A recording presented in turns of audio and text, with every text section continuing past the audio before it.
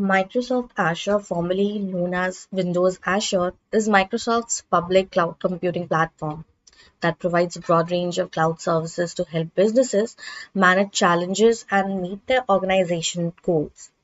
It offers tools that support all industries, including e commerce, finance, and various Fortune 500 companies. What does actually Azure do, and what can it provide for your business? Well, this is what I'm here for. In this video on Azure full course, I'll take you through all the necessary and interesting concepts and components of Azure and show you the value of Azure for your businesses and the real benefits you can gain today. In this full course, you will first explore what is Azure and the basics of Azure. You will also be familiarized with its console for a more in-depth experience. Then you will learn about its provided services and components like Azure Machine Learning, Azure Active Directory, Azure Data Factory, Azure Virtual Machines, and Azure Virtual Network in detail and with proper hands-on demonstrations for a better understanding. In the end, you will see a quick comparison of Azure with AWS and GCP to give you a better perspective on the individuality of these popular cloud computing platforms and how Azure differentiates itself from them. By the end of this video, I can assure you that all your Azure related concepts and doubts will have been cleared. For this training with me, I have our experienced cloud Azure specialist. Together, we'll walk you through the important Azure keynotes. So let's start with an exciting video on Azure full course. Before we begin, make sure to subscribe to our YouTube channel and hit the bell icon to never miss an update from Simplilearn. Hi guys, this is Rahul from Simplilearn, and today we'll be talking about one of the fastest growing and second largest cloud computing platform in the market right now. I'm talking about Microsoft Azure. Now before we begin, let's talk about what we'll be covering in this video. First, we'll talk about why you should be interested in cloud computing, what exactly is cloud computing, what is Microsoft Azure, some of its services, and the users of Azure. Now, let's start with why you should be interested in cloud computing. Now, let's say you have an idea for a revolutionary application, an idea that ticks both the boxes when it comes to good applications. One, it has great user experience, and two, it'll be highly profitable. Now, for it to be successful, you'll have to release it on the internet. People need to use it, they need to spread the word, and then it'll become truly famous. However, for that, you're going to need servers, storage, developers, a dedicated network, and application security to ensure your application works the way it does. Now, these are a lot of components, and that's where the problem lies. There are two major disadvantages to this approach. The initial setup is very expensive and risky, which means this requires a huge amount of capital upfront to ensure that it works properly. And the downside is, if your application does not become famous or it doesn't return as much as you expect it to, you're probably not going to get the money back, which means it provides a huge amount of risk. And then, on the flip side, if it does become famous, your number of users have increased, which means that you'll have to buy more servers and storage systems to keep up with your demand. And this problem can be solved with the help of cloud computing. Now that you know why you should be interested in cloud computing, let's go into the details of what exactly is cloud computing. Now, cloud computing is basically a platform that gives you access to a number of computing resources. And this is possible with the help of the internet. Now, as a user, all you need to do is go to a cloud service provider through your laptop or your computer, through the internet, of course, connect to that cloud service provider, and then there you go. You have access to computing resources. Now, computing resources may include, serverless computing, virtual machines, storage, and so much more. Now, let's dig a little deeper. Now, basically, these cloud service providers actually have massive data centers. Now, in these data centers, what you have are hundreds of servers. Also included are storage systems and mainly several organizations' critical components. So these are very secure, safe locations where a large amount of data is stored, hence the name data centers. Now, it is to these data centers that users actually connect to collect their data or use it. So actually, users can access any service based on their requirement. Now, like I told you, there's a number of services the user can use. For example, now if you want a notification every time someone sends you a message, or perhaps once you get an email, you need a copy of it created. Now, for all of this, there are services. And most importantly, almost every cloud service provider has this option where users only pay for the service that they use. So there's no charge upfront where they tell you that you need to pay X amount of money so that you can use our services. You're only paying for the amount of time that you're using these services. Now, cloud computing is used for a wide variety of reasons. Firstly, there's machine learning and data analysis. Now, basically, there are services that analyze your data and tell you how you can work with this data better. Then there's data storage and backup, streaming media content. For example, did you know that the shows that you watch on Netflix, actually all of them are in the cloud? So you're connected to the internet and you browse through Netflix and you get access to the videos. These are possible with the help of cloud service providers. There's creating and testing applications, automating software delivery, which is a component in DevOps, and hosting blogs and applications. So now, what is Azure? What's the big cloud service provider all about? So Azure is a cloud computing platform provided by Microsoft. Now, it's basically an online portal through which you can access and manage resources and services. Now, resources and services are nothing but, you can store your data and you can transform the data using services that Microsoft provides. Again, all you need is the internet and being able to connect to the Azure portal. Then you get access to all of their resources and their services. In case you want to know more about how it's different from its rival, which is AWS, I suggest you click on the top right corner and watch the AWS versus Azure video so that you can clearly tell how both these cloud service providers are different from each other. Now, here are some things that you need to know about Azure. It was launched on February 1st, 2010, which is significantly later than when AWS was launched. It's free to start and has a pay-per-use model, which means, like I said before, you need to pay for the services you use through Azure. And one of their most important selling points is that 80% of Fortune 500 companies use Azure services, which means that most of the bigger companies of the world actually recommend using Azure. And then Azure supports a wide variety of programming languages, the C#, Node.js, Java, and so much more.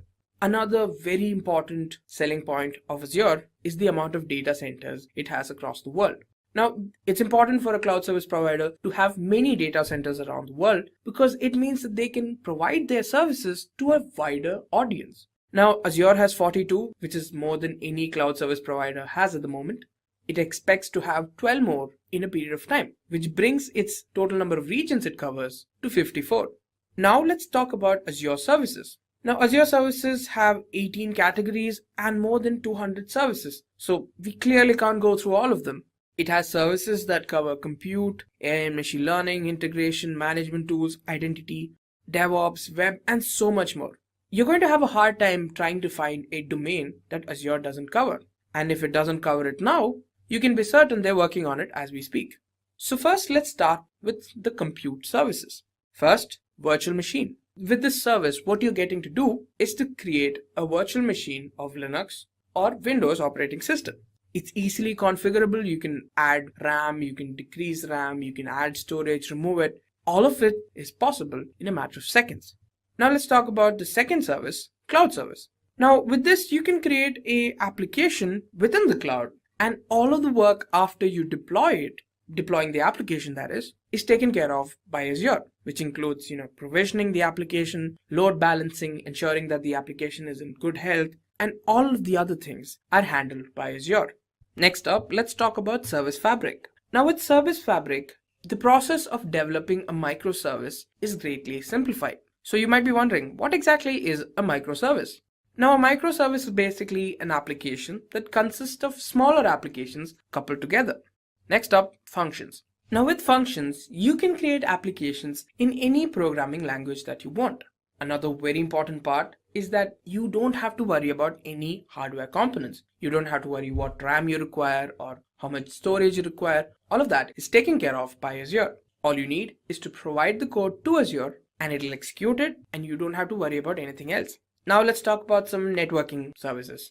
First up, we have Azure CDN, or the Content Delivery Network. Now the Azure CDN service is basically for delivering web content to users. Now this content is of high bandwidth and can be transferred or can be delivered to any person across the world.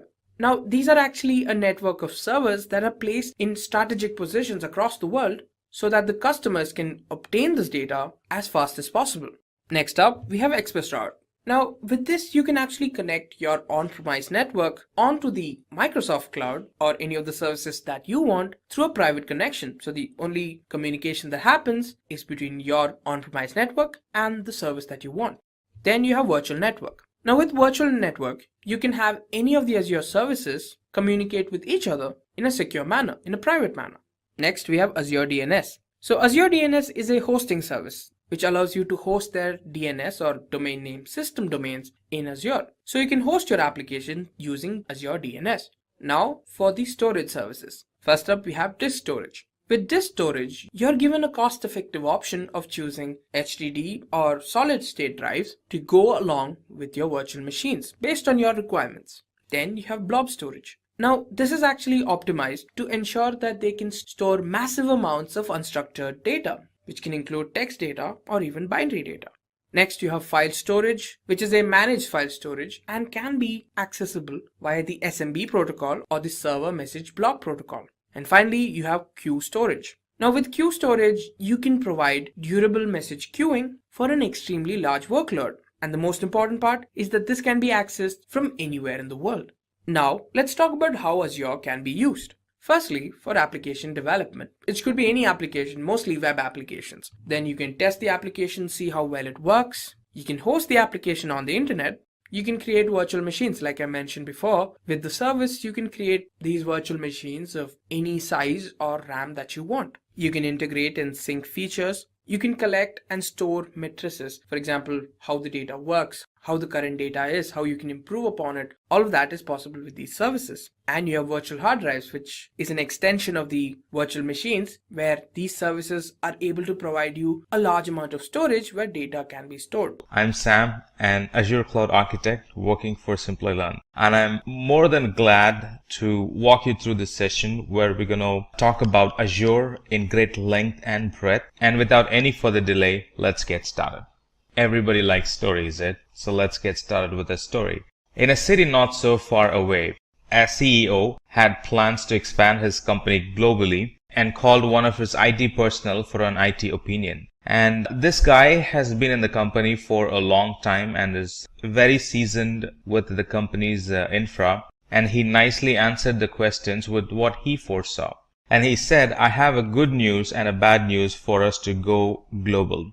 And he starts with the good news. He said, Sir, we're well on our way to become one of the world's largest shipping company. And the bad news is, however, our data centers have almost run out of space and setting up new ones around the world would be too expensive and very time consuming. Now the IT personnel, let's call him Mike, now he explains the situation from how he saw it. But the CEO had done some homework about how he was going to do it. And he answered Mike saying, don't worry about that, Mike. I've come up with a solution for a problem and it's called Microsoft Azure.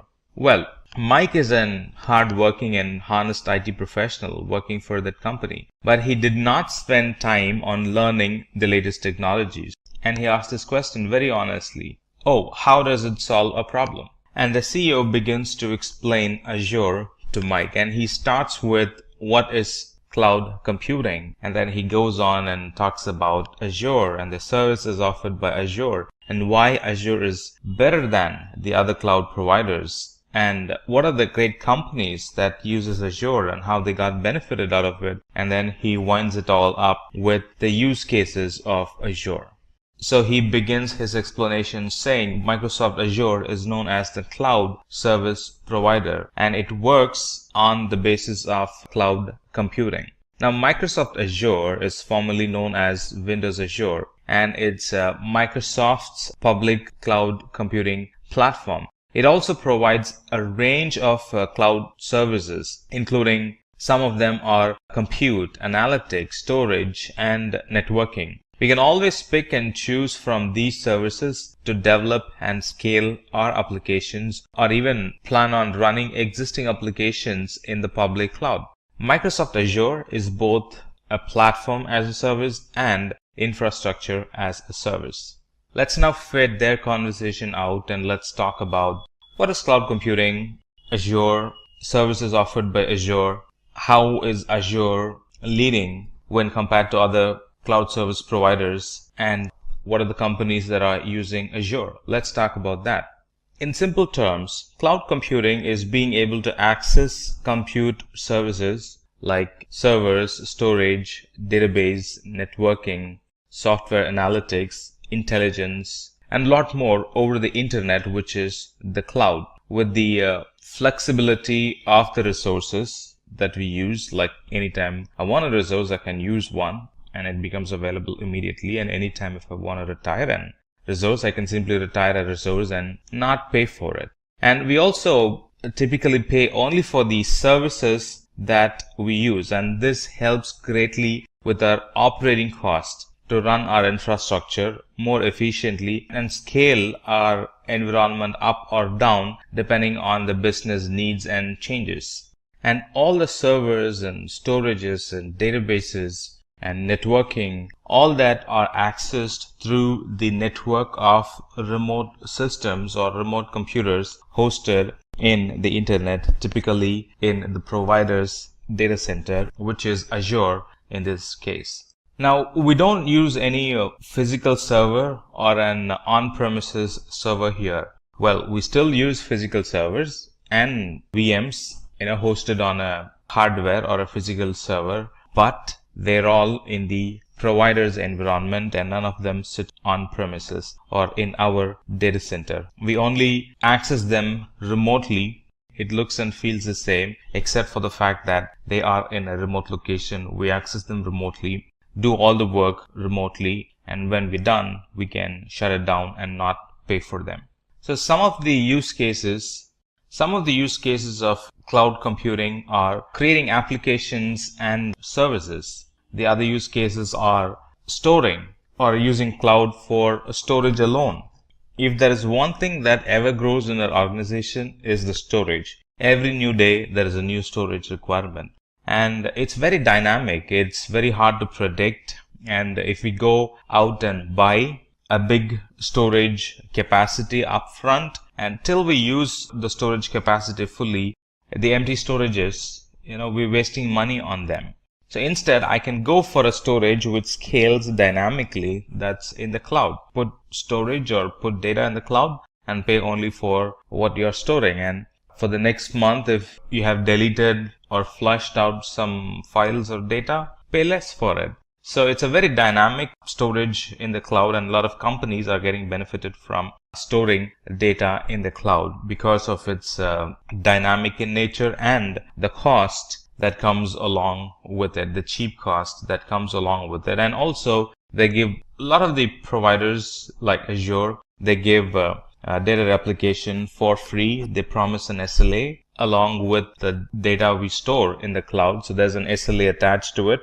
And they also provide data recoveries as well. If in case something goes wrong with the physical disk where our data is stored, Azure automatically makes our data available from the redundant or other places where it had stored our data because of the SLA they wanted to keep. The other use case for Azure is hosting websites and running blogs using the compute service. Be it storing music and letting your users stream the music, Azure is a good place to store music and stream the music with the benefit of CDN, Content Delivery Network, which allows us to stream video or audio files with great speed. With Azure, our audio or video application works seamlessly because they are provided to the client with very low latency, and that improves the customer experience for our application. Azure Compute Service is a good place for delivering software on demand. There are a lot of softwares, embedded softwares that we can buy using Azure, and everything on a pay-as-you-go service model. So anytime we need a software, we can go out and immediately buy the software for the next 1 hour or 2 hours, let's say, and use them and then return it back. We're not bound to any yearly licensing cost by that. Azure Computing Services has analytics available for us with which we can analyze, get a good visualization of what's going on in a network, be it logs, be it the performance, be it the metrics. Instead of looking at logs and searching logs and trying to do manual things over the heaps and heaps of logs that we have saved, Azure Analytics Services helps us to get a good visual of what's going on in the network. Where have we dropped? Where have we increased? Or what's causing? What's the major driver? What is the top 10 errors that we get in the server, in the application? Stuff like that. Those can be easily gathered from the Azure Analytic Services. Now, cloud is really a very cool term for the internet. A good analogy would be looking back anytime we look at a diagram. When we do not know how things are transferred, we simply draw a cloud, right? For example, a mail gets sent from a person in one country to a person in the other country. There are a lot of things happening in between from the time you hit the send button and the time the other person hits the read button, right? And the simple and the easiest way of putting it in a picture is simply draw a cloud, and on the one end, one person will be sending the email, and on the other end, the other person will be reading the email. So a cloud is a really cool term for the internet. Now that's some basics about cloud computing. Now that we've understood about cloud computing in general, let's talk about Microsoft Azure as a cloud service. Now, Microsoft Azure is a set of cloud services to build, manage, and deploy applications on a network with the help of Microsoft Azure's frameworks. Now, Microsoft Azure is a computing service created by Microsoft basically for building, testing, deploying, and managing applications and services through a global network of Microsoft managed data centers. Now, Microsoft Azure provides SaaS, which is software as a service, and PaaS, which is platform as a service, and IaaS, infrastructure as a service, and they support many different programming languages, tools, and framework. And those tools and framework include both Microsoft specific and third-party software. Now let me pick and talk about a specific service. For example, management.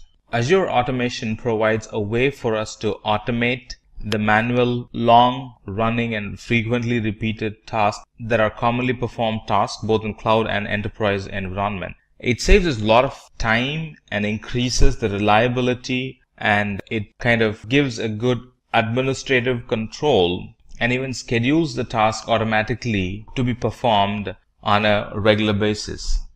To give you a quick history of Microsoft Azure, it was launched on 1st February 2010, and it was awarded, or it was called an industry leader for infrastructure and platform as a service by Gartner. Now, Gartner is the world's leading research and advisory company. This Microsoft Azure supports a number of programming languages like C#, Java, and Python. All these cool services we get to use and pay only for how much we use. For example, if we use for an hour, we only get to pay for an hour, even the costliest system available. And if we use them for an hour, we only pay for that particular hour, and then we're done. No more billing on the resource that we have used. Microsoft Azure has spread itself more than 50 regions around the world. So it's quite easy for us to pick a region and start provisioning and running our applications probably from day one, because the infrastructure and the tools and technologies needed to run our application are already available. All that we have to do is commit the code in that particular region or build an application and launch it in that particular region, and they become live starting day one.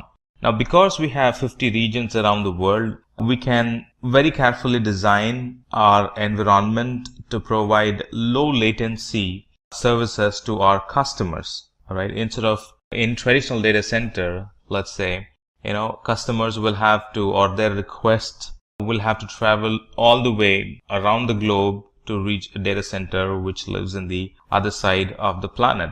And this adds more latency to it. And it is really not feasible to build a data center near each customer location because of the cost involved. But with Azure, it's possible. Azure already has data centers around the world, and all that we have to do is just pick a data center, build an environment there. They're available starting day one, number one, and also the cost is considerably saved because we are using a public cloud instead of an physical infrastructure to serve those customers from a very local location. And the services that Azure is offering is ever increasing. As of now, as we speak, we have like 200 plus services offered, and they span through different domain or different platform or different technologies available within the Azure console portal. Now we're going to talk about that later in this section, so hold your breath till we talk about it. But for now, just know that we have like 200 plus services offered by Azure. Let's now talk about different services in Azure, starting with artificial intelligence plus machine learning, where we have a lot of tools and technologies. So the wide variety of services available in Azure includes artificial intelligence plus machine learning plus analytic services to get to give us a good visual of how the data or how the application is performing, or the type of the category of data stored, and to read from the logs. And variety of compute services, different VMs with different size and different operating systems, different containers available, different type of databases available, a lot of developer tools that are available for us, and identity service to manage our users in the Azure cloud. And those users can be integrated or federated with, let's say, Google, Facebook, LinkedIn. So there are some external federation services. They can be used to integrate with our identity system. IoT services, IoT tools and technologies available,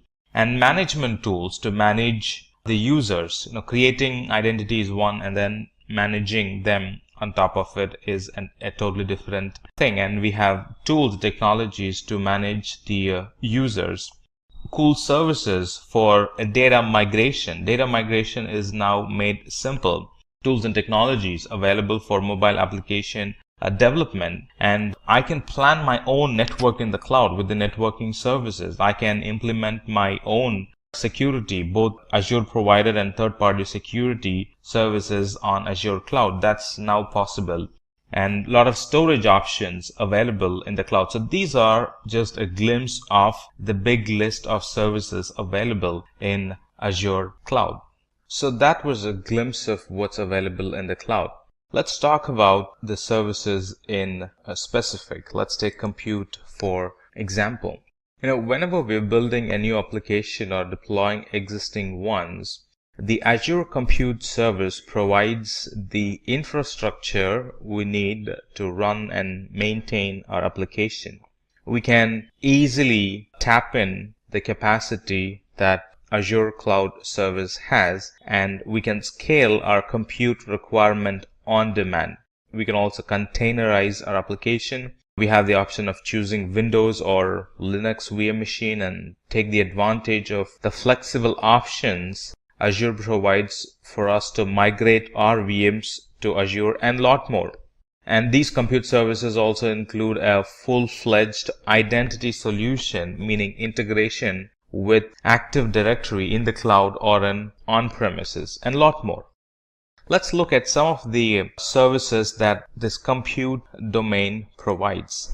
Some of the services the compute domain provides are virtual machines. And this Azure Virtual Machines gives us the ability to develop and manage a virtual computer environment or a virtualized environment inside Azure's cloud environment, that too in a virtual private network. Now we will talk about virtual private network at a later point, but as of now, just know that there are a lot of services available in Azure Compute Service that we can get benefited from. We can always choose from a very wide range of compute options.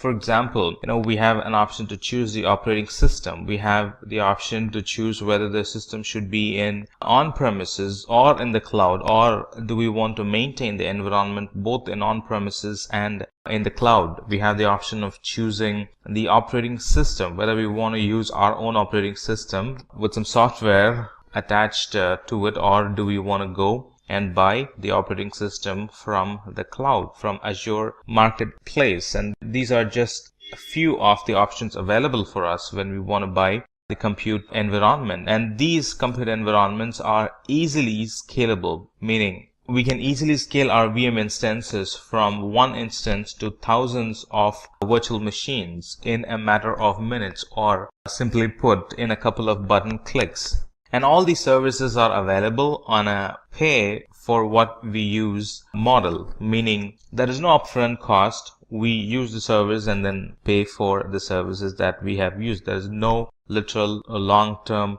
commitment when it comes to using virtual machines in the cloud. And most of the services are built on a pay per minute billing basis. All right. And at no point, because of the pay per minute billing model, at no point we will be overpaying for any of the services. That's attractive, isn't it? Now let's talk about batch service. Now, batch service is always independent, regardless of whether you choose Windows or Linux. It's going to run fairly well. And with batch service, we can take advantage of the environment's unique features. And not only that, in short, the batch service helps us to manage the whole batch environment, and also it helps to schedule the jobs. Now, this Azure batch service actually runs on a large scale, parallel and high performance computing. Because of that, batch jobs are highly efficient in Azure. And when we run batch services, this Azure batch creates a pool of computer nodes and installs the needed applications that we want to run, and then it schedules jobs to those individual nodes in those pools. As a customer, there is no need for us to install a cluster, or there is no need for us to install a software that actually schedules the jobs, or even to manage or even to scale those infrastructure or the software, because everything is managed by Azure. And this batch service is a platform as a service. There is no additional charge for using this batch service, except for, the only charges that we'll be paying is for the virtual machines that the service uses, and the storage that we will be using, of course, and the networking services that we will be using for this batch service. Let's summarize. This batch service, we have a choice of operating system that we can pick and use, and it scales by itself. Now, the alternative for the batch would be queues, but in queues, we'll have to pre-provision and pay for the infrastructure even if we're not using it. But with a batch, we only pay for what we use. And this batch service helps us to manage the application, manage the scheduling as a whole, as if they are just one thing. As next thing in the compute domain, let's talk about this Fabric service. Now, this Fabric service is actually a distributed system platform that helps us to package, deploy, and manage a scalable and a very reliable microservice and containers. And what does it help? This Azure Fabric service helps us, or it helps the developers and administrators, so they can avoid the complex infrastructure problems, and they can focus only on implementing workloads or taking care of their development, taking care of their application, instead of spending time on infrastructure. So what's Service Fabric? Service Fabric, it provides runtime capabilities and life cycle management to applications that are composed of microservices, no infrastructure management at all. And with Service Fabric, we can easily scale the application to tens or hundreds or even to thousands of machines. Here, machines represent containers. As next thing in compute domain, let's talk about virtual machine scale set. Now, this virtual machine scale set, it lets us to create a group of identical load balanced VMs. I just want to mention it again. It helps us to manage a group identical and load balanced VMs. The number of instances, or the number of VM instances in a scale set, can increase or decrease in response to the demand or in response to a schedule that we define. The resources needed on a Monday morning is not the same as that would be required on a Saturday or a Sunday morning. All right. And even within the day, the resources that would be needed in the beginning of the business hour is not the resources that would be needed at noon or, after 8 or 9 in the evening. So the demands could actually vary in the environment, and this skill set helps us to take care of the varying demand or take care of the different infrastructure requirement at a different schedule throughout the day, throughout the week, throughout the month, or could be throughout the year as well. The skill set also allows us to provide high availability to our applications, and it helps us to centrally manage, configure, and update a large number of VMs as if they are just one thing. Now you might ask, well, virtual machines are enough. Why would we need a virtual machine skill set? Just like I said, this virtual machine skill set helps us with a greater redundancy and improved performance for our applications. And those applications can be accessed through a load balancer that actually distributes the requests to the application instances. So in a nutshell, this virtual machine scale set, it helps us to create a large number of identical virtual machines, number one. And with scale set, we can increase or decrease the virtual machines. With virtual machine scale set, we can centrally manage and configure and update a big group of VMs. And it's a great use case when it comes to big data or container workloads. As next thing in compute domain, let's talk about cloud services. Now this Azure Cloud Service is actually a platform as a service, and it's very friendly. In fact, it is designed for applications that support scalability or an application that requires scalability or reliability, and on top of it, you want them to be very inexpensive to operate. So Azure Cloud Service provides all these. So where would this cloud service run? Well, it runs on a VM, but it's a platform as a service. VMs are infrastructure as a service, and when we run applications on VM through cloud service, it becomes platform as a service. So here is how you got to be thinking. With infrastructure as a service like VMs, we first create and configure the environment, and then we run applications on top of it. Let's look at the responsibility. The responsibility for us in VM is that we manage everything end to end, like deploying new patches, picking the versions of the operating system, and making sure they are intact and all that stuff. It's all managed by us. But on the contrary, with platform as a service, it's as if the environment is already ready. All that you have to do is deploy your application in it and manage the platform. Manage the platform not as an administrator, because all the administration is taken care by Azure, like deploying new versions of the operating system. It's all handled by the Azure.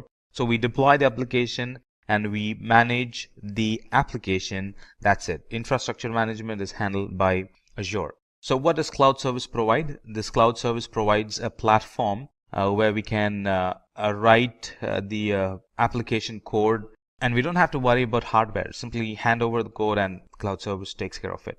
So no worry on the hardware at all. So responsibilities like patching, what do we do if something crashes? How do I update the infrastructure? How do I manage the maintenance or the downtime in the underlying infrastructure? All that is handled by Azure. It also provides a good testing environment for us. We can simply run the code, test it before it's actually released to the production. I want to expand a bit on these testing applications. So this Azure Cloud Service, it actually gives us a staging environment for testing a new release without it affecting the existing release, which actually reduces the customer downtime.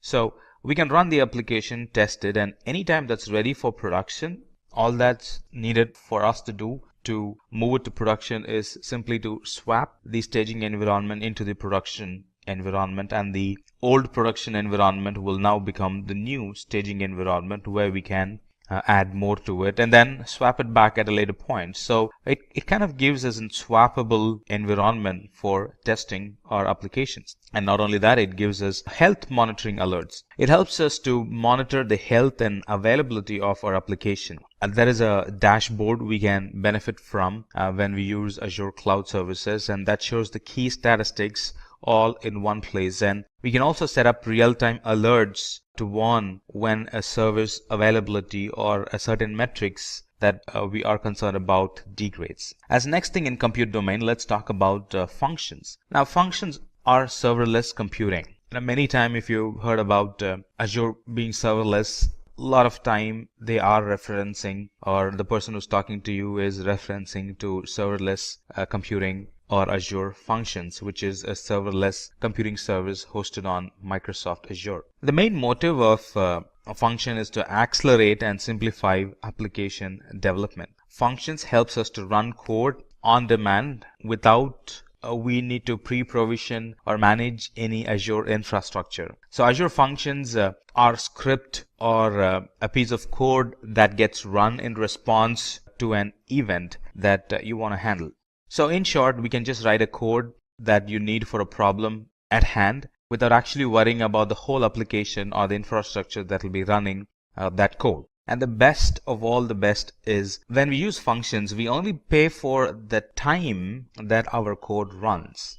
So what does functions provide, or what does Azure Functions provide? Azure Functions allow users to build applications using serverless simple functions with a programming language of our choice. So the current programming languages that are supported is C#, F#, Node.js, Java, and PHP. So here we really don't have to worry about provisioning or maintaining servers. If a code requires more resource, yes, Azure Functions handles or it provides the additional resources needed by the code. And the best part is we only pay for the amount of time the functions are running, not the resources, but the amount of time the function is running. As next thing, and moving to the new domain, let's talk about the container domain in Azure.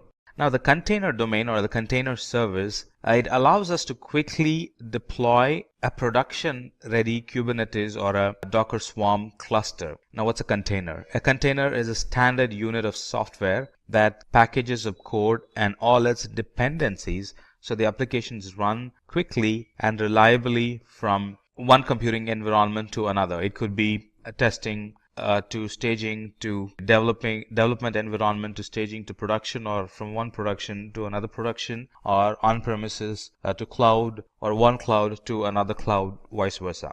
Now imagine we had an option not to worry about the VM and just focus on the application. Well, that's exactly what containers helps us achieve. So these container instances enable us to focus on applications and not worrying about managing VMs or not worrying about learning the new tools required to manage the VMs or even the deployment. And our applications that we create, they run in a container. And running in a container is what helps us to achieve all these, not being able to manage or not needing to manage the virtual machines. So these containers, they can be deployed into the cloud using a single command if you're using a command line interface, and a couple of button clicks if we are using the Azure portal. And these containers are kept lightweight, but they are equally secure as virtual machines. Let's talk about container service as next thing. The container service, or sometimes called as Azure Kubernetes service, it helps us to manage the containers. Container is one thing, and a service that's used to manage the container is another thing. Now this Kubernetes service, or ACS, it helps us to manage the containers. So let's expand on this a bit. So this Azure Container Service, or ACS, it actually provides a way to simplify the creation, configuration, and management of a cluster of virtual machines that are pre-configured to run containerized applications on top of them. Deploying these containers might take like 15 to 20 minutes, or deploying the virtual machines that run containers in it might take 15 to 20 minutes. And once they are provisioned, we can actually manage them by using simple SSH tunnel into them. And this ACS, when it runs applications from Docker images. What does that mean? Docker images makes sure that the applications the container runs are fully portable. Images are portable. And ACS also helps us to orchestrate the container environment. Not only that, it also helps us to ensure that these applications that we run in containers can be scaled to thousands or even tens of thousands of containers. So in a nutshell, managing an existing application into a container and running it using AKS or ACS is really easy, or that's what it is all about, to make the application management or migration easy. Now, managing the container-based architecture, and we discussed that containers could be tens or even tens of thousands of containers. So managing them is made simple using this container services. And even training of model using a large data set in a complex and resource intensive environment, this AKS helps us to simplify that environment. All right, as next thing in container domain, let's talk about container registry. We spoke about registry a little bit when we spoke about Docker images. So container registry is a single place where we can store our images, which are Docker images. When we use containers, it's Docker images that we use for our image purposes. So these container images are a central registry that can be used to ease container development by easing the storage and management of container images. So there we can store all kind of images like Docker Swarm, or the images used in Docker Swarm are in Kubernetes. Everything can be stored in container registry in Azure. Now, anytime we store a container image, it provides us an option for geo replication. What that means is that we can efficiently manage a single registry replicated across multiple regions. Now, these geo-replication, it actually enables us to manage global deployments, assuming we are having an environment that requires a global deployment. So it helps us to manage global deployments as one entity because we are geo-replicating. We would be updating, we would be editing one image, and that image gets replicated throughout the global replication centers we would have set up. And so just one editing would have actually edited the global images, and those global images would have provisioned the global application. So one edit, replication, and then provisioning of the applications global wide. And this replication also helps us network latency, because anytime an application needs to deploy, it does not have to rely on a single source which can be reached only through high latency network. Because we have global replications around the world, anytime the application wants to check back, it would check back the application which is in a very nearby location for the application itself. Global replication means that we are managing it as a single entity that's being replicated across the multiple regions in the globe. As next thing in our learning, let's talk about Azure databases. Now, this Azure databases are relational. In fact, they have many flavors in them. We're going to look at different flavors, SQL, NoSQL, cache type of database that Azure offers. So we're going to learn one at a time, or we're going to learn one by one. So this Azure SQL database is a relational database. In fact, it's a relational database as a service. It's managed by Azure. We don't get to do a lot of management in it. So it's a relational database as a service based on Microsoft SQL Server database engine. And this database is a high performance database. It's very reliable, and it's very secure as well. And this high reliability, high performance, and for this high security, we really don't have to do anything. It comes along with it, and it's managed by Azure. And there are two things that I definitely need to mention about Azure SQL database. That is, it's an intelligent service. Number one, it's fully managed by Azure, and it also has this one good thing, which is it has built-in intelligence that learns app patterns and adapts to maximize performance and reliability and data protection of the application. That's something that's not found in many of the other cloud providers that I'm aware of. So I thought I'll mention it. So it uses built-in intelligence to learn about the user's database patterns and helps improve performance and protection. And migration or importing data is very easy when it comes to Azure SQL database. So it can be readily or immediately used for analytic reporting and intelligent applications in Azure. As next thing, let's talk about Azure Cosmos DB. Now, Azure Cosmos DB is a database service that is for NoSQL type, and it's created to provide low latency and an application that scales dynamically or that scales rapidly. Now, this Azure Cosmos DB is a globally distributed service, and it's a multi-model database. This can be provisioned in a click of a button. That's all we got to do if we need to provision an Azure Cosmos DB in the Azure. It helps with scaling the database. We can elastically and independently scale throughput and storage across this database and in any of the Azure geographic regions. It provides a good throughput, it provides good latency, it provides good availability, and it provides, or Azure promises, a comprehensive SLA that no other database can offer. That's the best part about Cosmos DB. So this Cosmos DB was built with global distribution in mind, and it's built with the horizontal scale in mind. And all this we can use by only paying for what we have used. And remember, the difference between Azure Cosmos DB and the SQL database is that Azure Cosmos DB supports NoSQL, whereas SQL doesn't. Alright, few other things about Azure Cosmos DB is it allows users to use key value, graph, column, family, and document data. It also gives users a number of API options like SQL, JavaScript, MongoDB, and few others that you might want to check in the document at the time of reading. And the best part here is that all that we mentioned, we get to use only by paying for the amount of storage and throughput that are required. And the storage and the throughput can be elastically scaled based on the requirement of that R. Alright, let's talk about Redis cache.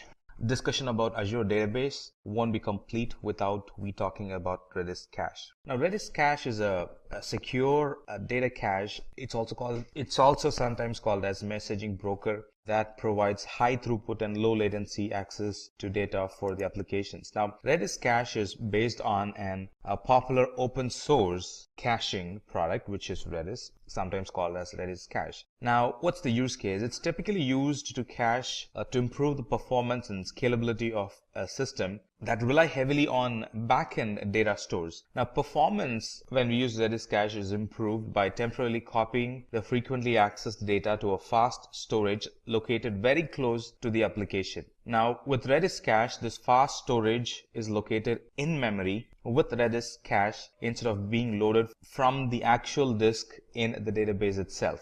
Now, this Redis cache can also be used as an in-memory data structure store. Not only that, it can be used as a distributed non-relational database and a message broker. So there are a variety of use cases for this Redis cache. And by using Redis cache, the application performance is improved by taking advantage of the low latency and the high throughput performance that this Redis cache engine provides. So to summarize, this Redis cache, when we use Redis cache, data is stored in the memory instead of the disk to ensure that there is high throughput and low latency when the application needs to read the data. It provides various levels of scaling without any downtime or interference. Now, this Redis cache is actually backed by Redis server, and it supports string, hashes, linked list, and various other data structures. Now let's talk about security and identity services.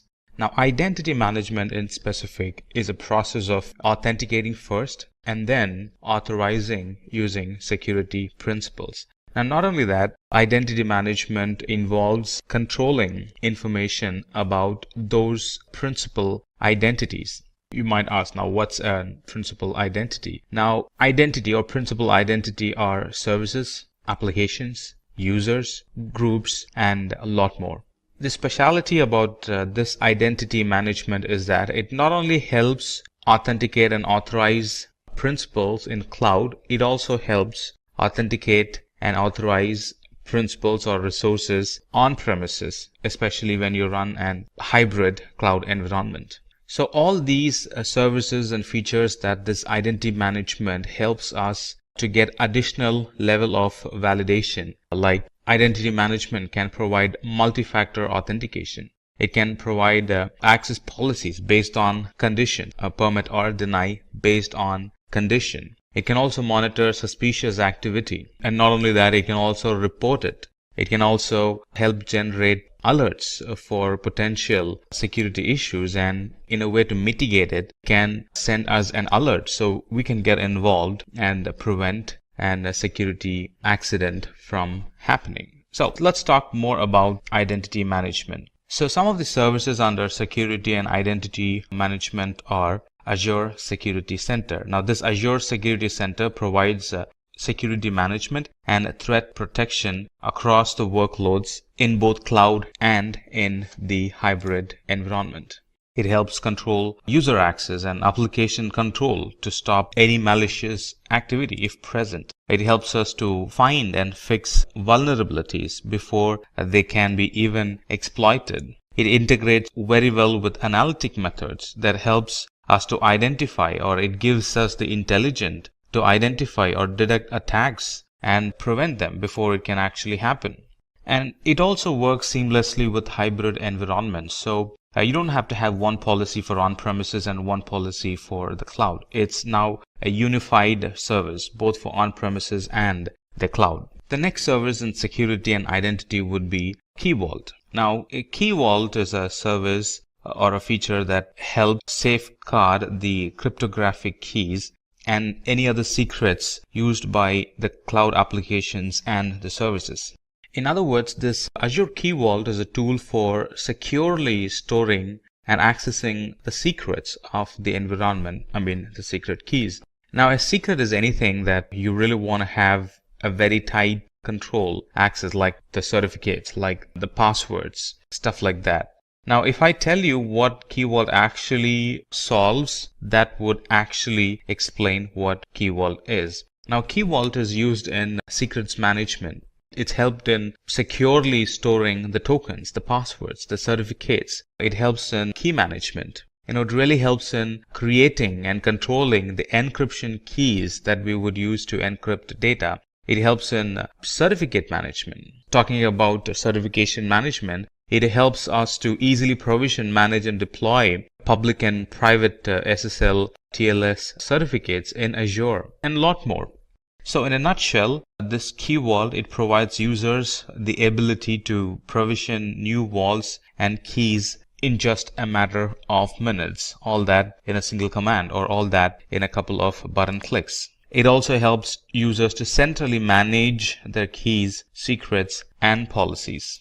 Next in the list, let's talk about Azure Active Directory. Now, Azure Active Directory, it helps us to create intelligent-driven access policies to limit resource usage and manage user identities. What does that mean?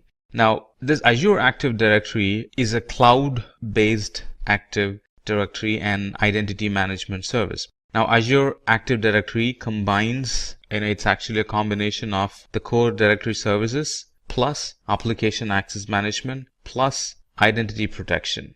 And one good thing about this Azure, in fact, there are a lot of good things, but especially when you're running hybrid environments, you might wonder, well, how this Azure Active Directory is going to behave. Now, this Azure Active Directory is built to work on-premises and cloud environment as well. Not only that, it also works seamlessly with mobile applications as well.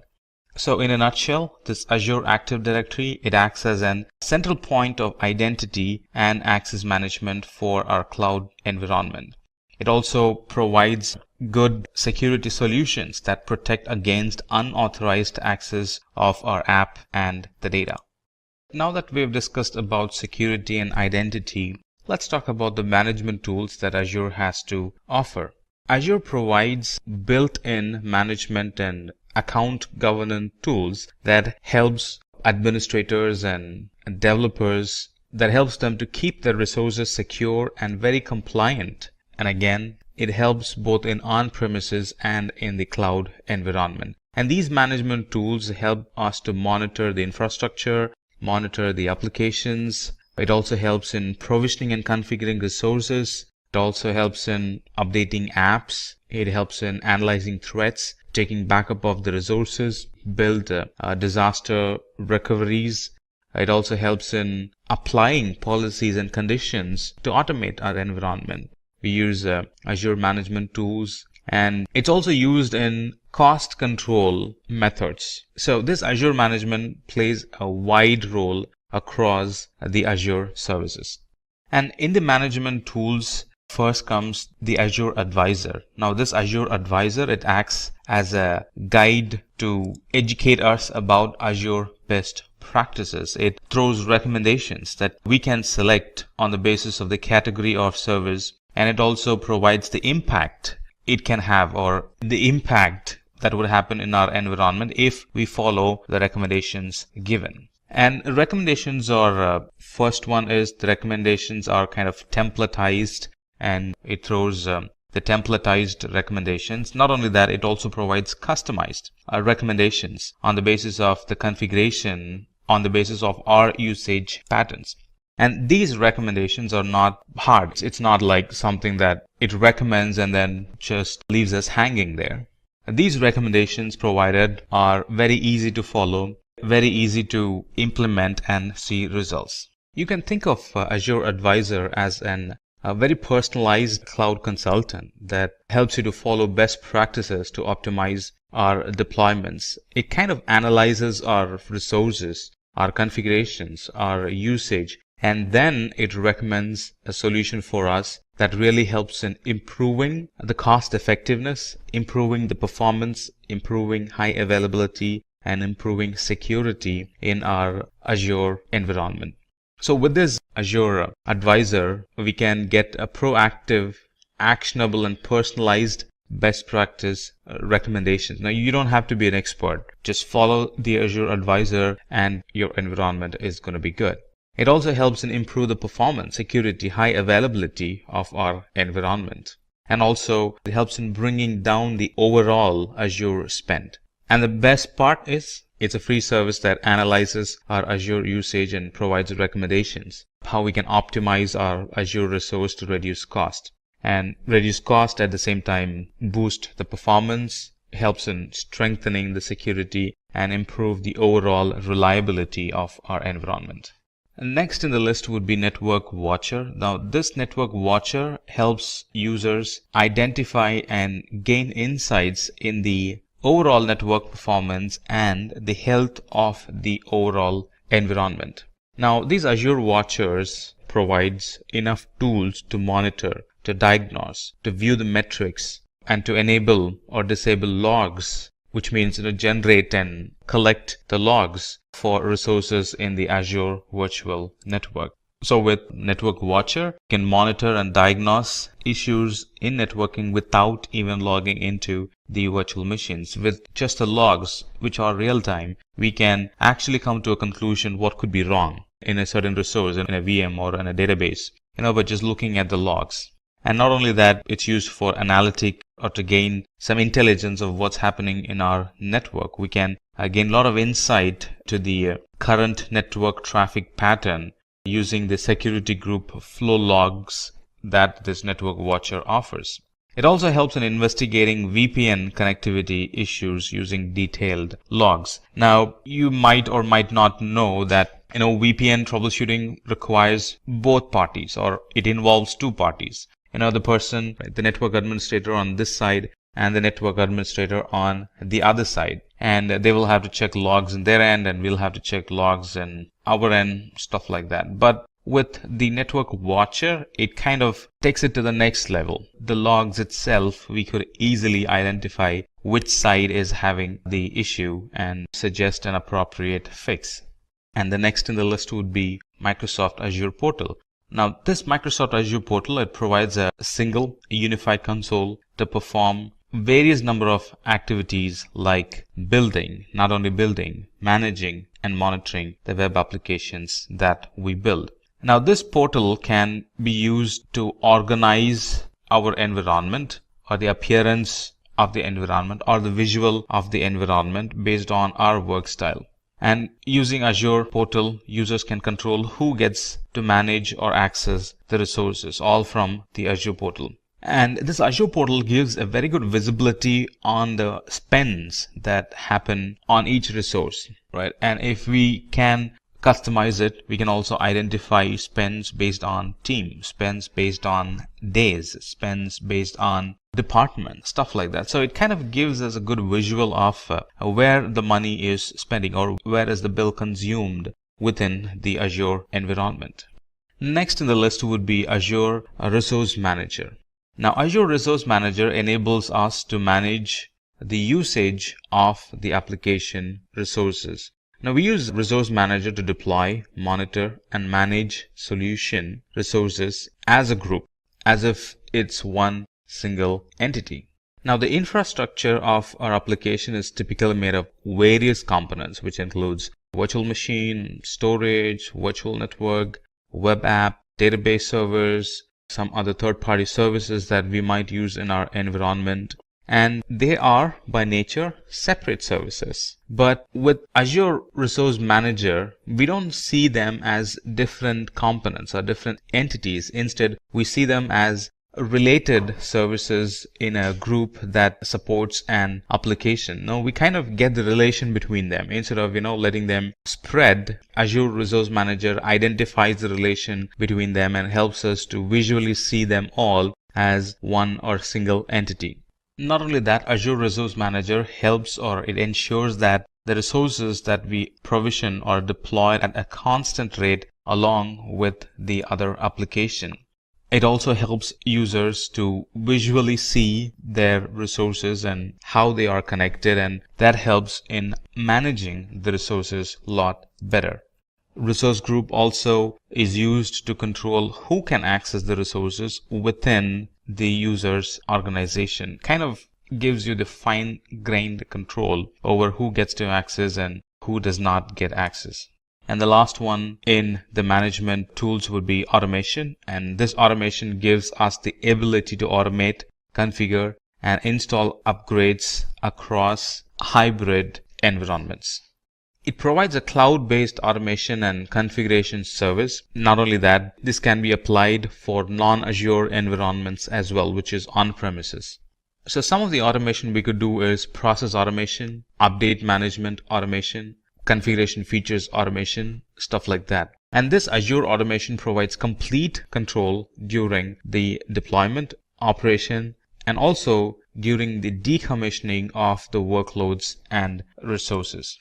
With automation, we can actually automate time-consuming or mundane or any task that's error-prone because of human errors. Those things can be automated. So irrespective of how many times you run it, it's going to run the same way. And that really helps in reducing the overall time and also the overhead cost, because a lot of the things are automated, which means it's human error-free, which means the application is not going to break and keep running for a longer time.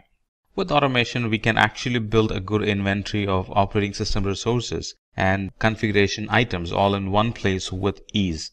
And this really helps in tracking the changes and investigating the issue. Let's say something happened. Because we have automation, because it's logging the configuration changes, it's easy to track, easy to identify what has changed lately that has broken the environment, go back and fix it or kind of roll it back. That solves the problem.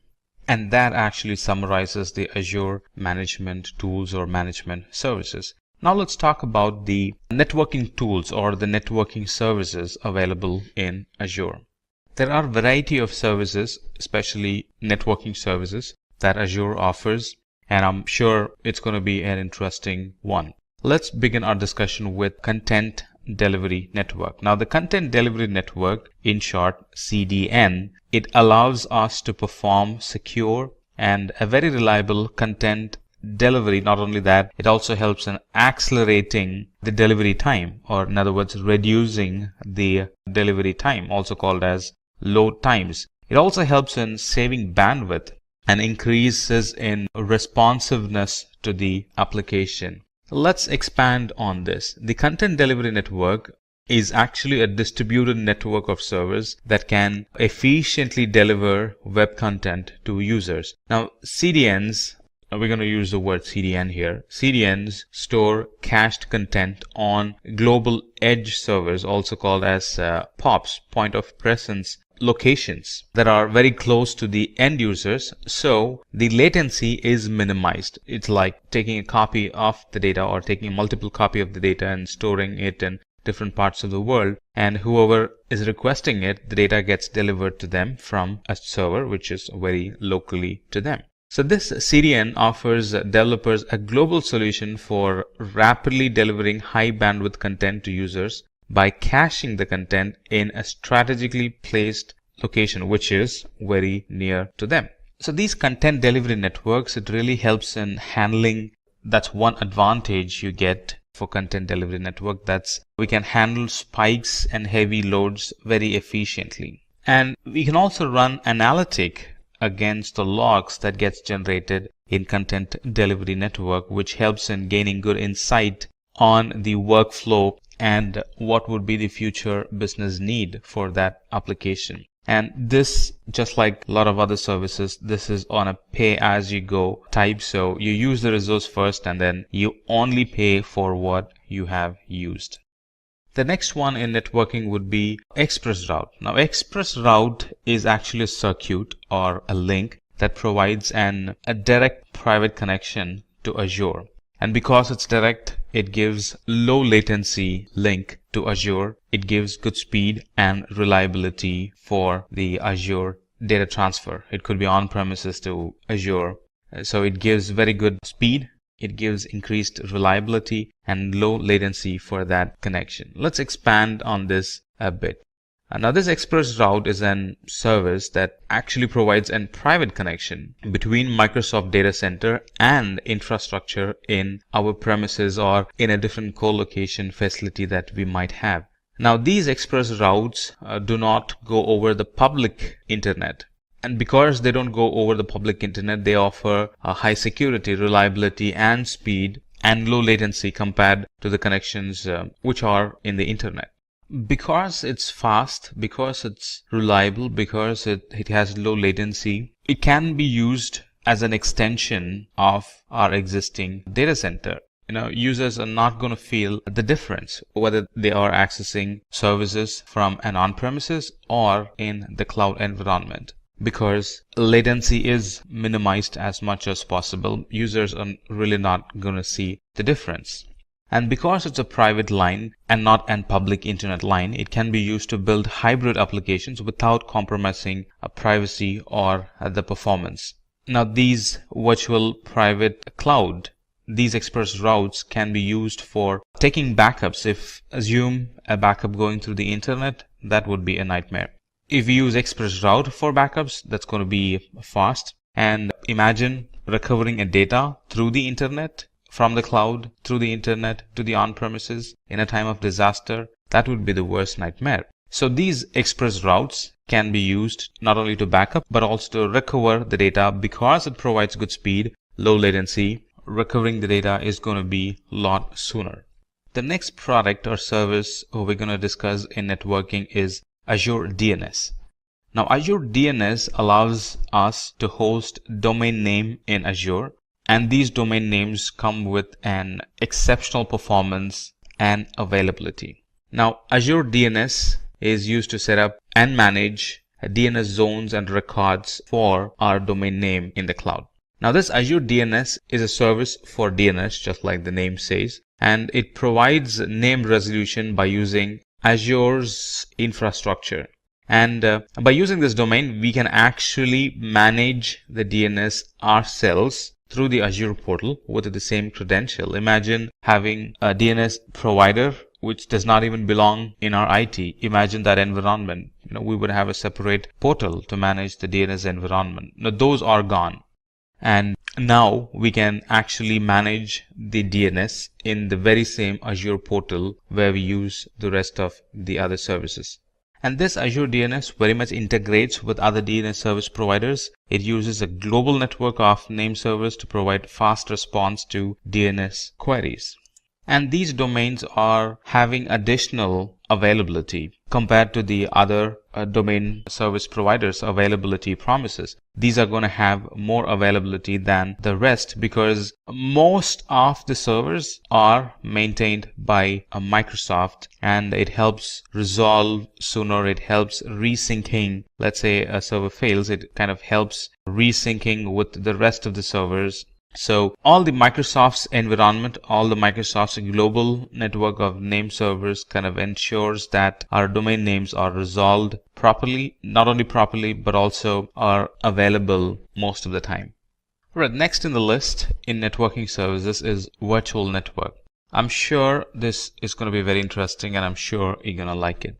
So this networking or virtual networking in Azure, it actually allows us to set up our own private cloud in the public cloud. It gives us an isolated and highly secure environment for our application. Let's expand on this. So this Azure Virtual Network helps us to provision Azure virtual machines, and it helps us to securely communicate with other on-premises and internet networks. It also helps in controlling the traffic that flows through or flows in and out of this virtual network to other virtual networks and to the internet. Now this Azure virtual network, sometimes called as VNet, is actually a representation of our own network in the cloud. It's actually a logical isolation of the Azure cloud dedicated to our subscription. All our environments are provisioned in a VNet that is separate from another customer's VNets. That way we have that logical separation there. So this virtual network can also be used to provision VPNs in the cloud, so we can connect the cloud and the on-premises infrastructure and a lot more, especially in an environment where we have hybrid environment. Surely we will be using virtual network because that's going to require a VPN for secure data transfer in and out of the cloud and in and out of the on-premises environment. Alright, so it kind of gives us an boundary for all the resources. So all the traffic between the Azure resources, they kind of logically stay in between or logically stay within the Azure virtual network. And here we can design the network. It's given over to us. You can pick the IP, you can pick the routing, you can pick the subnet. A lot of freedom is given, or I would say a lot of control on how the network is designed. It's not like something that's already cooked and we only get to use it. No, we can actually build the network from the scratch. We can pick the IP address that we like. We can pick which subnet needs to communicate with the other subnet, stuff like that. And like I said, if you are using hybrid environment, you definitely would be requiring a virtual network because it helps connect the on-premises and the cloud in a secure fashion using VPN. The last product we're going to discuss in networking is a load balancer. This load balancer actually provides application a good availability and a good network performance. So how does it work? It actually works by load balancing the traffic to and from the virtual machine and the cloud resources. Not only that, it also load balances between cloud and cross-premises virtual networks. With Azure Load Balancer, we can actually scale our application and create high availability for our services, which means our application will be available most of the time. If any of the server goes dead, the server does not get traffic. What happens if the server gets traffic? User is going to experience downtime. What happens if the server does not get traffic? User won't experience any downtime. The connection is shifted to an healthy service, so the user experiences uptime all the time. So this load balancer supports inbound and outbound scenarios, and it provides low latency. It gives high throughput of the data transfer, and we can actually scale up the flow of the TCP and UDP connections from hundreds to thousands to even millions because we have a load balancer now in between the user and the application. So how does it operate? This load balancer actually receives the traffic and it load balances the traffic to the backend pool of instances connected to it according to the rule and the health probe that we set. That's how it maintains high availability. So what does load balancer help? It helps in creation of high available scalable application in the cloud in minutes. It can be used to automatically scale the environment with the increasing application traffic. And one feature of load balancer is to check the health of the user's application instance, and it removes or it stops sending the request to the unhealthy instance and kind of shifts that connection to the healthy instance. That way a user or a connection does not get stuck with an instance that's not healthy. That's all that you need to know about the networking services. Now let's talk about the storage services or the storage domain in Azure. Now Azure Storage in general is a Microsoft managed service providing cloud storage, which basically is highly available, secure, durable, scalable, and redundant because it's all managed by Azure. We don't don't get to manage a lot of it. And these Azure storages are a group of storage services. They cater different needs. And the storage products include Azure Blobs, which is actually an object storage. It includes Azure Data Lake. It includes Azure Files. As you see, it includes Azure Queues. It includes Azure Tables and a lot more. But let's start our discussion with Azure Store Simple. Azure Store Simple is an hybrid cloud storage solution that actually lowers the cost of storage to nearly 60% of how much you would be actually spending without using it. So Azure Simple Storage or Store Simple is an integrated storage solution that manages the storage task between on-premises and the cloud storage. What I really like about Azure is that it's built around a hybrid environment in mind. There are a lot of other cloud providers that are there where running an hybrid environment is a big challenge. It has some compatibility. You won't be able to find an hybrid or a on-premises and cloud solution for your need, stuff like that. But with Azure, especially when it comes to storage, a lot of the things that we're going to see, it clearly is designed with hybrid environment in mind. All right, so let's come back and talk about Store Simple. So Store Simple is an very efficient, cost-effective, and a very easily manageable SAN, storage area networking solution in the cloud. I thought I'll throw in this information. The reason why it got Store Simple is really because it uses Store Simple 8000 series devices which are used in Azure Data Center. And this Store Simple or Simple Storage, it comes along with storage tiering to manage the stored data across the various storage media. So the very current data is actually stored in on-premises on solid state drives, and data that is used less frequently is stored in HDDs or hard disk drives. And the data that requires archived or that needs to be archived, very old data, let's say less frequently used data,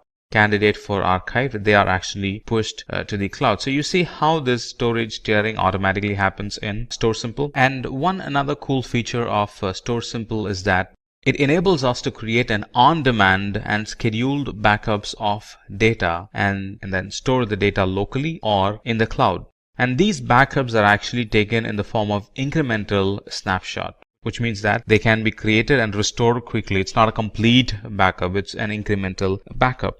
And these cloud snapshots, they can be critically important when there is a disaster and when there is a disaster recovery scenario, because these snapshots can be called in and they can be put on storage systems and then they become the actual data. So recovering is faster if you have proper scheduled backups or if you have frequent backups. And this Storage Simple, it really helps in easing our backup mechanism, which means it kind of eases our disaster recovery steps or procedures as well. So this Store Simple, it can be used to automate data management, data migration, data movement, data tiering across the enterprise, both in cloud and on premises.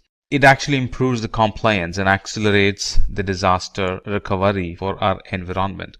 And if there is one thing that's increasing every new day in our environment, that would be storage. And this Store Simple addresses that need, and we really don't have to pre-plan or think in deep for having a proper storage, because now we have a simple storage available in the cloud, and moreover it's on a pay-as-you-go type. So not much pre-planning on storage is needed. Yes, there will be a need, but not as much as I would without the cloud or without the simple storage. And the next service under storage that we would like to discuss is the Data Lake Store. This Data Lake Store or storage, it's a cost-effective solution for big data analytics in specific. So let's expand this. So this Data Lake Storage is an enterprise-wide repository for big data analytic workload. Now that's the major service that's dependent on this Data Lake Store. And this Data Lake enables us to capture data of any size, of any type, and of any ingestion speed, and it kind of collects them in one single space or in one single place for operational efficiency. And for analytic purpose. Hadoop in Azure is very dependent on this Data Lake Storage. And this Data Lake Store is designed with performance for analytics in mind. So anytime you think of, or anytime you're using analytic in the cloud, or anytime you're using Hadoop in the cloud in Azure, we are definitely using, or we will be to the most part, or the normal procedure, or the right storage to pick would be data lake store in Azure. It's designed with security in mind. So anytime we use Azure storage, we can be rest assured that we are using storage from within a data center which has, or which was built with security in mind. So this data store also uses Azure Blob storage behind the scenes for global scale, durability, and for performance. Let's talk about blob storage. Now, blob storage provides large amount of storage and scalability. Now, this blob storage is the object storage solution for Azure Cloud. Let's expand a bit on blob storage. Azure Blob Storage is Microsoft offering for object storage. Now, this blob storage is optimized for storing massive amount of unstructured data, which could be text or binary data. It's designed and it's optimized for rapid reads. If I explain to you on what scenarios we would be using blob storage, that might help you get a good understanding of what blob storage is. So it's designed, as of now it's being used in many IT environments to serve images or documents directly to the browser. It helps in storing files for distributed access. A lot of fetchers can fetch data from Azure Blob Storage. And it's currently helping users stream video and audio. It's currently being used for writing log files. It's currently being used to store data as backup and restore at a later point in times of disaster recovery. It also is used as an archiving storage in a lot of cloud IT environments. It's widely used in storing analytic data, not only storing, but also running analytic query against the data stored in it. So that's a wide use case for blob storage. Not only that, in addition to all that we mentioned, it also supports versioning. So anytime somebody updates an data, a new version gets created, which means at any point I can roll back as and when needed. And it provides a lot of flexibility on optimizing the user's storage need. It also supports tiering of the data. So based on need, when I actually explore, I would find a lot of options I can pick from that suits to my unique storage environment or unique storage need. And like I said, it stores unstructured data, and this unstructured data is available for customers through REST-based object storage environment. The next product and storage service would be queue storage. Now, queue storage provides durable queues for large volume cloud services. It's a very simple and a cost-effective, durable messaging queue for large workloads. Let's expand this queue storage for a moment. Now, this queue storage is a service for storing large amount of messages that can be accessed from anywhere in the world through HTTP and HTTPS calls. A single queue or a single queue message can be up to like 24 KB in size, and a single queue can contain millions of such 24 KB in size messages. And how much can it hold? It can hold up to the total capacity of the storage account itself. So that's kind of easy to translate. How much would it hold? And this Azure Queue Storage, it provides an messaging solution between applications and components in the cloud. What does it help? It helps in designing an application for scale. It helps in decoupling the application. So, it's not very dependent, or sometimes it's not at all dependent on the other application, because now we have a queue in between which kind of translates, or which kind of connects, or which kind of decouples both the environment. Now we have a queue in between. Both the environment can scale up or scale down independently. The next in the storage service would be file storage. Let's talk about file storage. Now, these Azure files provide secure, simple, and managed cloud file shares. Now, with file share in the cloud, it actually extends the user server's on-premises performance and capacity. and a lot of familiar tools for the cloud file share management can be used along with the file storage that we're talking about. So let's expand a bit on file storage. Now this Azure Files or Azure File Storage offers a fully managed file shares in the cloud that can be accessed via the SMB protocol, Server Message Block Protocol. Now this Azure file shares can be mounted concurrently by cloud or in on-premises deployments. A lot of operating systems are compatible with it. Windows are compatible, Linux is compatible, Mac OS is compatible. In addition to all this being able to run on-premises and on the cloud, or being able to access from on-premises and on the cloud, it can also offer cache for caching the data and keeping it locally, so it's immediately available when needed. So that's some additional feature, I would say that's some advanced feature that it offers compared to the other file shares available in the market. Let's talk about table storage. Now, table storage is a NoSQL key value pair storage for quick deployments with large semi-structured data sets. The difference between one important thing to note with table storage is that it has a flexible data schema and also it's highly available. Let's expand a bit on table storage. So anytime you want to pick a schema-less, a NoSQL type table storage is the one we'll end up picking. It provides an key pair attribute storage with a schema-less design. This table storage is very fast and very cost effective for many of the applications, and for the same amount of data it's a lot cheaper when you compare it with the traditional SQL data or data storage. So some of the things that we can store in the table storage are, of course, they're going to be flexible data sheets such as user data for web application, address, books, device information, and other types of metadata for our service requirements. And it can have any number of tables up to the capacity limit of the storage account. Now this is not possible with SQL. This is only possible with NoSQL, especially with table storage in Azure. Explanation of storage really concluded the length and breadth of the explanation this CEO was giving his IT personnel. But this IT personnel is not done with it yet. He still has a question even after this lengthy discussion, and his question was, well, there are a lot of other cloud providers available. What made you specifically choose Azure? I mean, from the kind of question that he asked, we can say that he is very curious, and he definitely had asked a very thoughtful question. So his CEO went on and started to explain about the other capabilities of Azure, or how it kind of outruns the rest of the cloud providers. So he again started his discussion, but from a different angle now. So he started to explain what are the capabilities or how Azure is better than the competitors. So he started with explaining the platform as a service capabilities. And I'm going to tell you what the CEO told his IT person. So this platform as a service, or in platform as a service, the infrastructure management is completely taken care by Microsoft, allowing users to focus completely on the innovation. No more infrastructure management responsibilities. Go and focus on innovation.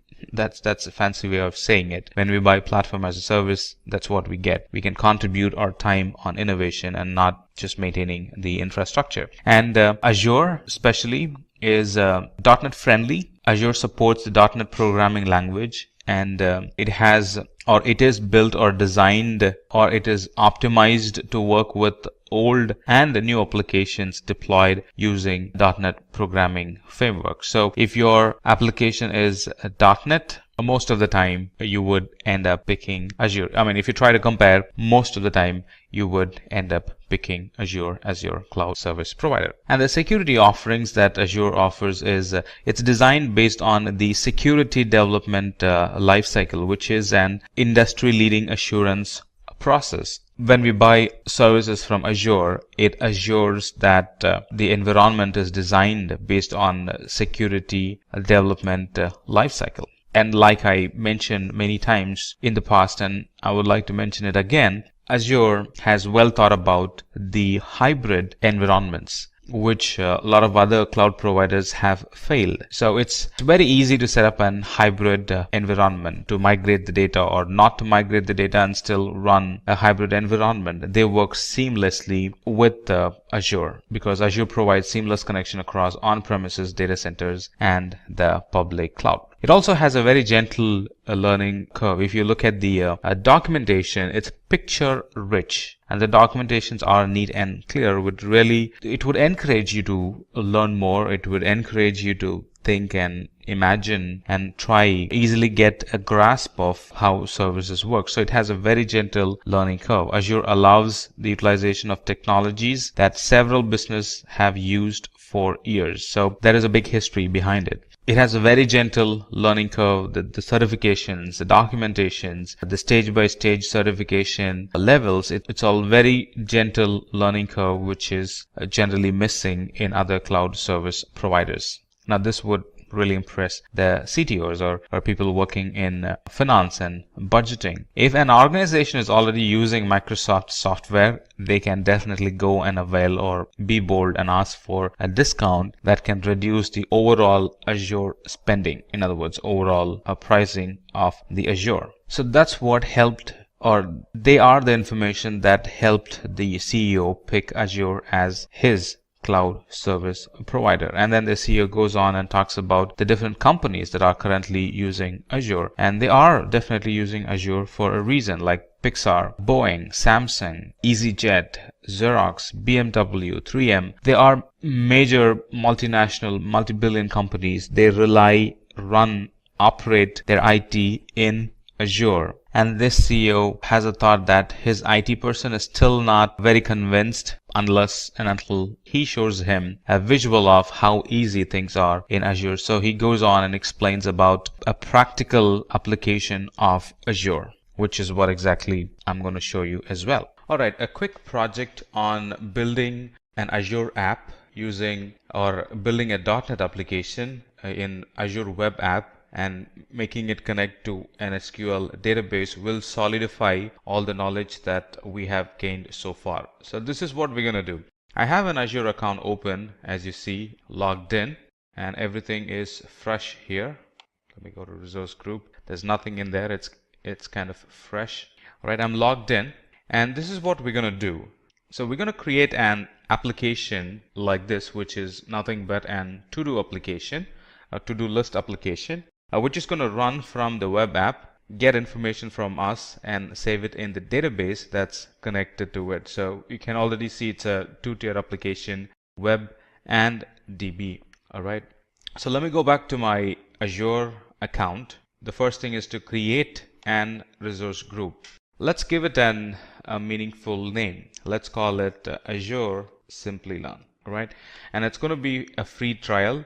And the location, pick one that's nearest to you, or wherever you want to launch your application. Now for this use case, I'm going to pick Central US and create.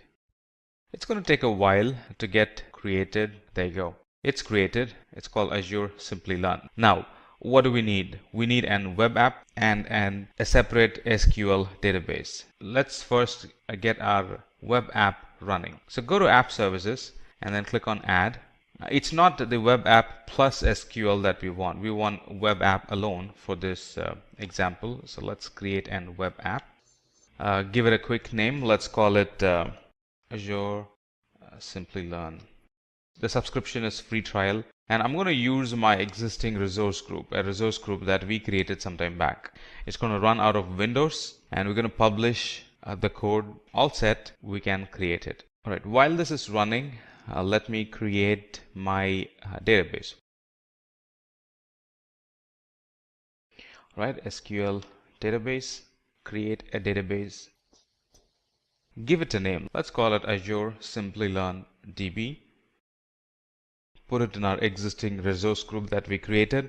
It's going to be a blank database, all right, and it's going to require some settings like the name of the server and the admin login, the password that goes along, and in which location this is going to be created. The server name is going to be Azure Simplilearn DB. That's the server name. And the admin login can be what can be the admin login name? Let's see. So let's call it Simplilearn. That's my admin login name. And let me pick a password. Click on create. So what have we done so far? We have created an web app and we have created a database in the resource group that we have created. So if I go to resource group, it's going to take some time before things show up. So if I go to my resource group, I only have one resource group as of now, Azure Simplilearn, and there I have a bunch of resources being created. It's still being created. All right. In the meantime, I have my application right here that's running out of or that's in Visual Studio as of now, right? So once the infrastructure is set and ready in the Azure console, we're going to go back to Visual Studio, feed these inputs in the Visual Studio so the code knows what the database is, the credentials to log into the database, stuff like that. So we're going to feed those information in Visual Studio. By that, we're actually feeding it into the application, and then we're going to run it from there. Deploying these applications takes quite a while. We really got to be patient. Right, now we have all the resources that we need for the application to run. Here's my database, and here's my app service. There's one more thing we need to do, that is create an firewall exception rule. So one more thing needed is to create an firewall exception rule, right? So the application is going to run from my local desktop and it's going to connect to the database, right? So let's add an exception rule by simply adding the client IP. It's going to pick my IP, the IP of the laptop I'm using as of now, and it's going to create an exception to access the database. So that's done. Now we can go back to our Visual Studio. I already have a couple of apps running or a couple of configurations pushed from Visual Studio. I'm going to clean that up. If you're doing it for the first time, you may not need to do this. Alright, so let's start from the scratch. This is very similar to how you would be doing in your environment. All right, so we're going to select an existing Azure app service. Now before that, I have logged in. As you can see, I have logged in with my credentials. So it's going to pull few things automatically from my Azure account. So in this case, I'm going to use an existing Azure app. So select existing and then click on publish.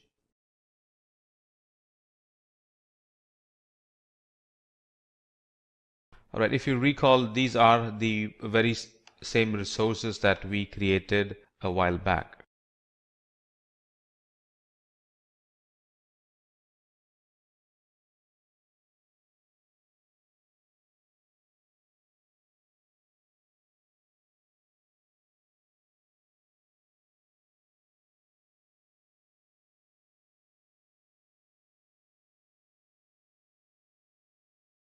Right, we have clicked on save and it's running, kind of validating the code, and it's going to come up with an URL. Now initially the URL is not going to work because we haven't mapped the application to the database. So that would be the next thing.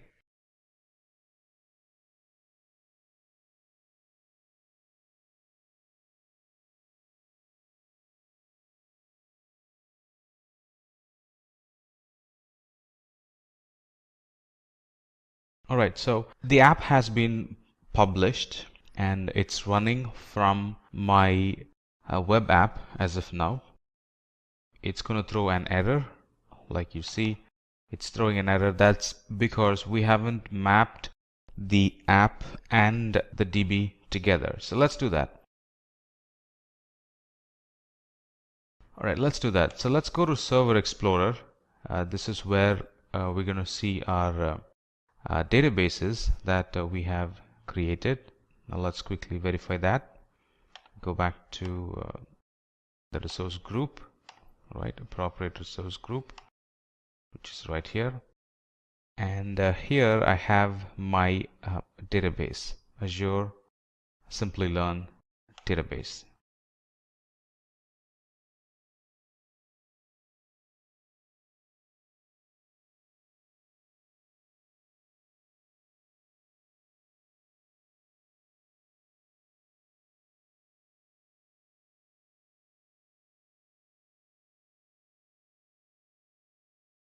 Right, it has some issues connecting to my database. Give me a quick moment.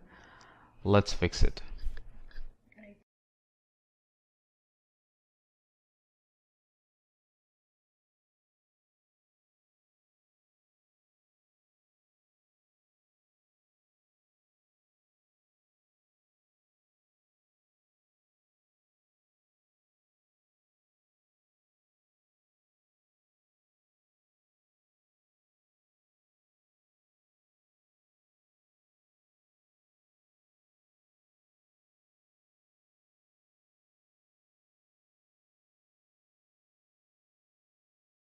All right, so we'll have to map the database into this application. All right, so let's go to the Solution Explorer, click on Publish, and a page like this gets shown. And from here, we can go to Configure. Here is our web app, all right, with all its credentials. Let's validate the connection, number one. All right, and then click on Next. This is my DB connection string, right, which the app is going to use to connect to my DB. Now, if you recall, our DB was Azure Simplilearn DB, and that's not being shown here. So let's fix that. Right, so let's fix that. Click on Configure, and here let's put our DB server's URL. Now before that, let's change this to SQL Server. All right, and then in here put the DB's URL. So go back to Azure. Here is my DB or server's name. Put that here. Right, the username to connect to the server, that's right here. Put that in, and the password to connect to the server, let's put that in. All right, it's trying to connect to our Azure portal or the Azure infrastructure, and here is my database. If you recall, it's Azure SLDB. That's the name of the database. Let's test the connection. Connection is good. Click on OK. So now it's showing up correctly. Azure Simplilearn DB, that's the name of the database that we created.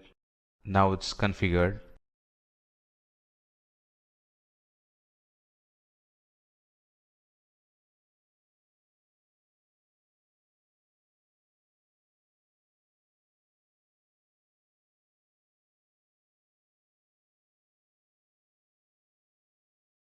All right, let's modify the data connections.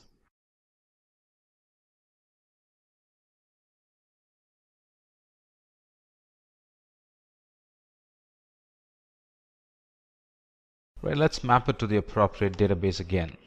All right, so our name of the database is Azure Simplilearn DB, and then it's going to be SQL Server. That's the data source. The username is Simplilearn, and the password is what we have given in the beginning. All right, let's validate the connection. It's good. Click OK. Now we're all set and ready to publish our application again. Now the application knows how to connect to the database. We have educated it with the correct connection strings, the DNS name, the username, and the password for the application to connect to the database. So Visual Studio is building this project, and once it is up and running, we'll be prompted with an URL to connect, and anytime we put or we give inputs to the URL, that's going to receive the input and save it in the database.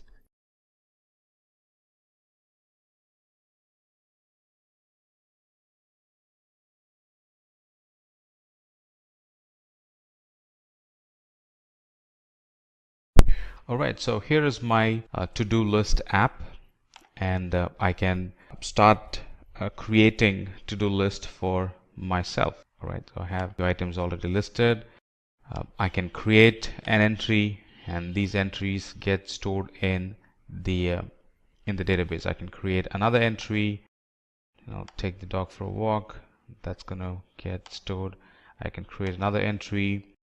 Book tickets for a scientific exhibition, and that's going to receive and put that in the database. And that concludes our session. So through this session we saw how I can use Azure services to create a web app and connect that to the DB instance, and how those two services which are decoupled by default, which are separate by default, how I can use the connection strings to make connection between the app server and the database and be able to create an working app. I strongly believe you enjoyed me walking you through this session. So in this video, here's what we're going to talk about. First, we'll talk about what is cloud computing, what is Microsoft Azure, what are the services that Azure offers, and then we'll have a look at a use case where we'll be applying one of these services to get a particular job done. Now for the first question, what is cloud computing? So cloud computing actually provides a platform through which you can access resources. Now these resources include servers, storage, application security, and other ways you can transform your data or get some use out of it. Now at the same time, you can also store, manage, and process your data. Now anything related to cloud computing is made possible only with the help of the internet. Now along with these things, there are several other things that you can do with cloud computing. Now let's have a look at some of the ways cloud computing is making our lives better. Firstly, you have services for just about every requirement that you have. Then you get access to the newest and most innovative technologies in the market right now. Cloud computing provides cost-effective solutions with flexible pricing. Now most cloud service providers work in such a way that you only pay for the amount of time you use that particular resource. Then you have one of the most important selling points when it comes to cloud computing, which is that data and applications are accessible from any part of the world as long as you have access to the internet. And finally, you have increased protection for your data and applications. Now you should know that there are several cloud service providers in the market right now, be it Amazon Web Services, Adobe Creative Cloud, Google Cloud Platform, and so much more. Now among all these platforms, there's one that's growing really fast, and that is Microsoft Azure. Now let's ask the question, what is Microsoft Azure?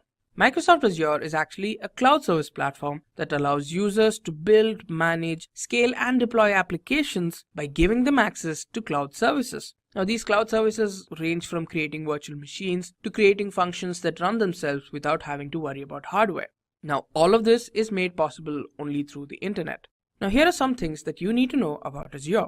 Firstly, it was launched on the 1st of February 2010. It has data centers in more than 42 regions across the world. They also say that 12 more data centers are in the making, which helps them say they're the only cloud service provider that covers these many regions.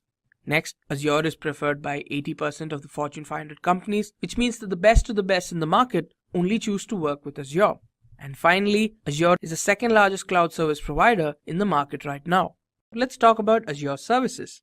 As I told you, Azure provides services for a wide range of domains. Now let's have a look at some of these domains. There's AI and machine learning, compute, containers, database, identity, management tools, networking, security, storage, and so much more. Now let's have a look at some of the individual services within these domains. Firstly, you have Azure Virtual Machines. With Azure Virtual Machines, what you get is the opportunity to create Windows or Linux virtual machines. Now all of this is possible in a matter of seconds with a large amount of customization.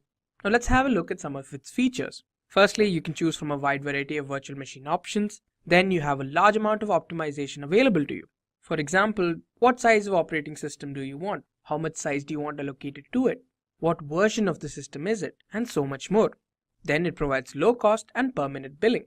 Now Azure provides you per minute billing, which means that you're only charged for how much time you use the service. And finally, you have enhanced security and protection for your virtual machines. Next, we have Service Fabric. Now with Service Fabric, you have a platform which enables you to create microservices. Now this also makes the process of application lifecycle management a whole lot easier. As a direct result, you can create applications with a faster time to market. It supports Windows, Linux, on-premises, or other clouds, and it enables you to do a tremendous amount of scaling up depending on your requirement. And finally, we have functions. Now with functions, you can build applications with the help of serverless computing. Here, the users only pay for the amount of resources that they've used. You can create applications in any language that you want, and the only thing you need to worry about is the code of the application. Everything other than that, that is the hardware requirements, are taken care of by Azure.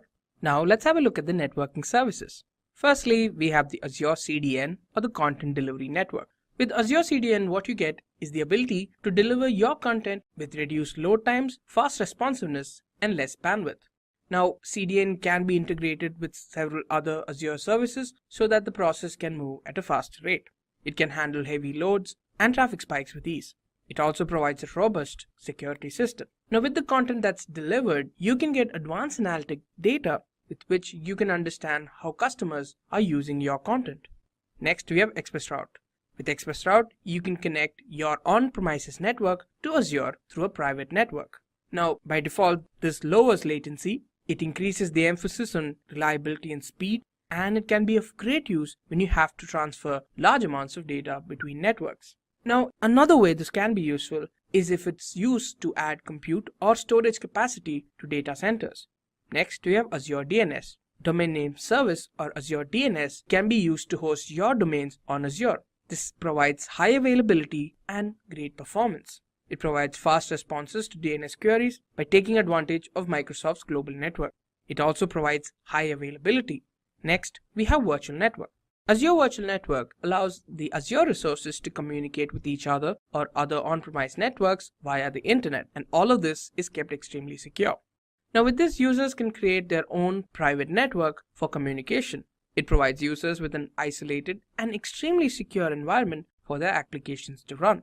Now all of the traffic stays entirely within the Azure network, and it also allows users to design their own networks.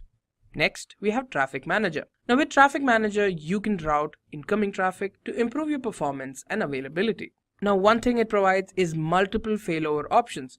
So if a particular situation goes wrong, there's always an option to consider to salvage the situation. It helps reduce application runtime and enables the distribution of user traffic across multiple locations. It also helps the people who are using it to know where the customers connecting from across the world. Next, we have Load Balancer. With this, you are provided the ability to instantly scale applications at the same time providing high availability and improved network performance for users' applications.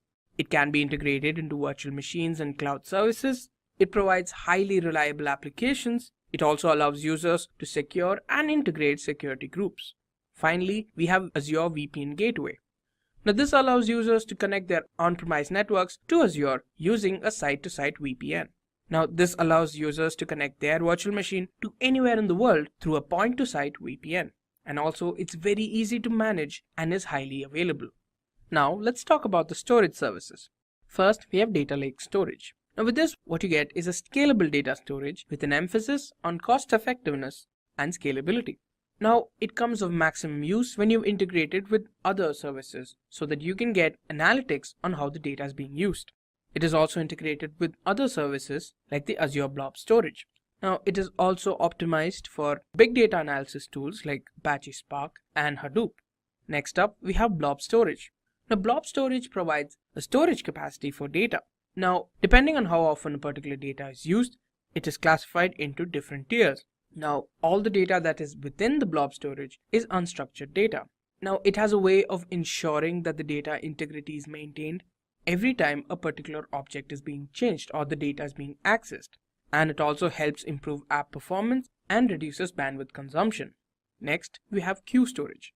Now with this, you have a message queuing system for large workloads. This allows users to build flexible applications and separate functions. Not to mention, with this, you can be sure that your individual components will not fail.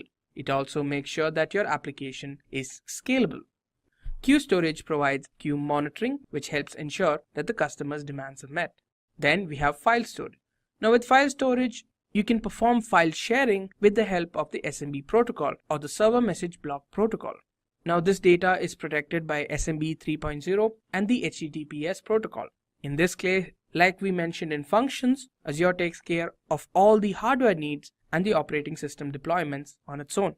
It also improves on-premises performance and other capabilities. Lastly, we have Table Storage. With table storage, you can deploy semi-structured datasets and a NoSQL key value store. Now, this is used for creating applications which have a flexible data schema. And also, considering how it has a very strong consistency model, it's mainly aimed for enterprises. Next, let's have a look at some web and mobile services. First, we have the Azure Search. Now, with Azure Search, you get a cloud search service which is powered by artificial intelligence. With this, you can develop web applications as well as mobile applications. Now, one big advantage is that you don't have to set up or manage your search indices. Azure takes care of that. And by extension, it increases your development speed. The artificial intelligence also will provide insights and structured information that you can use to improve the search and structured information. Next, we have Logic Apps. Now, with this, you can create integration solutions which can connect applications that are important to your business. Now, with this, you can visually create business processes and workflows. You can integrate SaaS or software as a service applications and enterprise applications. And more importantly, it allows you to unlock data within a firewall and securely connect to services. Next, we have web applications. Now, with web apps, you can create, deploy, and scale web applications according to business requirements. Now, it supports both Windows and Linux platforms, and it helps with continuous integration or deployment abilities. Another very important aspect of this is that the data can be deployed and hosted across multiple locations in the world. And finally, we have mobile apps. With mobile apps, you can create applications for iOS, Android, and Windows platforms. One advantage is that it automatically scales up and down based on your requirements. Now, in situations where you have network issues, offline data syncing ensures that your applications work anyway. And you can create cross-platform applications or native applications for iOS, Android, and Windows. Next, let's have a look at some container services. First, let's talk about ACS or Azure Container Services. It is also known as the Azure Kubernetes Services, as it's a fully managed Kubernetes container orchestration service. Now, what this means is that it eases the process of container integration and deployment. It also can be used with other resources from security like virtual networks, cryptographic keys, and so much more to ensure that your container is kept secure. Next, we have container instances. Now, this is similar to functions in a way, just that in this we're using containers without having to manage servers. Now, applications can be developed here without managing virtual machines or learning new tools. All that is Azure's problem to take care of. And it enables building applications without having to manage the infrastructure. That is, all you need to worry about is running the container. Next, let's have a look at some database services. First, we have the SQL database. Now, with SQL database, what you get is a relational cloud database service. Now, this means that it helps accelerate your app development and makes it easier for you to maintain your application. Now, SQL database is also used extensively in migrating workloads to the cloud, and hence saves time and cost. It also helps improve your performance by integrating machine learning and adaptive technologies into your database. Next, we have Azure Cosmos DB. Now, this is a globally distributed multi-model database service. Now, what this means is that with this, you can create applications which support NoSQL. It provides a high-grade security system, has high availability and low latency. Now, this is usually used in situations where you have a diverse and highly unpredictable workload. Now, let's have a look at some security and identity services. Firstly, we have the Azure Active Directory. Now, if you want to know more about Azure Active Directory, I suggest you click on the top right corner and watch our video on the Azure Active Directory. This is just an introduction. So with this, you can manage user identities and you can make sure the resources are kept safe with the help of access policies. Most of these are intelligence driven. Now, one of the main features is that you can have access to your applications from any location or device. It helps increase your efficiency and helps down cutting costs when it comes to having a help desk. It can also help improve security and can respond to advanced threats in real time. Next, you have Azure Active Directory B2C. It helps provide customer identity and access management in the cloud. Now, protecting customer identity is extremely important for an organization, and that's what Azure AD B2C does. Now, it also enables the application to be scaled to great amounts, even billions of customers. Next, we have the Azure Security Center. This is basically like a command post with which you get a complete view of the security across users on your on-premises and cloud workloads. So with this, you are given a threat protection method that adapts to situations and helps reduce exposing you to threats. It also has rapid threat response and makes the process of finding and fixing vulnerabilities a whole lot easier. Next up, let's talk about monitoring and management services. So first, let's have a look at Azure Advisor. Now, Azure Advisor is basically a guide for the best practices when it comes to Azure. Now, when you follow these, it improves performance, security, cost, and increases availability. Now, it also learns from how you use the services on your configuration and usage pattern, and the adjustments that it suggests can be implemented very quickly and easily. Next, we have Network Watcher. Now, with this, you can monitor, diagnose, and understand the working of your network. Now, you can monitor your network without actually having to log in to your virtual machine. Now, you can also use something known as network security flow logs to understand the traffic pattern, how much traffic is coming towards you, how much you're giving, and so much more. It also helps diagnose VPN problems that you might have with detailed logs. And finally, you have the Azure Resource Manager. Now, with this, you can ensure that the resources that you have are managed and deployed at a consistent rate. Now, this makes it extremely easy for you to manage and visualize your resources that are used in your applications or some other requirements, and you can control who can access your resources as well as perform actions on it. And now, let's have a look at how we can use one of these services to satisfy a particular requirement. So the friend asks that she needs one last bit of help. She wants her friend's help to host a website on Azure, and here's how we can do it. So now we're going to put one of these services into action. Machine learning's major purpose is to train models and anticipate outcomes that may be used by applications. Scripts are used in Azure Machine Learning to train models using machine learning frameworks that enable us to quickly operationalize diverse machine learning jobs and iterative processes while leveraging Microsoft Azure's massive computational power. But knowing this much is not enough, and therefore here we are. So hello everyone, welcome to this new video of Simplilearn on Azure Machine Learning. In this video, we'll go through Azure Machine Learning in detail, including its capabilities, the Azure ecosystem that supports machine learning, and the various ways we train and build models, starting with what is Azure Machine Learning, followed by who is machine learning for. Then we will look into its infrastructure, readiness, and security. Then we will dive into machine learning project workflow. Following that, we will understand MLOps, DevOps for machine learning. And at last, we will explore the Azure Machine Learning Studio. After that, we will have a demo too. So without doing any further delay, let's start with the video. So what is Azure Machine Learning? Azure Machine Learning is a cloud solution that helps you speed up and manage your machine learning projects. It can be used by machine learning specialists, data scientists, and engineers in their daily workflows. Models are trained and deployed, and MLOps are managed. You can use an open source platform like PyTorch, TensorFlow, or scikit-learn to build a model, or use one created in Azure Machine Learning. Model monitoring, retraining, and redeployment are all made easier using these tools. But this brings us to a question that who exactly machine learning is for?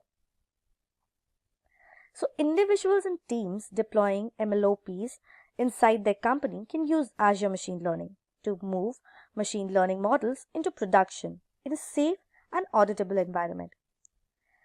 Data scientists and machine learning experts will find tools to help them speed up and automate their daily tasks. Tools for embedding models into applications or services will be available to application developers. Platform developers will find a strong set of tools for constructing advanced ML technology underpinned by resilient Azure Resource Manager APIs. Now that we know the basics of Azure ML, let's have a look at its infrastructure, readiness, and security. So Azure Machine Learning is an Azure cloud platform that adds security to machine learning projects. So integrations for security include the following: network security groups in Azure Virtual Networks, Azure Key Vault is a vault where you may store security secrets like storage account access details, and set up an Azure Container Registry behind a VNet. So now let's dive down deep and explore its project workflow. Models are usually created as a part of project with a specific goal and objective. Multiple people are usually involved in these projects. Iterative development is used while experimenting with data, algorithms, and models. Now coming to the project life cycle, while the project lifespan will differ depending on the project, it will typically look like this. A workspace organizes a project and facilitates collaboration among multiple users who are all working toward the same goal. Users in a workspace may easily share the result of their experiments through the studio user interface, or they can use versioned assets for jobs like environments and storage references. So users' work can be automated in a machine learning pipeline and activated on a timetable or HTTP's request when a project is ready for operation. Therefore, models can be deployed to the manage inferencing solution in real time or batch, abstracting away the infrastructure management that is traditionally necessary for model deployment. Now let's proceed further and understand the concept of MLOps, that is DevOps for machine learning. MLOps or DevOps for machine learning is a process for generating models for production use. If not reproducible, the lifetime of a model from training to deployment must be auditable. MLOps or machine learning operations is based on DevOps principles and methods to improve workflow efficiency. Continuous integration, delivery, and deployment, for example. These ideas are applied to the machine learning process by MLOps with the purpose of experimentation and model deployment can be done more quickly, and quality assurance and end-to-end lineage tracking are more efficient ways to put models into production. Now, let's explore what is Azure ML Studio. So Azure Machine Learning Studio is an online service that includes low-code and no-code alternatives for project development and asset management in Azure Machine Learning. Basically, it is a workspace where you can create, build, train the machine learning models. For an inclusive data science platform, the studio integrates no-code and code-first experience. So now that we have covered all the important concepts of Azure Machine Learning, let's have a demo for a better understanding of how machine learning is used in Azure. So let's start with a demo. First, you need to browse the link studio.azureml.net, and here you need to log in with your Azure account. So once you have logged in, you will be led to a new window. This is the new window. Here you can see a few options. So let's start and see one by one what these options are. So the first one is projects. Basically, this gives you a list of all the experiments that you have already worked on. So here you can see we haven't worked on any experiment yet. Then comes experiment. Experiments are all the programs and codes that you have worked on to create it or deploy a model that you have just created for an experiment. So as I said, we haven't created any experiment yet, so the list is null over here. When you click on samples, you can see a few sample experiments provided to you by Azure portal by default. And following that, we have web services. So we all know, since Azure is a cloud computing platform, so all the data gathered from our experiments needs to be uploaded to the cloud. So web services gives you a list of all the experiments that you have in the cloud, so you can access them from anywhere. So when you create an experiment and work on it, when you add it to the cloud, that data is stored here. So then comes data sets. It gives you all the data sets you have in your Azure portal. When you click on the samples option, Again, you can see all the data sets provided to you by default in your Azure portal. Then comes train models. So while working on an experiment, you will come across a point where you need to train your model. So basically, this gives you a list of all the models that you have trained in your experiments or Azure programs. And in the last comes settings. Any changes that you want to make to your workspace is done under settings. Here you can see this is your workspace name, workspace description, which is by default, and all the details is provided here only. So whatever changes you want to make to your workspace, you will be doing this over here. So now let's start with a demo. So down below you can see the add or new option here. So click on it, and then you can see there are a few templates provided to you by Azure itself. So we'll click on blank experiment. Once you click on the blank experiments, you'll be guided to a new experiment window. So this is the new window, and this window is divided into 3 parts. These are the components where you will plan your model. This is the canvas to design your model, and then the properties of the model. In the components section, you can see samples already present there. So you can select any one of them according to your requirement. So here when I'm typing samples, I'll work on airport codes datasets. So I just need to drag this option over here. But before starting with our experiment, let's change the name. So here I'm changing it to airport codes demo model. So now you can see the name of the experiment is changed. Now when you click on it and select visualize, just a second, you can see the number of rows and columns provided to it, the data which is required for its dataset to be created and for its model to be created. So the 4 columns are airport ID, city, state and name. Now we will move towards the part where we define the field we need to make our predictions for.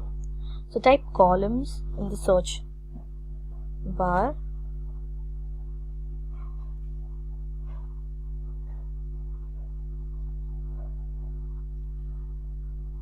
Under manipulation section, you can see there are multiple options provided to you.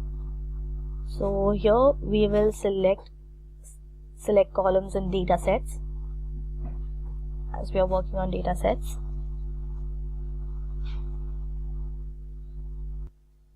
Now connect your data set with this option.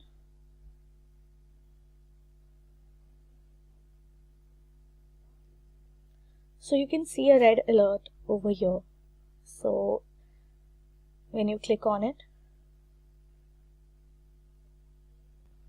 you can see it is asking for values in your data set. So to add values, click on the launch column selector under properties section.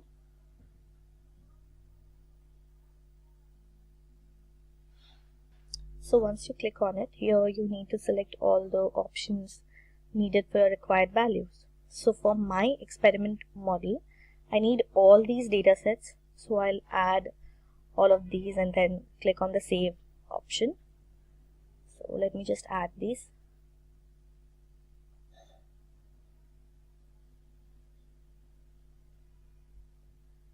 So now I have saved all the values I need in my data set.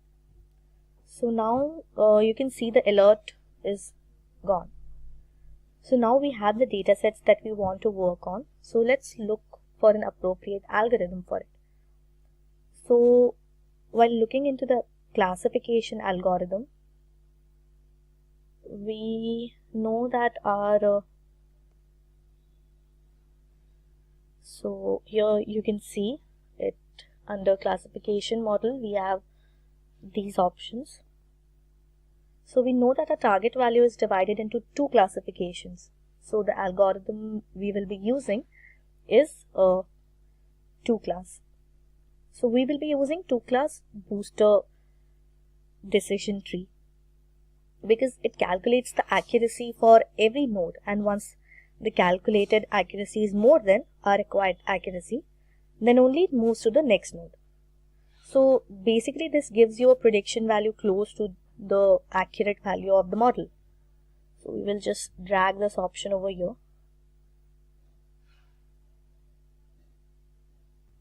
So now the next step we have is to train our model. So we just need to type train over here and select train model option. Yeah. So just drag it to the canvas. Now connect the two booster decision tree to the train model. Now you can again see the red alert for required data as it doesn't have any data to work on. So our next step is to split the data. So we'll type split and drag the split data option on our canvas. As you can see, this is also saying it needs an input port data set. So we'll connect our data set with it so that it is provided with the data. So when you click on it, you can see it is asking for a split percentage. So you split the data into training and testing, where 80% goes to training and 20% to testing. So we will mention 0.08 over here, and so now we will just connect the 80% data to the train model. As we said, the 80% goes for training. But you can still see the alert in the train model because it is not aware of the column it needs to train on. So we will click on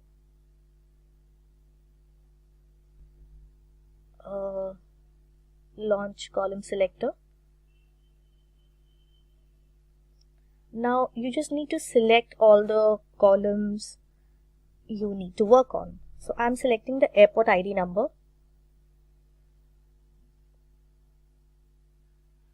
Now you can see once I save it that the alert is gone.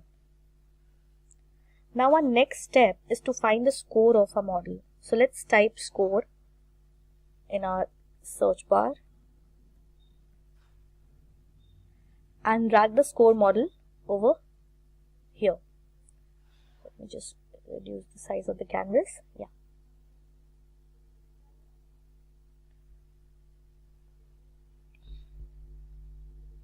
So we will just connect our train model to the score model. So again you will see the red alert as it doesn't know the data it needs to test on. So for that we will connect the remaining testing data in the split data option to the score model. Now you can see the alert option is gone. Now coming to the final step, that is evaluation of the model. So let's type evaluation,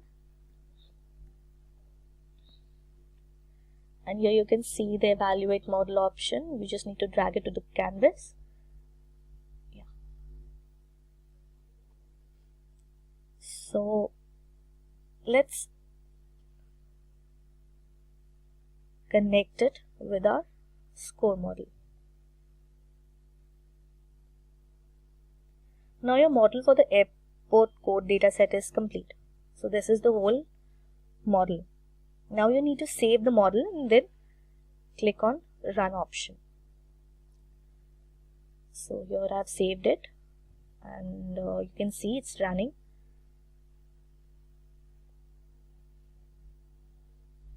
You can see the model running and going through every node.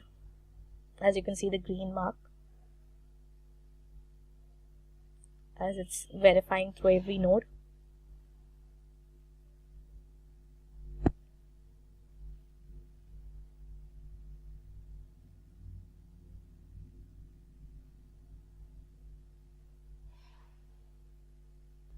So once it's done, click on Evaluate Model, and then click on Visualize.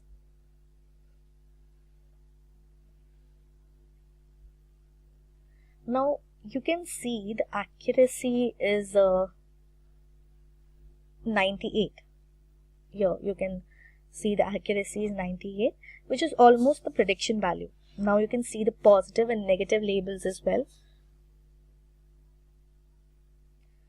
So this whole data is known as confusion matrix. Now for the values close to the positive label, it gives me the number of true predictions. That the number of data I'll provide, it shows that 72 predictions will be right and 1 will be wrong. Now let's go back and run this model over the web. So by clicking on Setup Web Service, we will click on Predictive Web Service.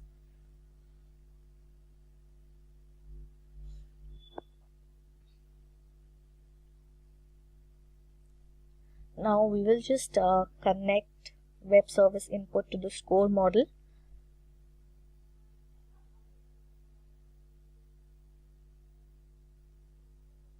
So that once the program is uploaded to the cloud, it is directly connected to the score model and gives us the output. So now you need to save this and run. This will execute the entire model. Now all we are left with is deploying the model. Now we just need to click on Deploy Web Service. So then you will see you will be taken to a new window.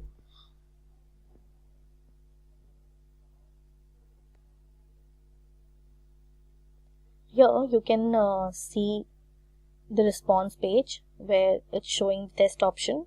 You need to click on it. So here you can see a new window has popped up. So you just need to mention the details. Like for city I am mentioning Bangalore.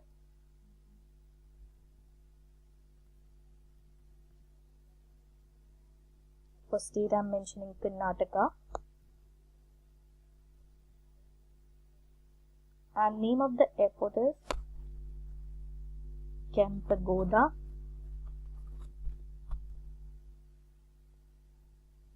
International Airport. And I just need to save this data.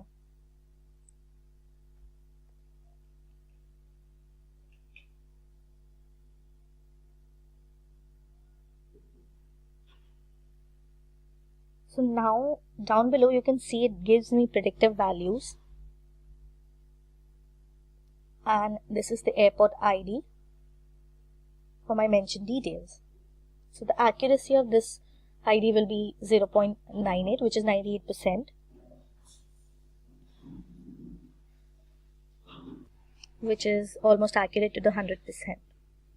So this was our experiment, and this is how we can use ML in Azure.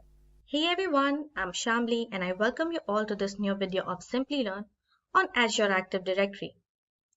In this video, I will take you through what is Azure Active Directory, followed by what is the difference between Windows AD and Azure AD. Then we will look into the services audience, i.e. who uses these services. And at last, we will have a quick demo of Azure Active Directory. So let's get started with the video. First, What is Azure Active Directory? But before getting into the definition of Azure AD, let's have a real life example of Azure AD to understand it in a better way. There are a lot of pre-created applications that you can offer user access to using Azure AD. So Netflix is one of them. So here's the scenario. You want to share a Netflix account with a dozen people from your organization. Giving your Netflix username and password to everyone isn't safe. So how do you give them access? Here enters Azure AD. The Netflix application is available in the Azure AD gallery and can be added to your Azure AD tenant. This adds the application to your tenancy and allows you to save your Netflix credentials in the secured credential store so that users can be assigned to it. The only people who have access are the ones you give it to, unless they have their own account. You're essentially building a company-wide password vault, then assigning people to the systems. They require access to so they can log in without knowing the username and password for those systems. All they need is the Azure AD account or password, and Azure AD will handle the rest. So saying in technical terms, Azure Active Directory is a cloud-based identity and access management service from Microsoft that allows your employees to sign in and access resources such as Microsoft 365, the Azure portal, and thousands of other SaaS apps, and internal resources such as apps on your company's intranet and network, as well as any cloud apps built by a company. Azure AD is required for sign-in and identity protection in Microsoft Online Business Services, such as Microsoft 365 and Azure. If you sign up for any Microsoft Online Business, you will be given access to Azure AD, which includes all of the free services. But what makes Azure AD so different from Windows AD that it has become more popular among people from technical firms? What is Windows AD? Active Directory saves information about network objects and make it easier for administrator and users to find and use their information. It organizes directory information logically and hierarchically using a structured data store. But its supreme drawback is its layers. So let's have a look at its layers and its functioning.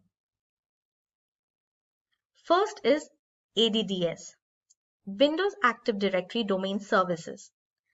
Active Directory Domain Services is an example of a directory service that provides mechanisms for storing directory data and making it available to network users and administrators. Second is ADFS, Active Directory Federation Services. Federated identity and access management is made possible by Active Directory Federation Service, which securely shares digital identity and entitlements right across security and corporate boundaries to provide customers, partners, and suppliers with a streamlined user experience while accessing an organization's web-based applications. ADFS extends the ability to employ single sign-on capability accessible within a single security or enterprise boundary to internet-facing apps. Third is ADRMS, Active Directory Right Management Services.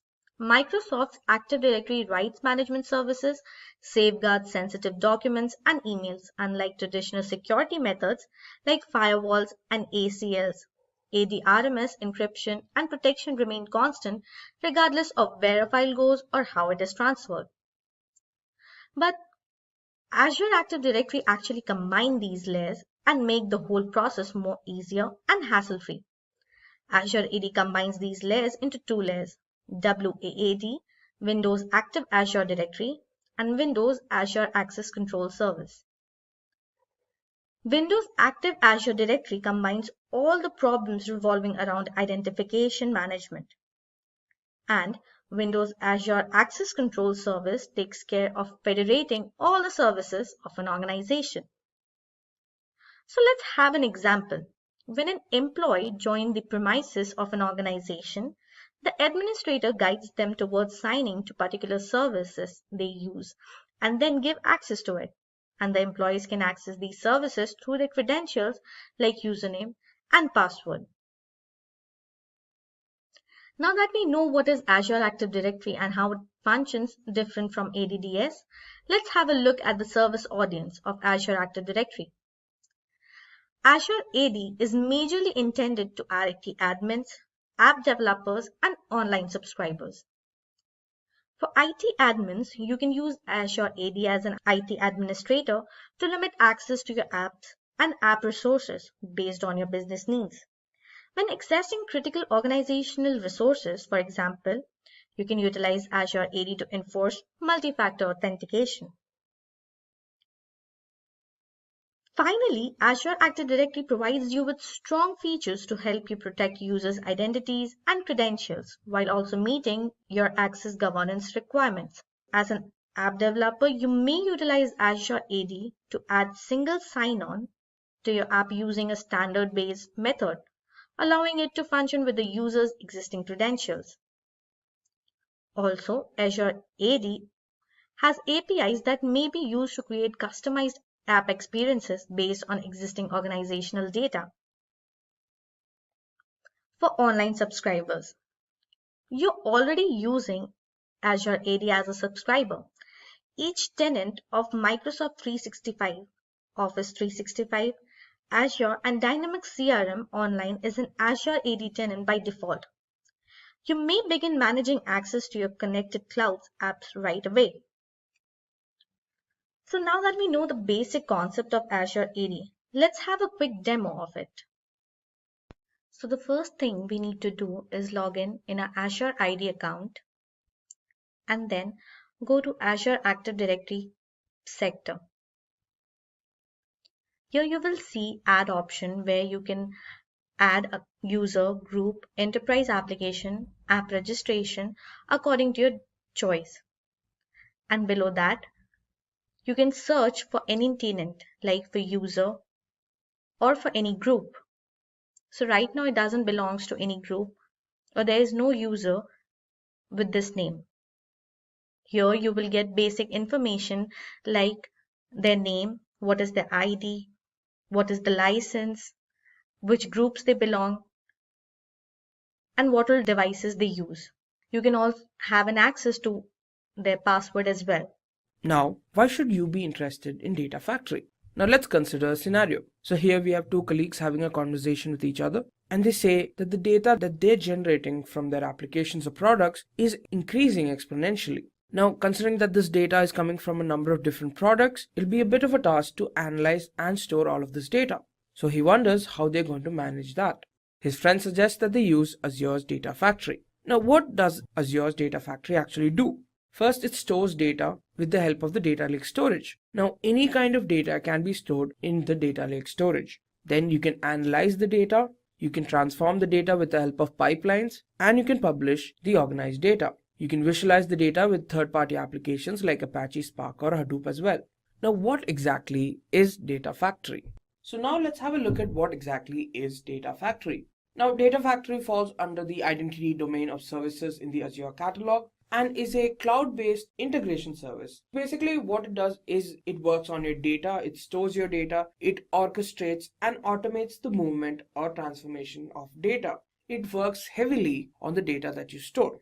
Now, let's see how it actually works or how the flow of its processes are. Firstly, we have the input data set, which is nothing but the data that you have within your data store, the one that you need processed. Then you pass this data through a pipeline. Now, what does a pipeline do? A pipeline basically performs an operation on the data that transforms it, which could be anything from just data movement or some data transformation. Now, data transformation is possible with the help of USQL, some stored procedures, or Hive. Now, after this is done, you get an output dataset. Now, this output dataset will contain data that is in a structured form because it's already been transformed and made structured in the pipeline stage. Then it is given into linked services like Azure Data Lake, block storage, or SQL. Now, what it does is these store information that is very important when it comes to connecting to an external source. Now, this is, if you wanted an example, how in an SQL server you need to mention the source and destination of your data. Now, for example, consider an SQL server. So you need a connection string so that you can connect to an external device. You need to mention the source and the destination of your data. This is how the link services work. And finally, you need a gateway. Now a gateway basically connects your on-premises data to the cloud. So you do need a client installed on your on-premises system so that you can connect to the Azure cloud. And finally, you have the cloud. Here what happens is your data can be analyzed or visualized with a number of different analytical softwares like Apache Spark, R, Hadoop, and so on. So all this time I've been mentioning that data lake is a very important part when it comes to Azure Data Factory's proper functioning. So now let's talk about what exactly is data lake. Now data lake is a data storage or a file system which is highly scalable and distributed. It is located in the cloud and works with multiple analytics frameworks, which is external frameworks like Hadoop, Apache, and so on.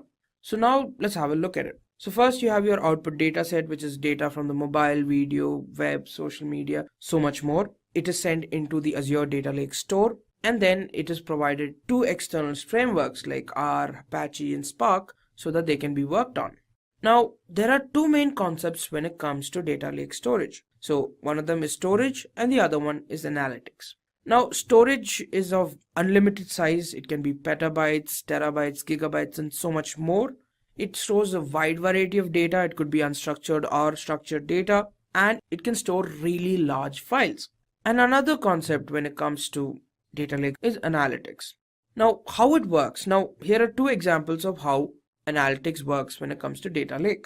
Now, when it comes to analytics, you can monitor and diagnose real-time data. For example, data that you're getting from vehicles or buildings. These can be used to optimize how they work, respond to certain events, or generate alerts in case something goes wrong. Then you can also identify fraudulent transactions on your credit card, or you can identify the geographical position of your card. Perhaps monitor how many transactions have been taking place on that card, and so on. So now we're going to have a look at how we can use the Azure Data Factory to move data from an SQL database to a blob storage on the cloud. So here's what we're going to do. So first off, to make a database, what you're going to need is software known as SSMS. So you can find it on Google. It's called, you just need to Google it, SSMS. The first link you can take here, and there you have it. So you just need to click here and download the file. So I've already downloaded the file. So basically this is used to create a database which we'll be transferring to the blob storage. So this will take about, depending on your computer speed, pretty long or little to no time. I've already downloaded it. The process is very simple. Just directly go on saying yes, yes. And finally, once the installation is done, here's what we're going to do. We should go into the dashboard of Microsoft Azure. We need to create a data warehouse. So we'll go into all resources, create resource, go to database and select SQL data warehouse. There we have it. Now, it's very important that you remember the names of the service of everything that you're going to write here, because each of these become very important later on. So I've already set up a possible set of names. YouTube, it's free trial. The resource is already created. A blank database. The server, we need to create a new one. So we'll name it as YouTube server. YouTube admin as the server admin login, the password as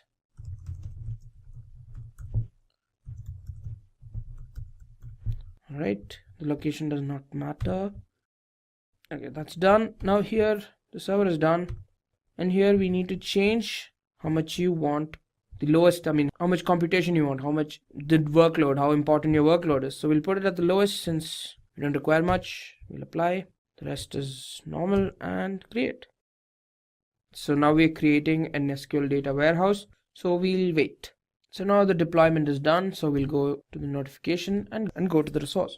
Here, now this is done. So we'll go to the SSMS, which I've already opened here, and then go here and copy this. Paste it here.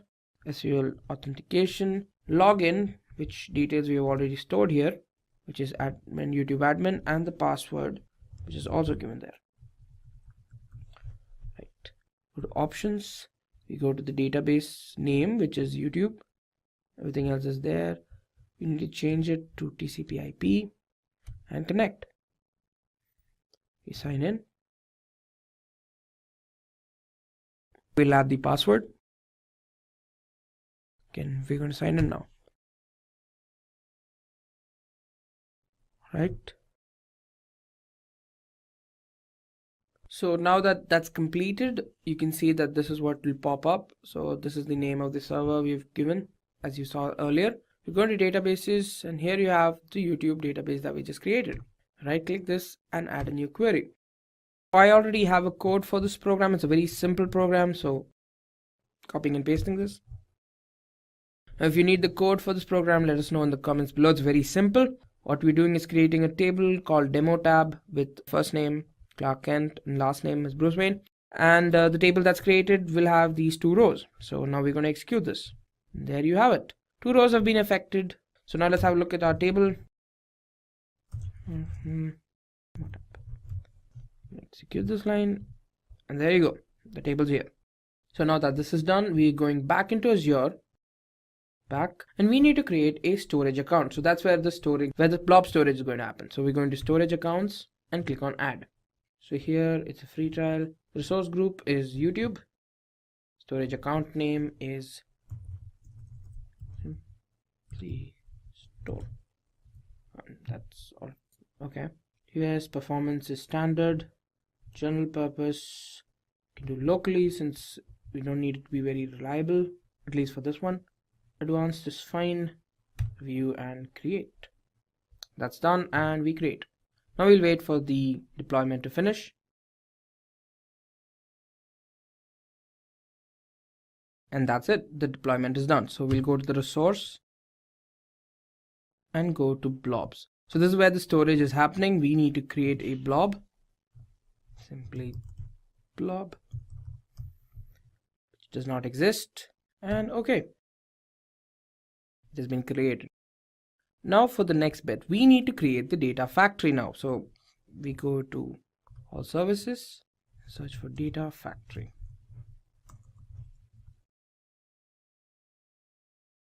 We press add. So here we'll free trial, use existing, which we have YouTube, East US, and create. So now we've created a new data factory. Now we'll wait while it's being deployed. So now it's created. So we'll go here, and here we click on copy data, and this opens up.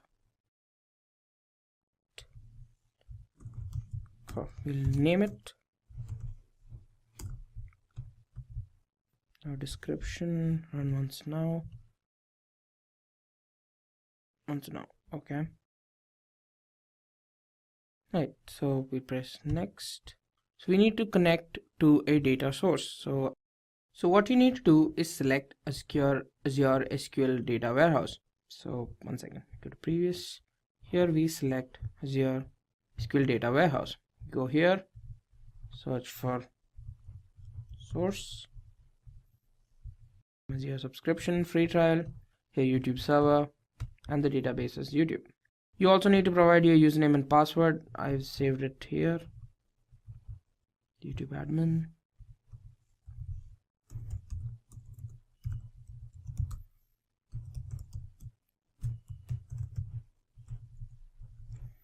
Right. Okay, now we can select the table, which is demo tab. Next. And now for our destination. So where are we going to connect this to? We're going to Azure Blob Storage. Next, destination, Azure subscription free trial, and Simply Store. Now we need to name our storage path. Next, all of this can be passed on. So here's what we're doing. We're copying whatever is inside this to the Azure Blob Storage. That's what's happening right now. All of that is set, and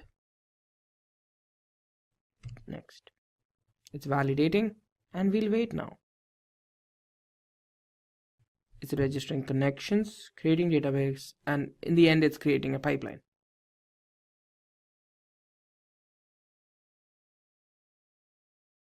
So you can monitor the pipeline from here if you feel like it. Now, here's what we're going to find. So here's the visual representation of what's happening. it's being copied into the blob storage.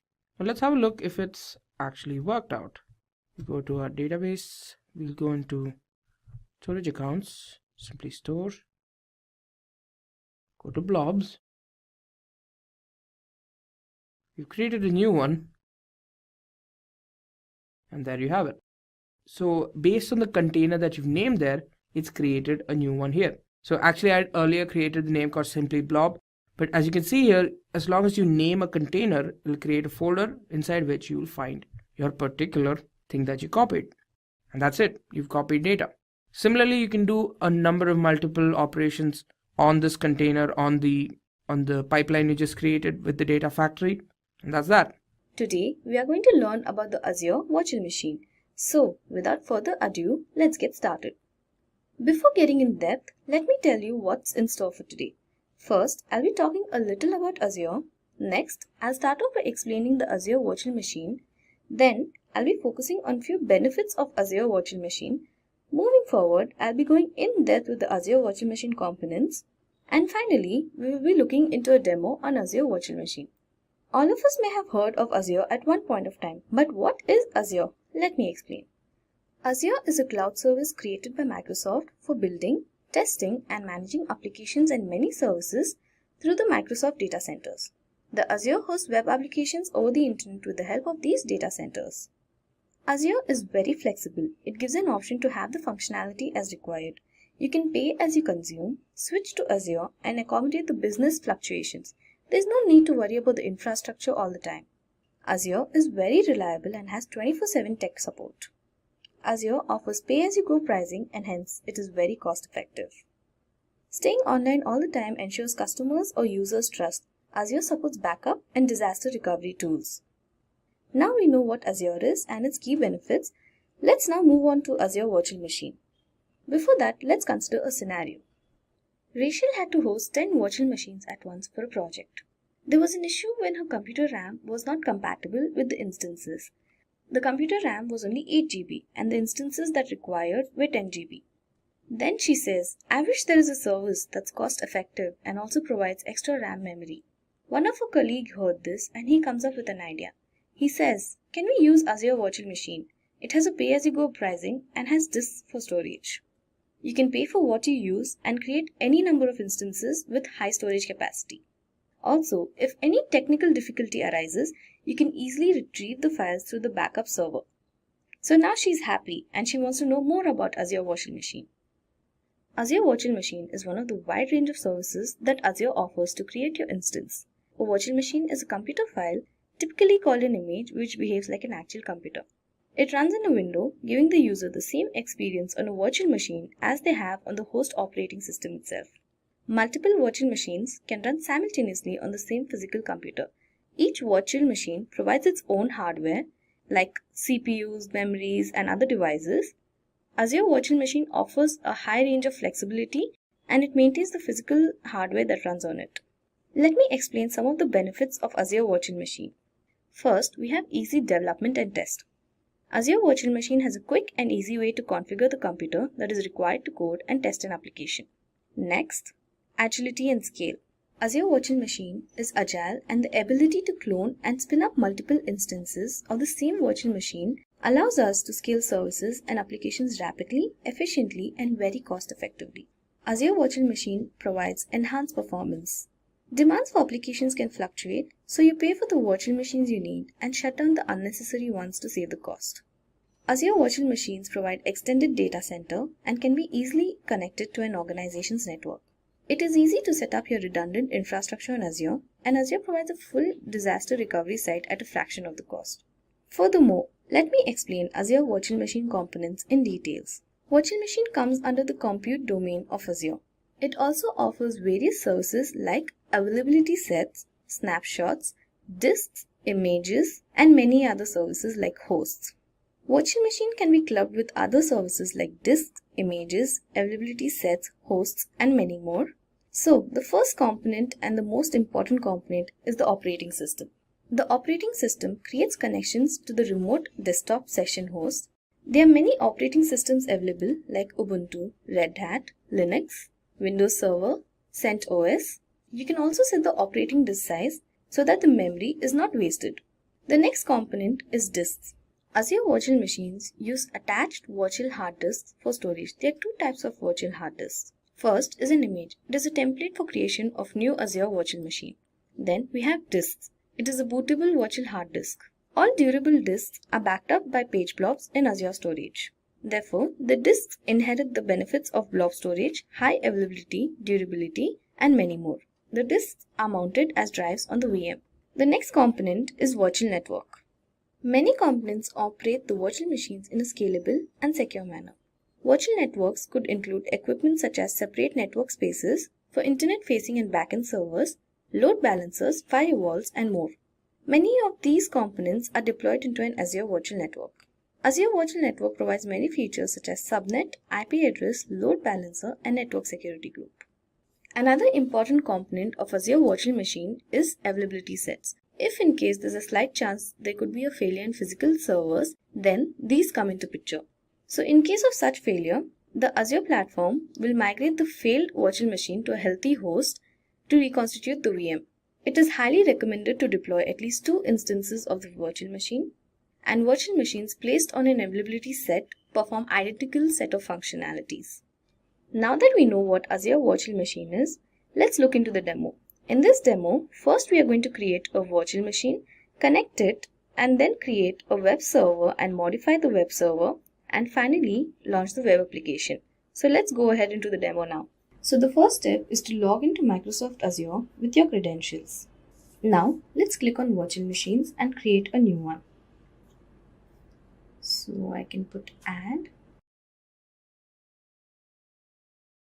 and you can use the subscription you want, either pay as you go pricing or free tier. Resource group will create a new one, that is payroll 1. Okay, virtual machine we can create. I'm going to use VM web 001, and then region I'll be using East US. Then image I'll be using Windows Server R2 data center. Size I'll be using B1MS. Select username root admin, and then password of your choice.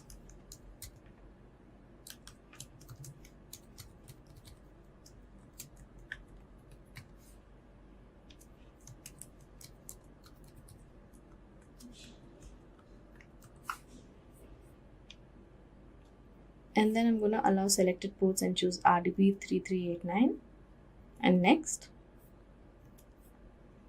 So OS step I'll be using standard HDD, and then next. So I can see a default virtual network and a default subnet and public IP as well as default. Then next.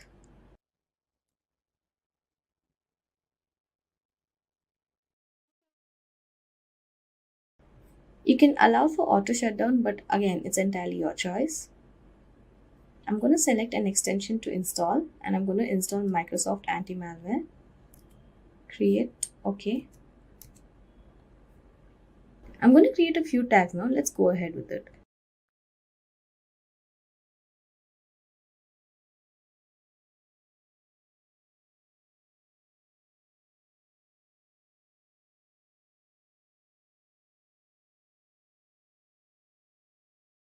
So I've created 5 tags. Now review plus create. Okay, so everything seems good. Let's create now. So the deployment is going to take a few minutes. Let's wait for it.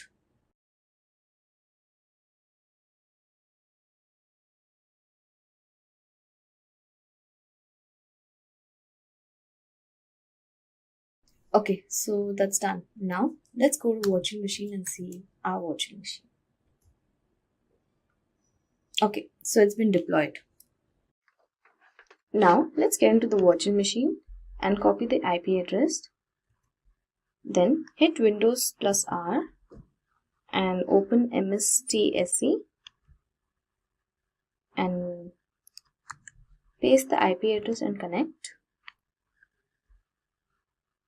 Let's use a different account. You have to use the administrator account that we created before with the same password.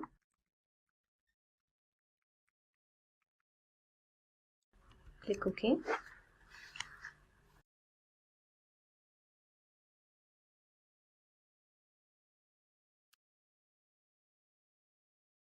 Now the remote desktop session host opens. The next step is to click on Server Manager and add rules and features. Click on Next. Select role-based or feature-based installation and click on Next. Then select the virtual machine you've created and Next. And then we are going to select Web Server IIS. Next.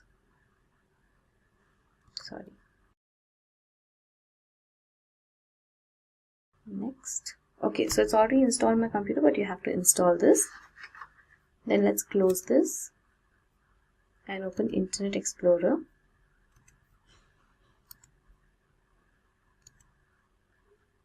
Let's type in HTTP localhost. Yeah, so now we can see the default browser opening. Let's minimize this and let's try it here. Here you have to just put the IP address. I think there's an issue.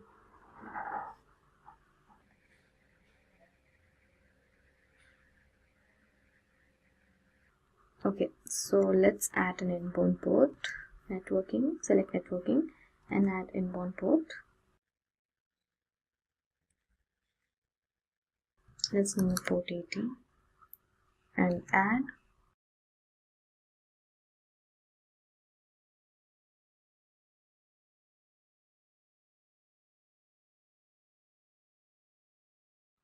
Okay, so it's added. Now let's go and refresh it.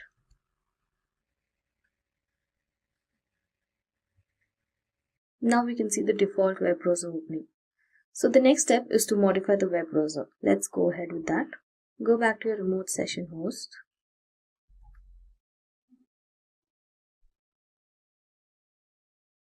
Let's go to File Explorer. So certain folders are created in the C drive. Let's open that. It would be under inetpub. So this is where the default browser is coming from. Now let's make a new text document.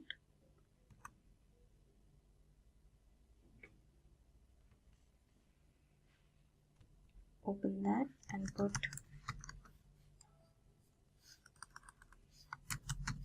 hello,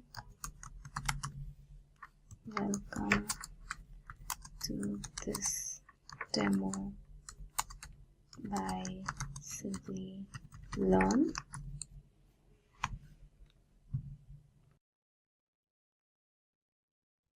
Save it, close it. Let's rename this as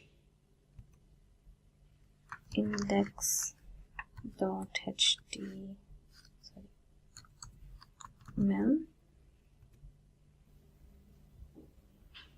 So this is a text document, so we need to change that.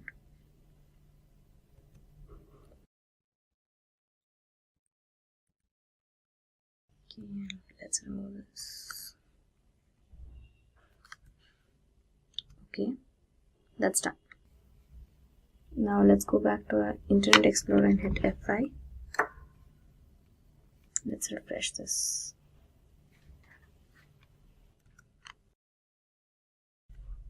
Let's try now. Okay, so let's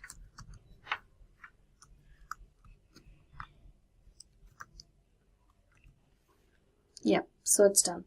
Now let's go back to the previous browser and try. Let's refresh. Yeah, that's done. Hi guys, a very warm welcome. So today's topic is Azure Virtual Network tutorial. Let's look into what's in it for you. So we would be covering why is Azure Virtual Network important, what is Azure Virtual Network is, benefits of using the Azure Virtual Network, components of Azure Virtual Network, that includes the subnet, routing, network security group, why these components are required to be created in the virtual network, and how to launch an instance within the Azure VNet or the virtual network. And then we will be seeing one demo in which we'll create Azure Virtual Network subnets and network security groups. So first of all, let's look into why is Azure Virtual Network important.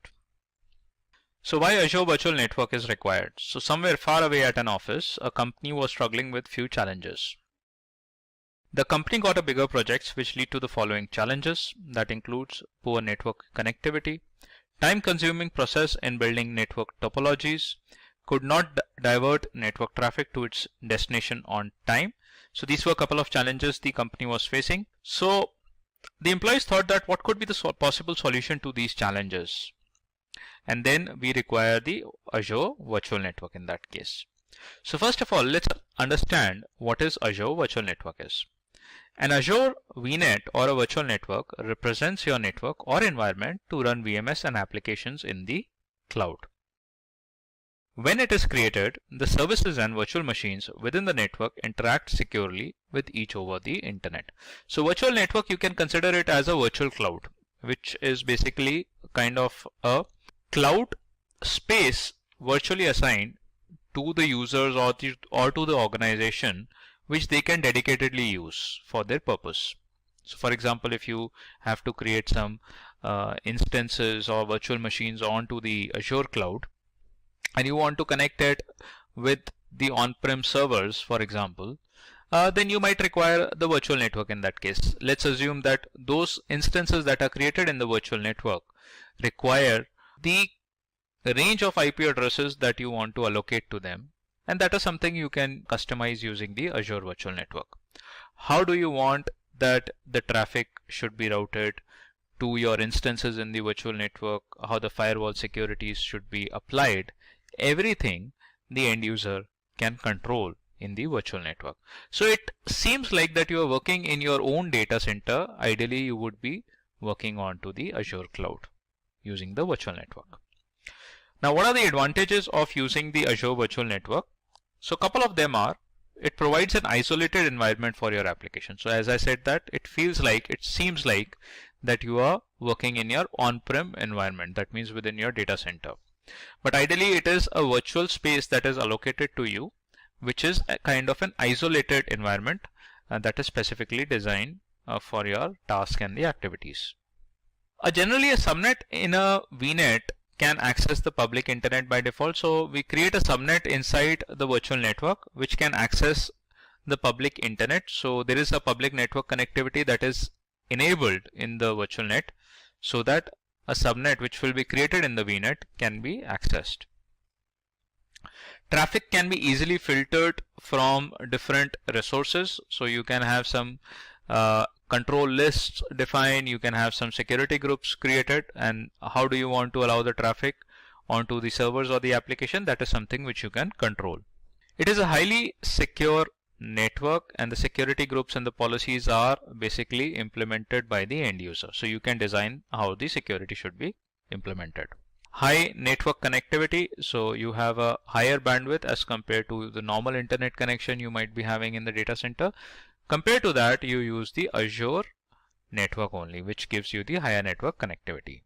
It builds sophisticated network topologies in a simple manner and which is easily manageable, as well as there are less troubleshooting issues that we would encounter. Now, what are the components of Azure Virtual Network? One of them is the subnets. Then you have routing. Then you have network security groups. Now, what do we mean by subnets? The subnet is one of the major or a prime important component in the virtual network. So what you have to do is, first obviously you would be creating a virtual network. Inside that you can create the subnets. Subnets, you can consider it a logical partitioning or virtual partitioning inside the virtual network. Subnet lets user segment the virtual network into one or more subnetworks. For example, let's assume that you're working in an organization, and in the organization there are different departments. For every department there should be some set of IP addresses that you want to allocate to the machines that the employees are using. Or all the departments should be isolated. That means that they should have their own network IDs and the network addresses allocated to their machines. And in that case, what you would do is you would create the subnets and the subnet IDs that would be allocated to those departments. These subnetworks can be separated logically, and each subnet consists of a server. So what you do is when you create a subnet, you can create a server or an instance inside that subnet. And how do you want to give an access to that instance depends on criteria or the requirement. Hence, a subnet can further be divided into two parts, one as the public subnet and the other one as the private subnet. These are the naming conventions of the subnet. Then how do you want to give the internet connectivity depends on how the public subnet should be interacting with the internet. And for the private subnet, as the name suggests, that the internet is blocked. So that means it is completely isolated in the virtual network.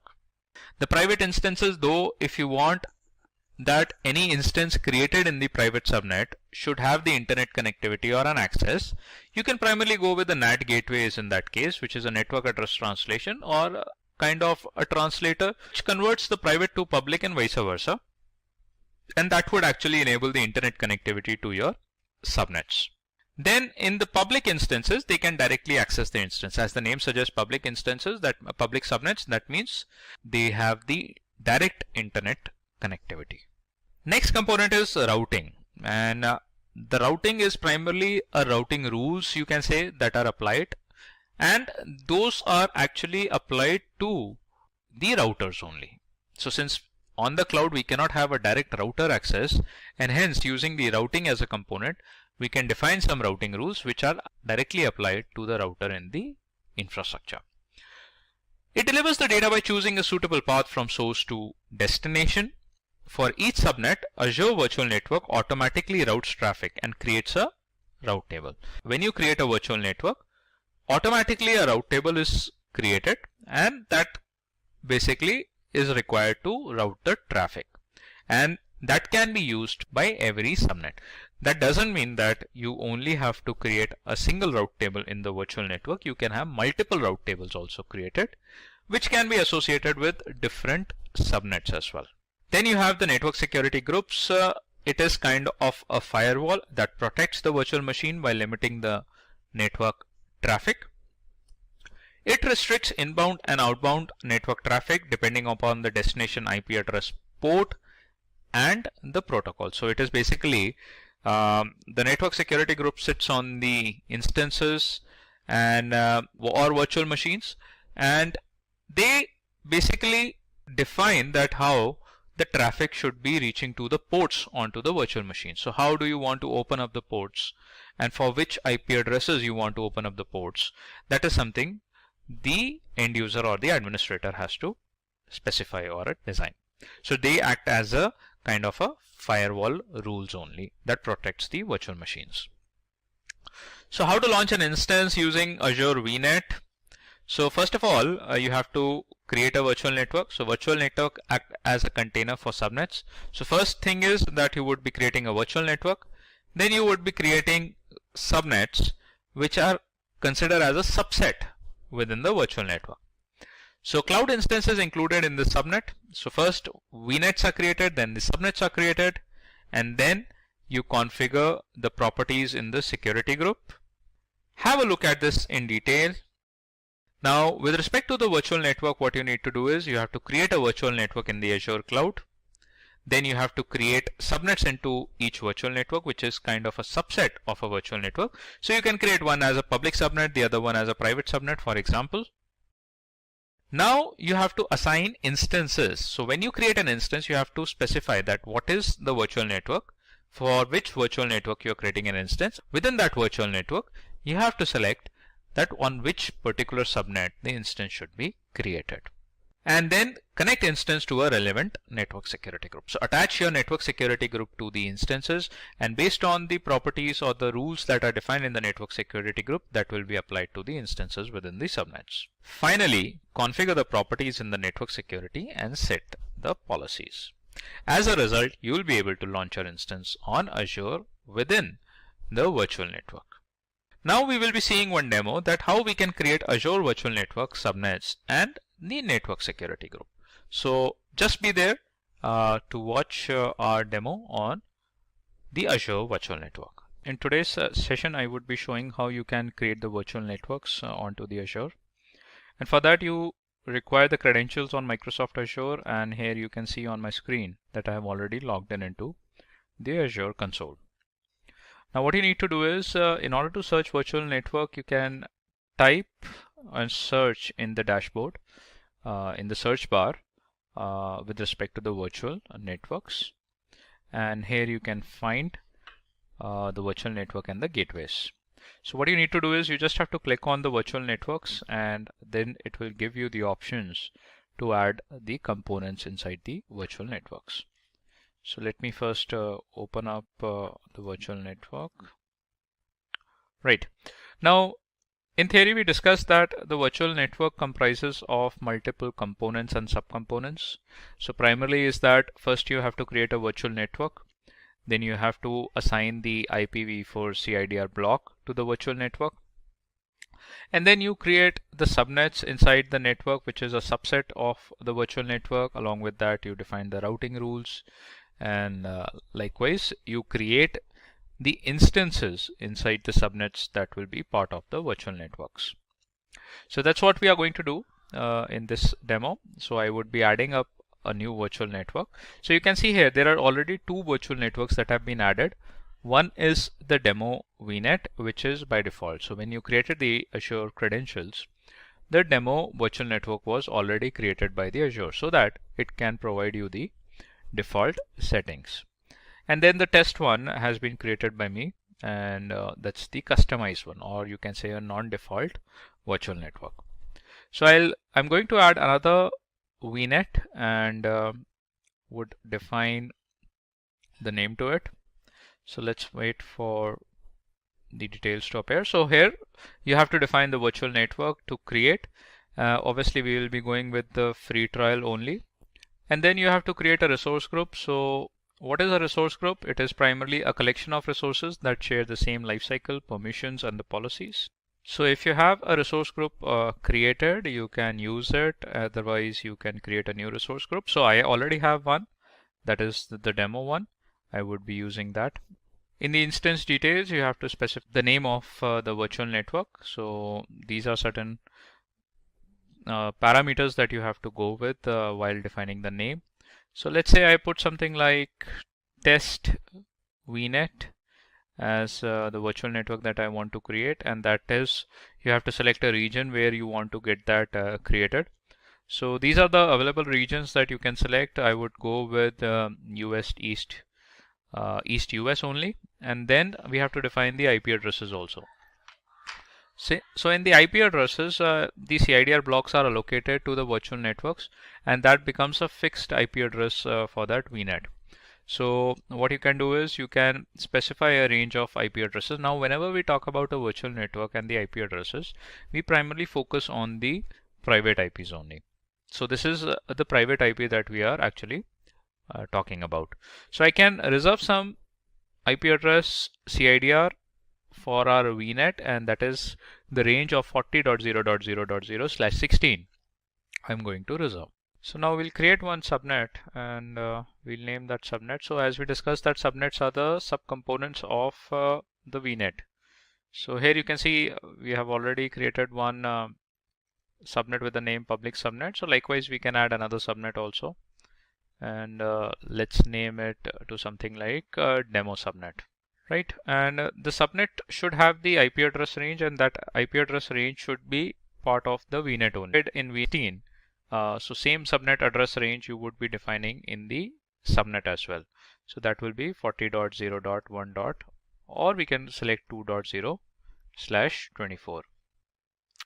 The rest of the things would be default. We are not attaching any route table as of now. So just click on OK, and here you can see that the subnet is created. Now once the subnet is created, now we are going to create a virtual machine inside that subnet, and for that we'll go to the search bar, and here we'll type virtual machines. Now we'll create a virtual machine in the same VNet, that is the test VNet, and inside the demo subnet, so that our virtual machine gets the private IP address from the subnet that has been created in the VNet itself. So what you need to do is you have to open up the virtual machines, click on add, and here you should add a new virtual machine. So you should select the name of the virtual machine and the network details, where we would be defining the VNet as well as the subnet where the virtual machine should be created. So in the subscription, we'll go with the free tier, and in the resource group, we'll go with the demo that has already been created. We'll put a virtual machine name, something like test VM, and the rest of the things will be default. So we'll quickly skip the disk check also. Now in the networking, we would be selecting the test VNet as our virtual network, and in the subnet we would be selecting the demo subnet. So that is the recently one added in the test VNet, and we want that our virtual machine should be part of that subnet only.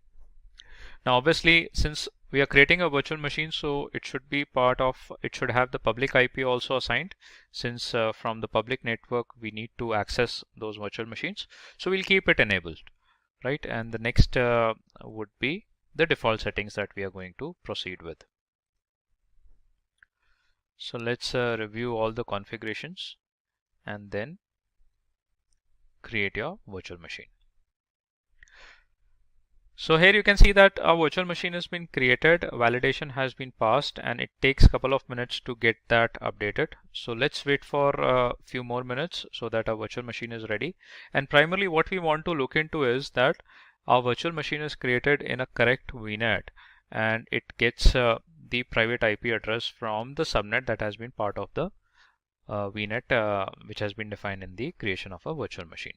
So let's wait for a couple of more minutes and we'll look into the status of the VNet. Now you can see here our test virtual machine has been created. Now what we wanted to look into is that our virtual machine is created in a correct subnet or not, and that is something which we can validate by checking the private IP address. So it got the private IP from the range of the IP address that we have specified in the subnet. Now in order to access this particular virtual machine, you have to use the public IP, since we have to access it from the internet. So from the private IP, this virtual machine will not be accessible. So that's the reason that when we created a virtual machine, we allocated the public IP address also for this instance. So that is with respect to the virtual network and the demonstration on it, and how we can create a VNet and the subcomponents of the VNet, how they are associated or interlinked with each other, and that actually creates a kind of an isolated environment on the public cloud, which gives you the understanding that you can work into just like an on-prem environment. Today we will discuss what should an individual learn in the year 2021. So without further ado, let's get started. Hello everyone, welcome to an amazing video of Simplilearn on Azure DevOps. This video will help you understand the use of DevOps in Azure, as well as it will help you explore the in-depth services and features provided to you by Azure DevOps. So without doing any further ado, let's start with the video. But before moving ahead, please do subscribe to our YouTube channel and hit the bell icon for more updates from Simplilearn. So let's see what we are going to cover in this video. First, we will understand what is Azure DevOps, followed by features of Azure DevOps. Then we will dive into and explore Azure DevOps services, followed by Azure DevOps Server, and then we will look into the Azure DevOps services and Azure DevOps Server differences. And at last, we will explore Azure DevOps Labs with proper demonstration. So let's get started. So what is Azure DevOps? Azure DevOps enables teams to organize work, collaborate on code development, and build and deploy applications using developer services. Azure DevOps is a culture and set of protocols that brings together developers, project managers, and contributors to collaborate on software development. It enables businesses to create and enhance products more quickly than they could with traditional software development methods. You can use Azure DevOps services in the cloud or Azure DevOps server on premises. Azure DevOps has built-in functionality that you may access via a web browser or an IDE client. Depending on your business needs, you can use one or more of the following standalone services. Azure Repos. Azure DevOps are built-in functionality. So for source management of your code, Azure Repos offer Git repositories or Team Foundation version control. Azure Pipelines. Build and release services provided by Azure Pipelines to assess continuous integration and delivery of your applications. Azure Boards. Using Kanban and Scrum methodologies, Azure Boards provides a set of agile tools for planning and tracking work, code bugs, and issues. Azure Test Plans. Manual and exploratory testing and continuous testing are among the options available in Azure Test Plans for testing your applications. And at last, Azure Artifacts. This allows teams to share packages from public and private sources, including Maven, NPM, NuGet, and more, and incorporate package sharing into their pipelines. So this brings us to the features of DevOps. First we have is dashboard control. You can rapidly navigate to different regions of the project, build and manage dashboards, and set dashboard widgets using the DevOps dashboard functionality. Then we have improved source control. Git and Team Foundation version control, a centralized client-server system, which are two prominent methods of source control supported by Azure DevOps solution. To observe change history, you can add and manage Azure Git tags, reviews, downloads, and modify files. Following that, we have plan and track your work. You can utilize Azure DevOps systems to track features, requirements, user stories, tasks, issues, and more using a variety of work items. Then we have integrated collaboration servers, a tool that allows teams to collaborate throughout the whole Azure DevOps feature set, including team dashboards, project wiki, discussion within work item forms, and many others. Then we have support for exploratory testing. Manual exploratory and continuous testing are made easier with Azure DevOps, which include workflow customization, end-to-end traceability, criteria-based selection, and real-time visualization that show the test activities. And at last comes continuous integration and deployment. Many developers use CI/CD, and Azure DevOps makes it so easy to do so.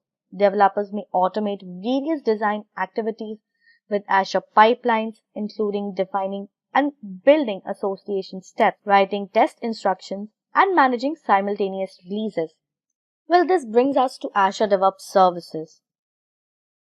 You get an integrated set of services and tools with Azure DevOps to manage your software project, from planning to development to testing and deployment. A client or server model is used to deliver these services. Many of them are offered via a user-friendly web interface that works with all major browsers. The source control, build pipelines, and work tracking are just a few of the services that may be managed through a client. You can see the left pane is where you access Azure DevOps services as demonstrated in the figure below. So now that we have covered Azure DevOps services, let's move on to Azure DevOps Server. Version control, reporting, requirements, management, project management, automated builds, testing, and release management are all capabilities of Azure DevOps Server, a Microsoft product. It provides DevOps features and spans the complete application cycle. So now that we know what Azure DevOps Services and Azure DevOps Server are, so let's have a crisp comparison between them to know how exactly they differ from each other. Despite the fact that Azure DevOps Service is a hosted version of Azure DevOps Server, there are several features that differ. Some functions of Azure DevOps Server aren't available in Azure DevOps Services. So when deciding which platform to use or considering a transition from on-premises to the cloud, keep the following points in mind. Scope and scale data, authentication, users and groups, and manage user access. So first is scope and scale data. Azure DevOps Services and Azure DevOps Server are slightly different. Organizations and projects are currently the only alternatives for scoping and scaling data. Azure DevOps Services organization get their own URLs and always have exactly one project collection, whereas deployment, project collection, and projects are the three methods for scoping and scaling data in Azure DevOps Server. Then we have authentication. To connect to Azure DevOps services using the public internet, depending on your organization's arrangement, you can use Microsoft account credentials or Azure AD credentials to log in. You can also configure Azure AD to require multi-factor authentication, IP address restrictions, and other security features. But you connect to an intranet serving using Azure DevOps Server. Windows authentication and your Active Directory domain credentials are used to log in. So this method is completely open and you will never be asked to sign in. Next we have users and groups. You may use a similar technique to grant access to groups of users in Azure DevOps Services. Azure AD groups can be added to Azure DevOps Services group. So you must add users one at a time if you utilize Microsoft account instead of Azure AD. On the other hand, by adding Active Directory groups to multiple Azure DevOps groups, you may grant user access to deployments in Azure DevOps Server. The membership of AD groups are kept in sync, so users gain and lose access to Azure DevOps Server as they're added and withdrawn in AD. And at last, there is Manage User Access. You manage access to features in Azure DevOps and Azure DevOps Server by assigning users to an access level. Each user in your Azure DevOps Services organization must be assigned an access level. As usual, as Visual Studio subscribers sign in, Azure DevOps Services verifies them. So without a Visual Studio subscription, you can give basic access to 5 users for free. Whereas all use of Azure DevOps Server is on the honor system. Specify the access levels on the administration page to set access levels for users based on their license and assign unlicensed user stakeholder access only. So now that we have covered all the important features and concepts of Azure DevOps, now let's move on to the next very important aspect of Azure DevOps, which is Azure DevOps Lab. The Azure DevOps Lab is a place where you can learn about software development and operations with Azure DevOps services. You can simplify and speed up the DevOps process. It explains how to use Azure DevOps services to automate software delivery and satisfy business requirements. So to understand it in a better way, let's have a demo of Azure DevOps Lab. So let's start with our Azure DevOps demo. So first, what we need to do is navigate to this website, azure.microsoft.in, or we can directly log in through dev.azure.com also. So first, what we need to do is sign into a Microsoft Azure account. So after signing in, you'll be led to this page that you just need to click on continue.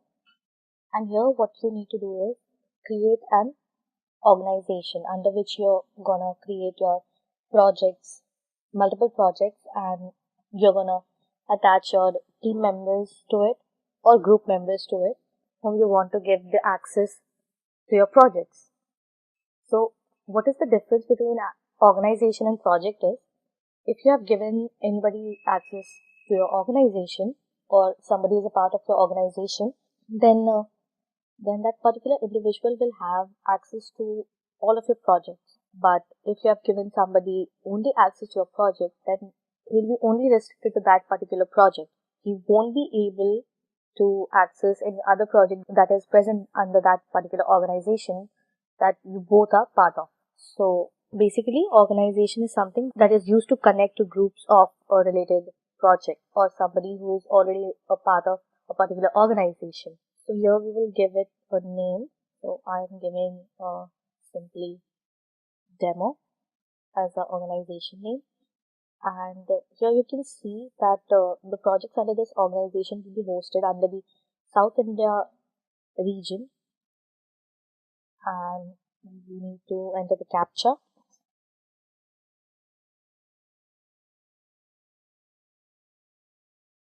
And click on continue.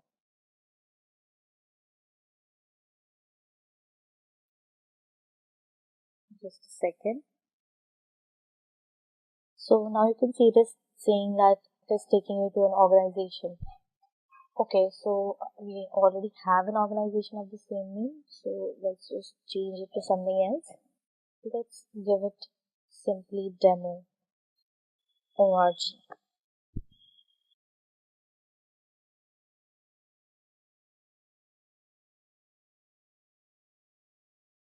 So here you can see this saying that it's taken to your Azure DevOps organization where you'll be creating your projects. So now you can see your organization name here, and here you just need to create a project name. So I'm giving it simply demo project. Now below you can see visibility. We can opt either public or private. So what is public or private? So basically, if you keep the project of keep the visibility of the project public, then once you copy this URL, so as I was saying, once you copy this URL into some other browser or incognito mode, you will be able to have the access to the project. But if you keep its visibility private, then only the people who have real access to your organization or to your project will be able to access that project or will be able to see that project or work on it.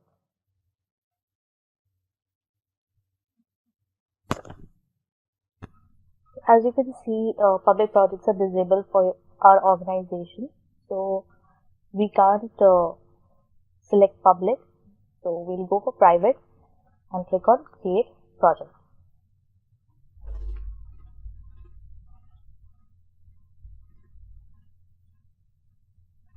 Now here you can see the home page of your organization where you have this project, and here you can access the statistics of project, how it is performing, how much time you have contributed to it, or what all services you have added to your project.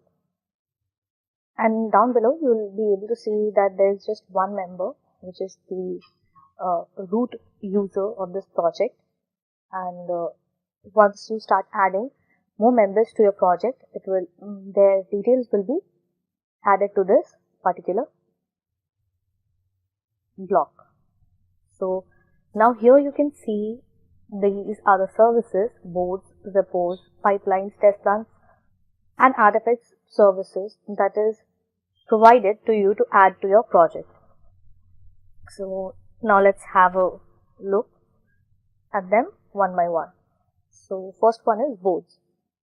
As we click on boards, you can see multiple options, your work items, boards, backlogs, sprints, queries, delivery plans. Here you can see it is all empty as we haven't added any service or we haven't worked on a project yet. So let's just click on new work item. So here you can see one is epic, issue, and task. So epic is an option that is you can see a pro option for work items. So basically epic represents business initiative to be accomplished, and it is basically available for basic, agile, scrum, and CMMI process templates. So what it exactly does is increases customer engagement, that whatever your project is, if it's the engagement of your project, that how it's performing and how it is performing towards the people whom you have given access to the project. Also helps to create new architecture to improve the performance of your project, and it also supports mobile applications. So basically when you're deploying any mobile application in your project or creating a mobile application as a project, so it will be able to support that as well. Let's click on Epic.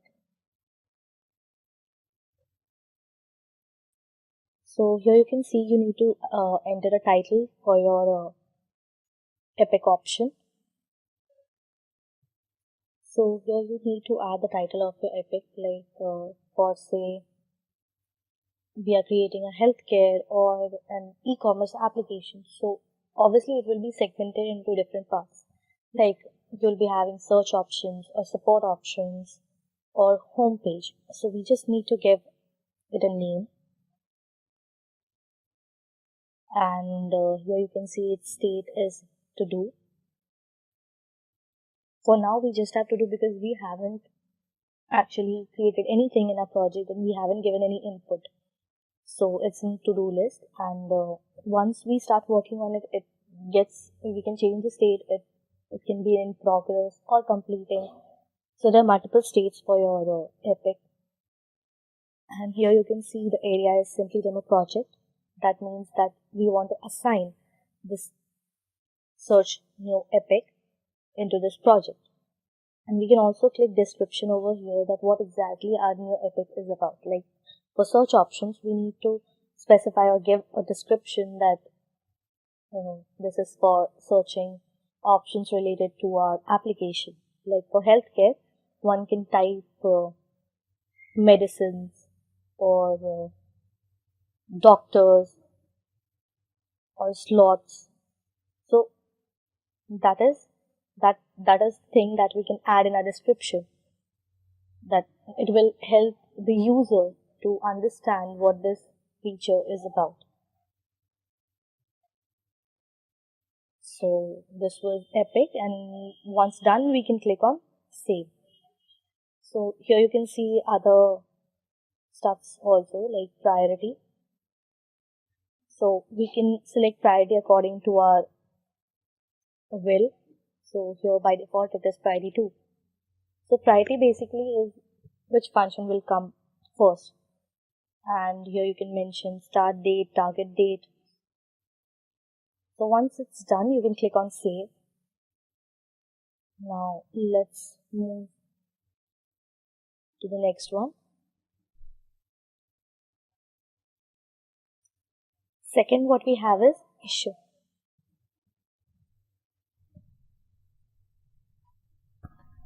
So basically issues are for you to track your work, and epics are used to track the group work and the large scenarios.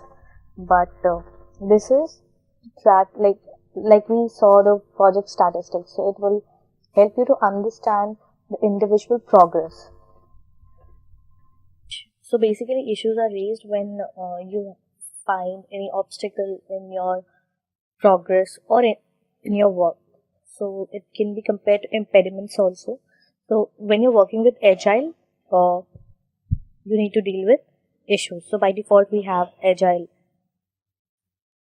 to our project assigned. So like for example, we can see that we have a meeting. So during the meeting, members report if they have encountered any bug or any impediments. So what next we have to do is we have to track them and resolve it. So these are the issues that can one can find, like possibilities. So you can assign here and give it a description again and just save it. So once a user faces these issues, we can keep a track of it, and once it is raised, we can resolve it.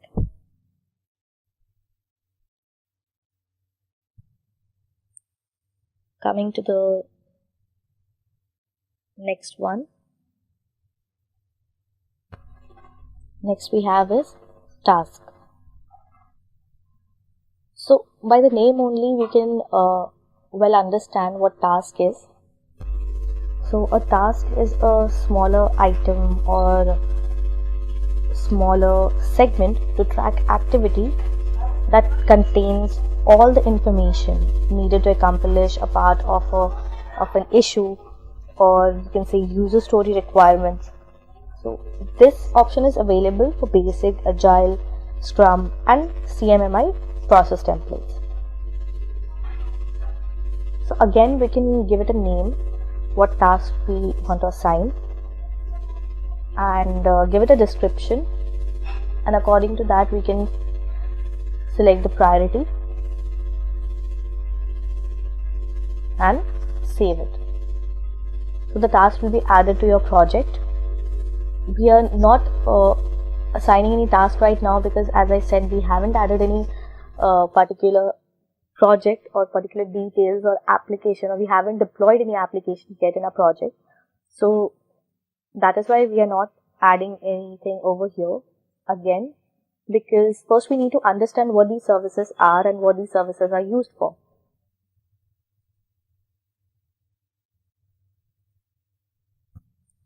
Next we have backlogs. So backlogs helps you to understand the flow of your project. Like today you have contributed 10% of your time, and you have completed the 10% of the work, or you have worked on certain segments of the project, like for say you have worked on the support area. So it helps you to understand and keep a track of the flow of your project, how it is performing and how it is developing and how it is built every day. Next we have is sprints.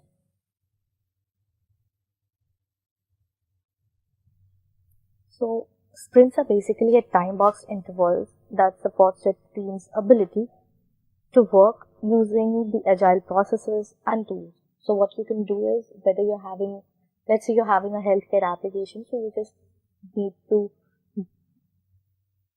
have a segment of it and drop it over here.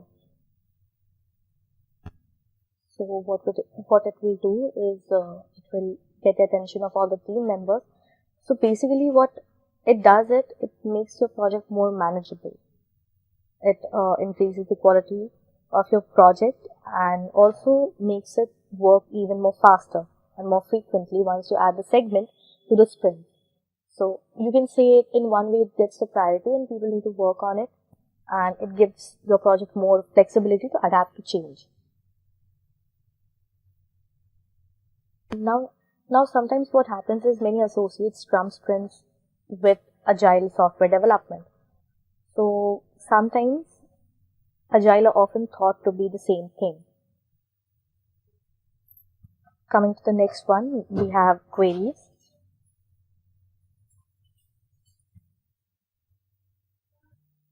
So the query page basically remembers the view you have last navigated, and when you log in again or when you come back again to the same portal, it returns you to that very particular view only. So you can say that it runs with Azure DevOps command line interface, and all the open like all the pages like you have gone through, you can keep a track of it over here. You just need to click over here all, and you can just see all the queries you have defined in all this while, and also you can share the queries with the team members, so they can also know that where you have been working lately, or which segment you have been working on, or what was the last navigation which you have been going through in this whole project. So it can help you manage your project in a more efficient way and keep a track of how and what all segments you have been working on and what all segments you need to work on in your project. Coming to the next one, we have delivery plans. So here you can see we haven't created any plan yet. So basically delivery plans are a calendar view of multiple teams or team backlogs or individual backlogs from different projects. So basically it replaces the delivery plans marketplace extension, and it is only available for Azure DevOps services. So here you can say it's a summary or time summary of all the projects you have been working on in a particular organization. So now that we have covered both, let's move to the next one, which is repos. So with the name itself, we can well understand that repo stands for repositories. So basically it is a set of repositories that allows you to control and manage your project code. Like for say you're deploying a healthcare application, so these repos options help you create repositories and manage your code of that particular application in a more efficient way. So what you can do is you can connect project solutions by using the repos link. As you can see here, it is shown. So let's look into its option one by one. First we have files. So in files, your project solution will be available in this section. So repositories can create, manage, and import those solutions. Okay, so you just need to upload your solutions of your code or your project here, and it will just create repositories for it, and it will help you manage those solutions in a better way. And you can see these clone to your computer, push an existing repository from command line, and import a repositories if you want to import any solution. Like here, you can just click on import and add the solution to a repository. So this is what files do. Basically, you can see it's like a physical folder itself where you have all your mini files or repositories or solutions, you can say, of data. So basically, it functions like a physical folder itself. So it helps you keep a track of the codes and everything. Next comes is commits. So in commit section, we can manage commit history for your repositories that you have created in files. So it just commits those repositories with author details from branches. Like for say we have a team, one from support branch and one from management branch. So whoever creates that repositories and adds the solution, it commits that repositories under that particular member of the team with the branch name. Then comes pushes. So push histories are available in this section from each pull request done by the developers. Developers, for say, the team members who have been working on this particular project and creating repositories and solutions. So what is pull request? So pull request or PRs are a way to change or review or merge code in our repositories. So basically, team uses these PRs to review code and give feedbacks or changes, whether for say you are deploying a code or a solution. So one can review them, what all changes needs to be made or what all upgradation needs to be made, or whether the code is already fine or not.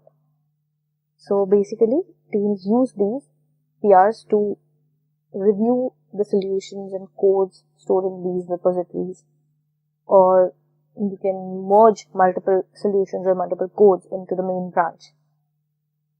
So basically, reviewers can step through the proposed changes and leave those comments and vote to approve or reject that particular code, or you can say to upgrade or what all changes we want to make it.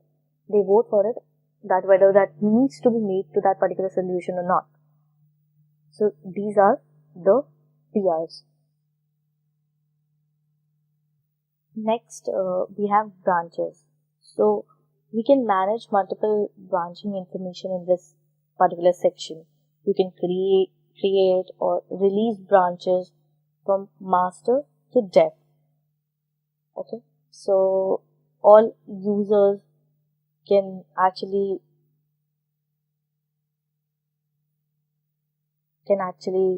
create or release branches from branching information available in this particular section.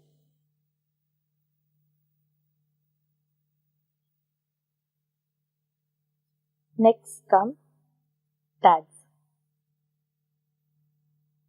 So tags are used to point out specific commits, like giving message tags and data information to branches. You can create your naming conventions to branches by using commit tags.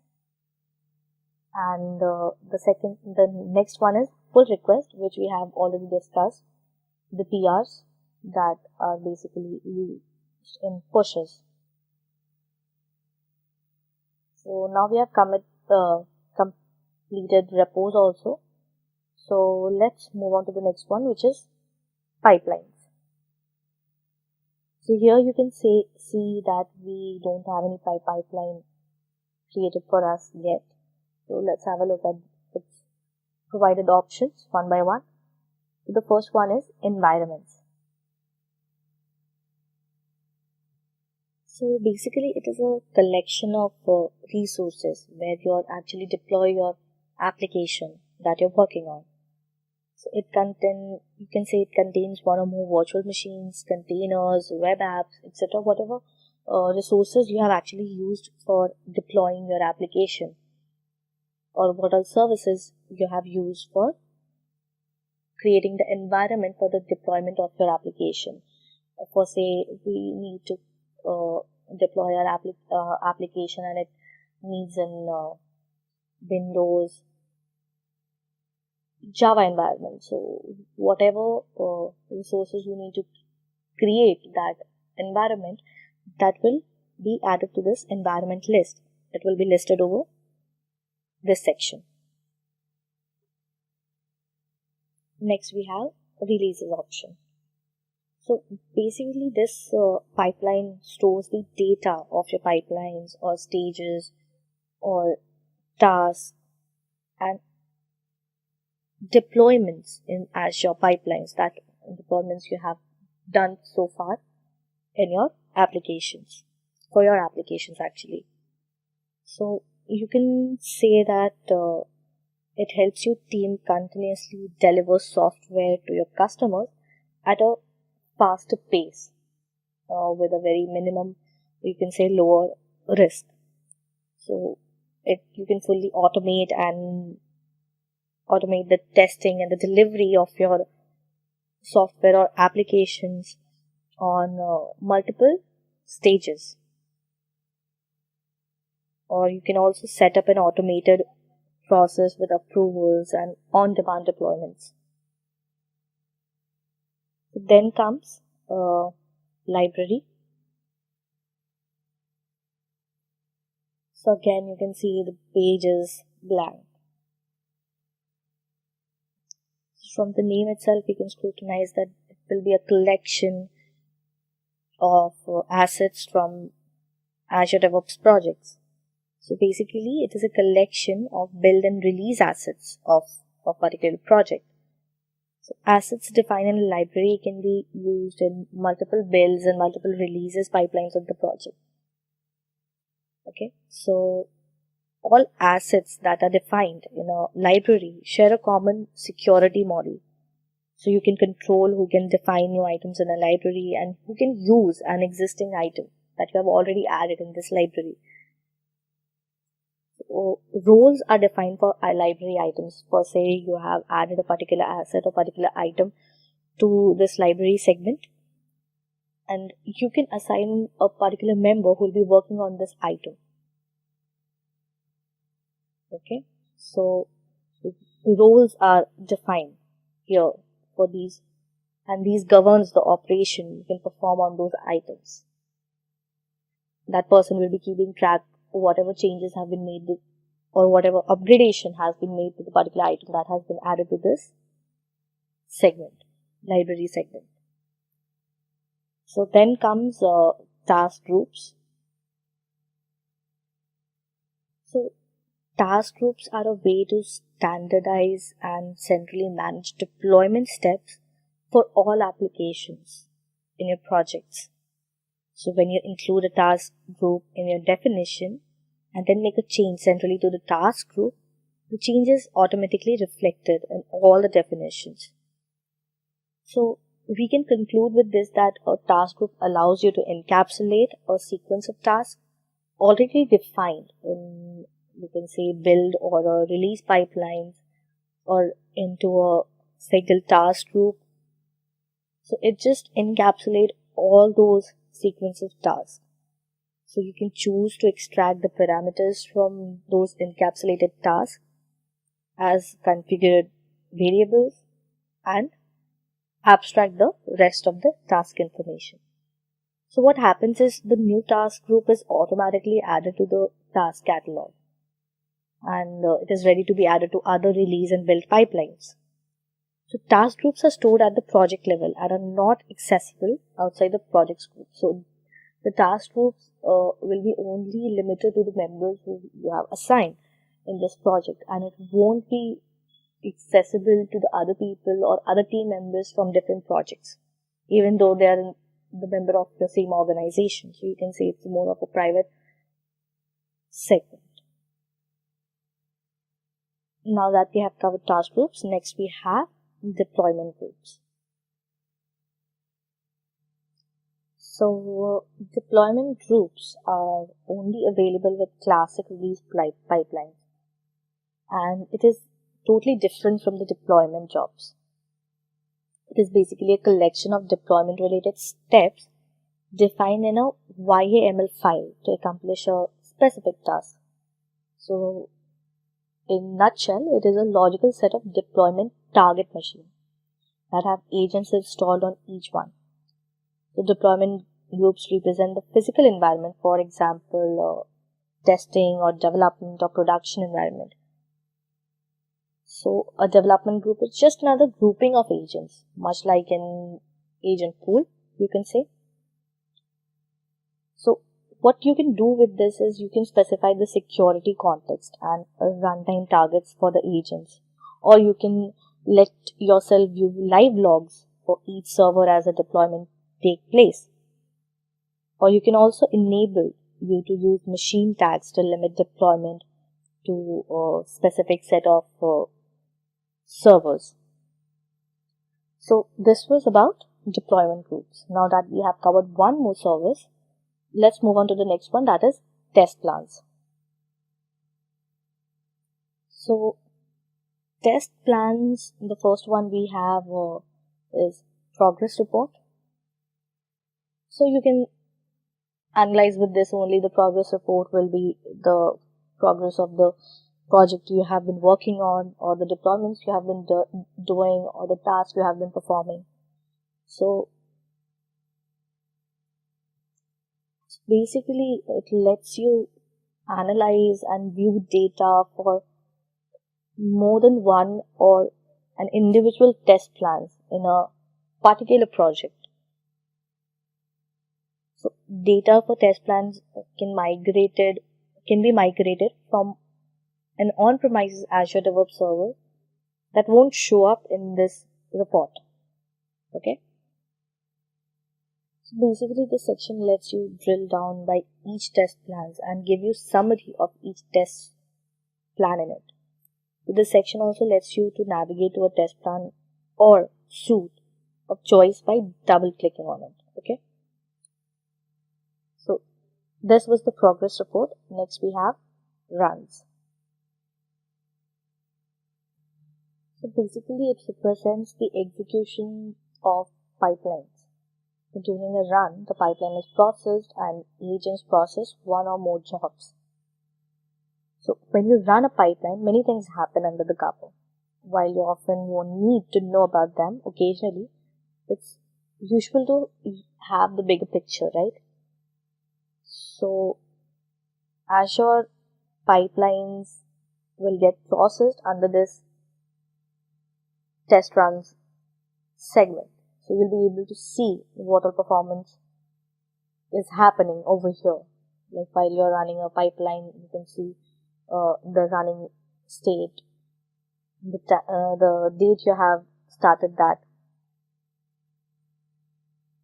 or what all that running pipeline includes, like jobs, steps, and tasks.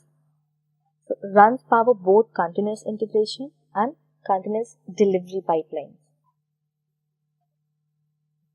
Next we have load test. So basically Azure load testing is a fully managed Azure service that enables developers and testers to generate high-scale load with custom Apache JMeter scripts and gain actionable insights to catch and fix performance bottlenecks at scale. So basically, application performance and resiliency are more important than ever before. So how you can run an Azure DevOps test? So first you need to click on it and select a test suite that contains all the automated tests, and you can just choose the run test option.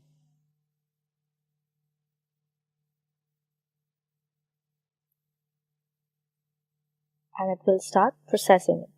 So this service basically simulates traffic for your application, you can say, regardless of on which platform or where it is actually hosted. So now that we have covered test plans as well, let's move on to the next one, that is artifacts. So this is the last service that is provided to your project by Azure DevOps. So artifacts is a byproduct produced during the software development process. So it mainly consists of the project source code, dependency, or binaries or resources that could be represented in different layout depending on the particular technology. So it's like an extension that makes it easier to discover, install, or publish and Maven packages in Azure DevOps. It's basically deeply integrated with other hubs like Build, so that package management can become a seamless part for your existing workflows. So what is exactly it is used for? So it can be used for both public and private organization with teams of any size. It basically manages your npm or NuGet packages via feeds, and it allows you to create and share your Maven. So it's a package management solution integrated with your Azure DevOps. So this was all about the services that is provided to your projects. So now that you know what all services do for your project and what are their benefits and how they function, now you can actually plan your project and start creating and working on it and start deploying with the users and what all services you want for your particular project. So what you can do is click here on project setting. Just a second. Yeah, you can just click on project setting. So now what you can do is you can add in description that what your actual project is about. So for say, like I said, if you're creating in a healthcare application, so you can just give it a description that it is for healthcare related issues, queries, and helps needed, and like you're tying that particular application with different hospitals or healthcare organizations. So you can actually add those information in this description. And the process, which basically it is basic or private one, but you do get a range of process for your project when it depending on the visibility of it, like for Agile or Scrum, you can say. So now here you can see that only my ID is attached to it, as I'm the only member here and I'm the administrator.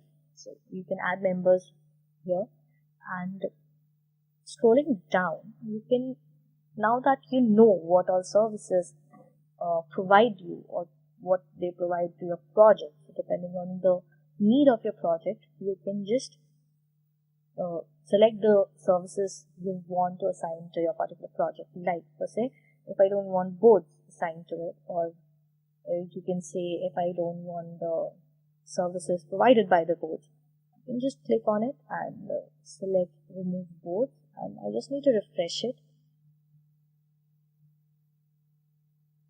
So yeah, here you can see I have overview, repos, pipelines, artifacts, but I don't have test plans and boards. As you can see, test plan is basically all the collection of whatever you're managing, which is indirectly assigned to the boards. So as you remove the boards, the test plans also get removed. Okay, and once like this, you can just select what all services you want specifically, and if you want to delete your project, you can just go ahead and delete it. So this was all about the Azure DevOps services, and the Azure DevOps Virtual Studio, we can say, and how the demonstration of how a project actually functions in this Virtual Studio. Back in the 2000s, organizations were utterly dependent on purchased servers for their IT infrastructure. These servers not only came with limited functionality but were also very expensive. The traditional way of storing and managing data was costly and complicated. It required a massive amount of hardware and complex software to run. All these issues were resolved using cloud computing. Rather than owning their computing infrastructures, organizations were able to scale up or scale down resources based on the requirement. Companies providing these computing services are called as cloud providers.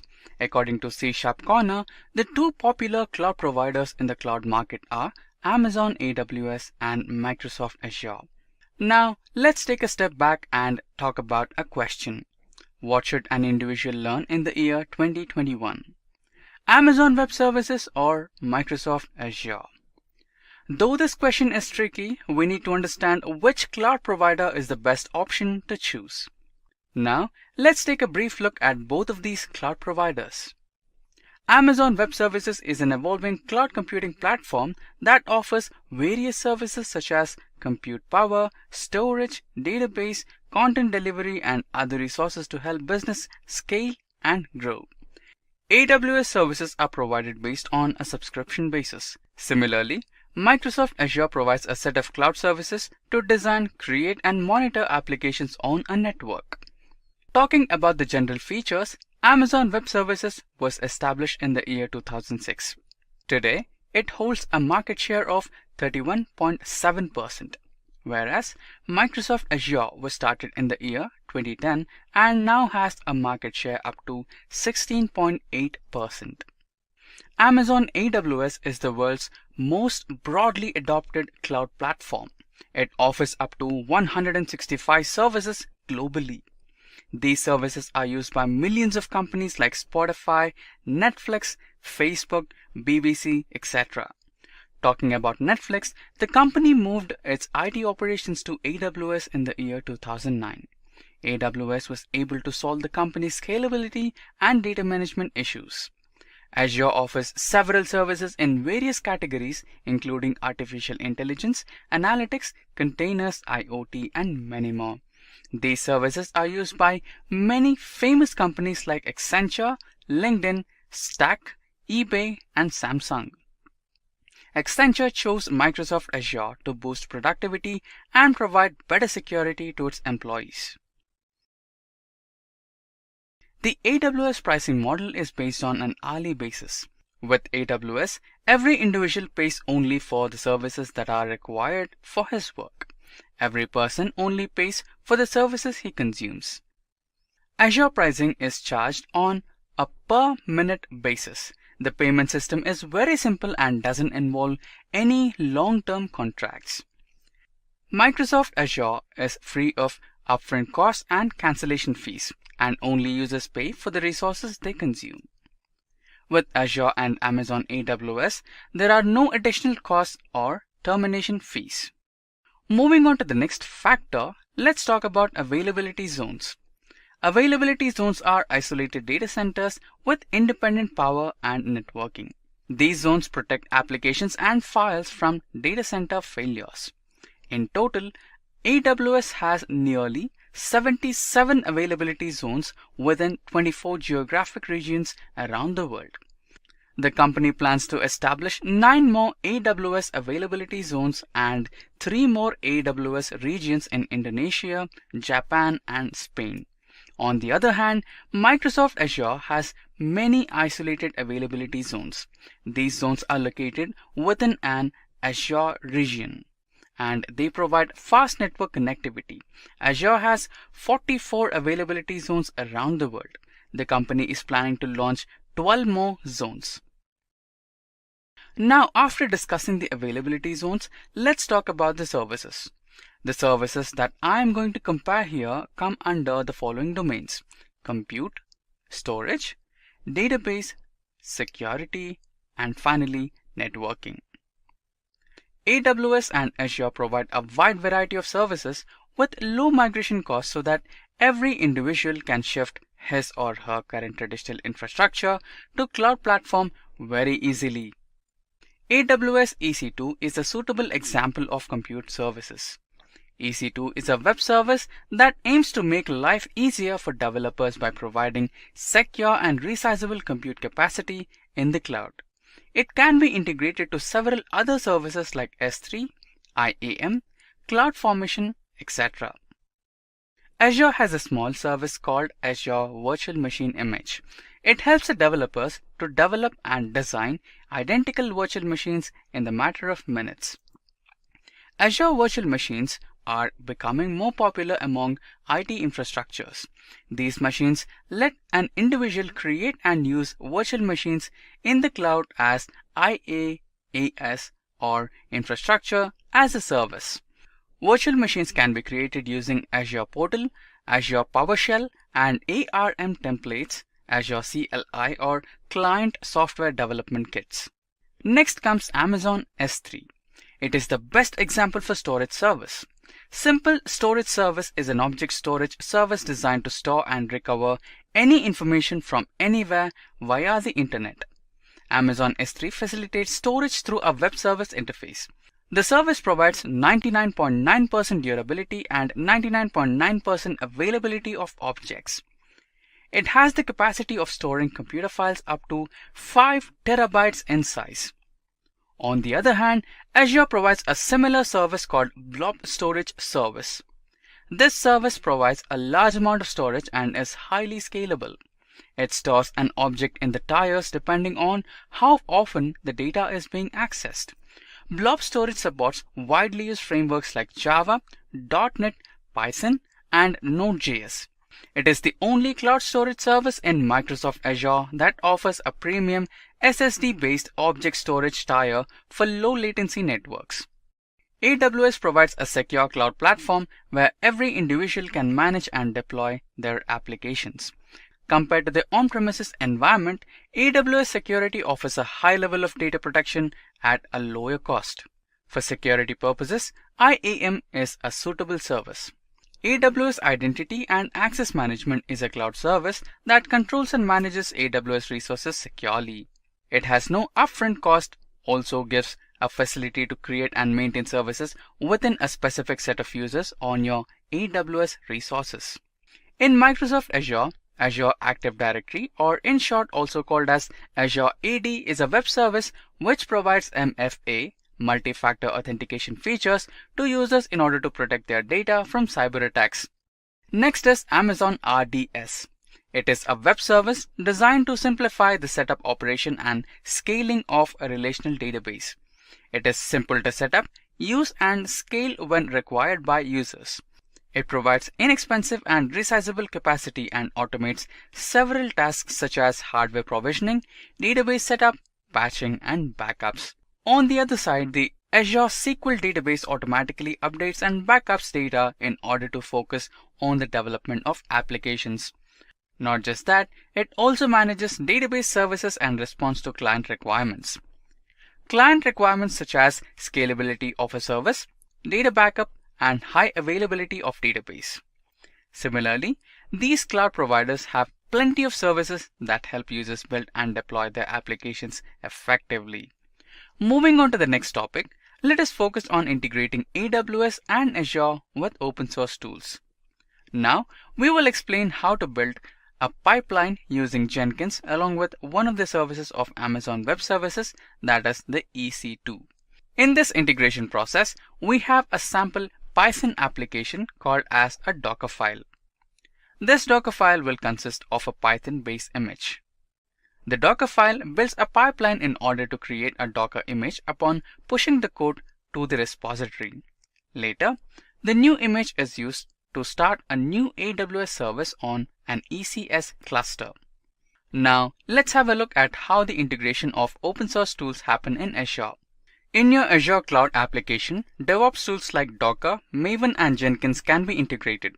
In case you want to integrate the Jenkins pipeline, go to Project and create a subscription, followed by Jenkins. You can specify the required filters based on your requirement. Then choose your endpoint for Azure DevOps to communicate with Jenkins. So that was all about Amazon AWS and Microsoft Azure. Both AWS and Azure are honored to be on top of all other cloud providers. Both provide all necessary features like scalability, high availability, and security. But the moment I hear about choosing the best one, I have to say that all that depends upon the individual business needs. Both cloud providers are the certified ones that hold immense value in the current cloud service market. Hey guys, I'm Rahul and I'll be representing Amazon Web Services. I'm Chinmayi and I'll be representing Microsoft Azure. And I'm Shruti and I'll be representing Google Cloud Platform. So welcome to this video on AWS versus Azure versus GCP. Talking about market share, Amazon Web Services leads with around 32% of the worldwide public cloud share. Azure owns up to 16% of the worldwide market share. And GCP owns around 9% of the world's market share. Let's talk about each of these service providers in detail. AWS provides services that enable users to create and deploy applications over the cloud. These services are accessible via the internet. AWS, being the oldest of the lot, was launched in the year 2006. Azure, launched in 2010, is a computing platform that offers a wide range of services to build, manage, and deploy applications on the network using tools and frameworks. Launched in the year 2008, GCP offers application development and integration services for its end users. In addition to cloud management, it also offers services for big data, machine learning, and IoT. Now let's talk about availability zones. These are isolated locations within data center regions from which public cloud services originate and operate. Talking about AWS, they have 69 availability zones within 22 geographical regions. This includes regions in the United States, South America, Europe, and Asia Pacific. They are also predicted to have 12 more additions in the future. Azure, available in 140 countries, has over 54 regions worldwide grouped into 6 geographies. These geographical locations have more than 100 data centers. GCP is available in 200 plus countries across the world. As of today, GCP is present in 61 zones and 20 regions, with Osaka and Zurich being the newly added regions. Now let's talk about pricing. These services follow the pay-as-you-go approach. You pay only for the individual services you need for as long as you use them without requiring long-term contracts or complex licensing. Now on screen, you can see the pricing for each of these cloud service providers with respect to various instances like general purpose, compute optimized, memory optimized, and GPU. Now let's talk about the compute services offered. First off, we have virtual servers. For AWS, we have EC2. It is a web service which eliminates the need to invest in hardware so that you can develop and deploy applications in a faster manner. It provides virtual machines in which you can run your applications. Azure's virtual machines is one of the several types of computing resources that Azure offers. Azure gives the user the flexibility to deploy and manage a virtual environment inside a virtual network. GCP's VM service enables users to build, deploy, and manage virtual machines to run workloads on the cloud. Now let's talk about the pricing of each of these services. AWS EC2 is free to try. It is packaged as part of AWS's free tier that lasts for 12 months and provides 750 hours per month of both Linux and Windows virtual machines. Azure Virtual Machine Service is a part of the free tier that offers this service for about 750 hours per month for a year. The user gets access to Windows and Linux virtual machines. GCP's VM service is a part of a free tier that includes micro-instance per month for up to 12 months. Now let's talk about Platform as a Service or PaaS services. For AWS, Elastic Beanstalk is an easy-to-use service for deploying and scaling web applications and services developed with Java,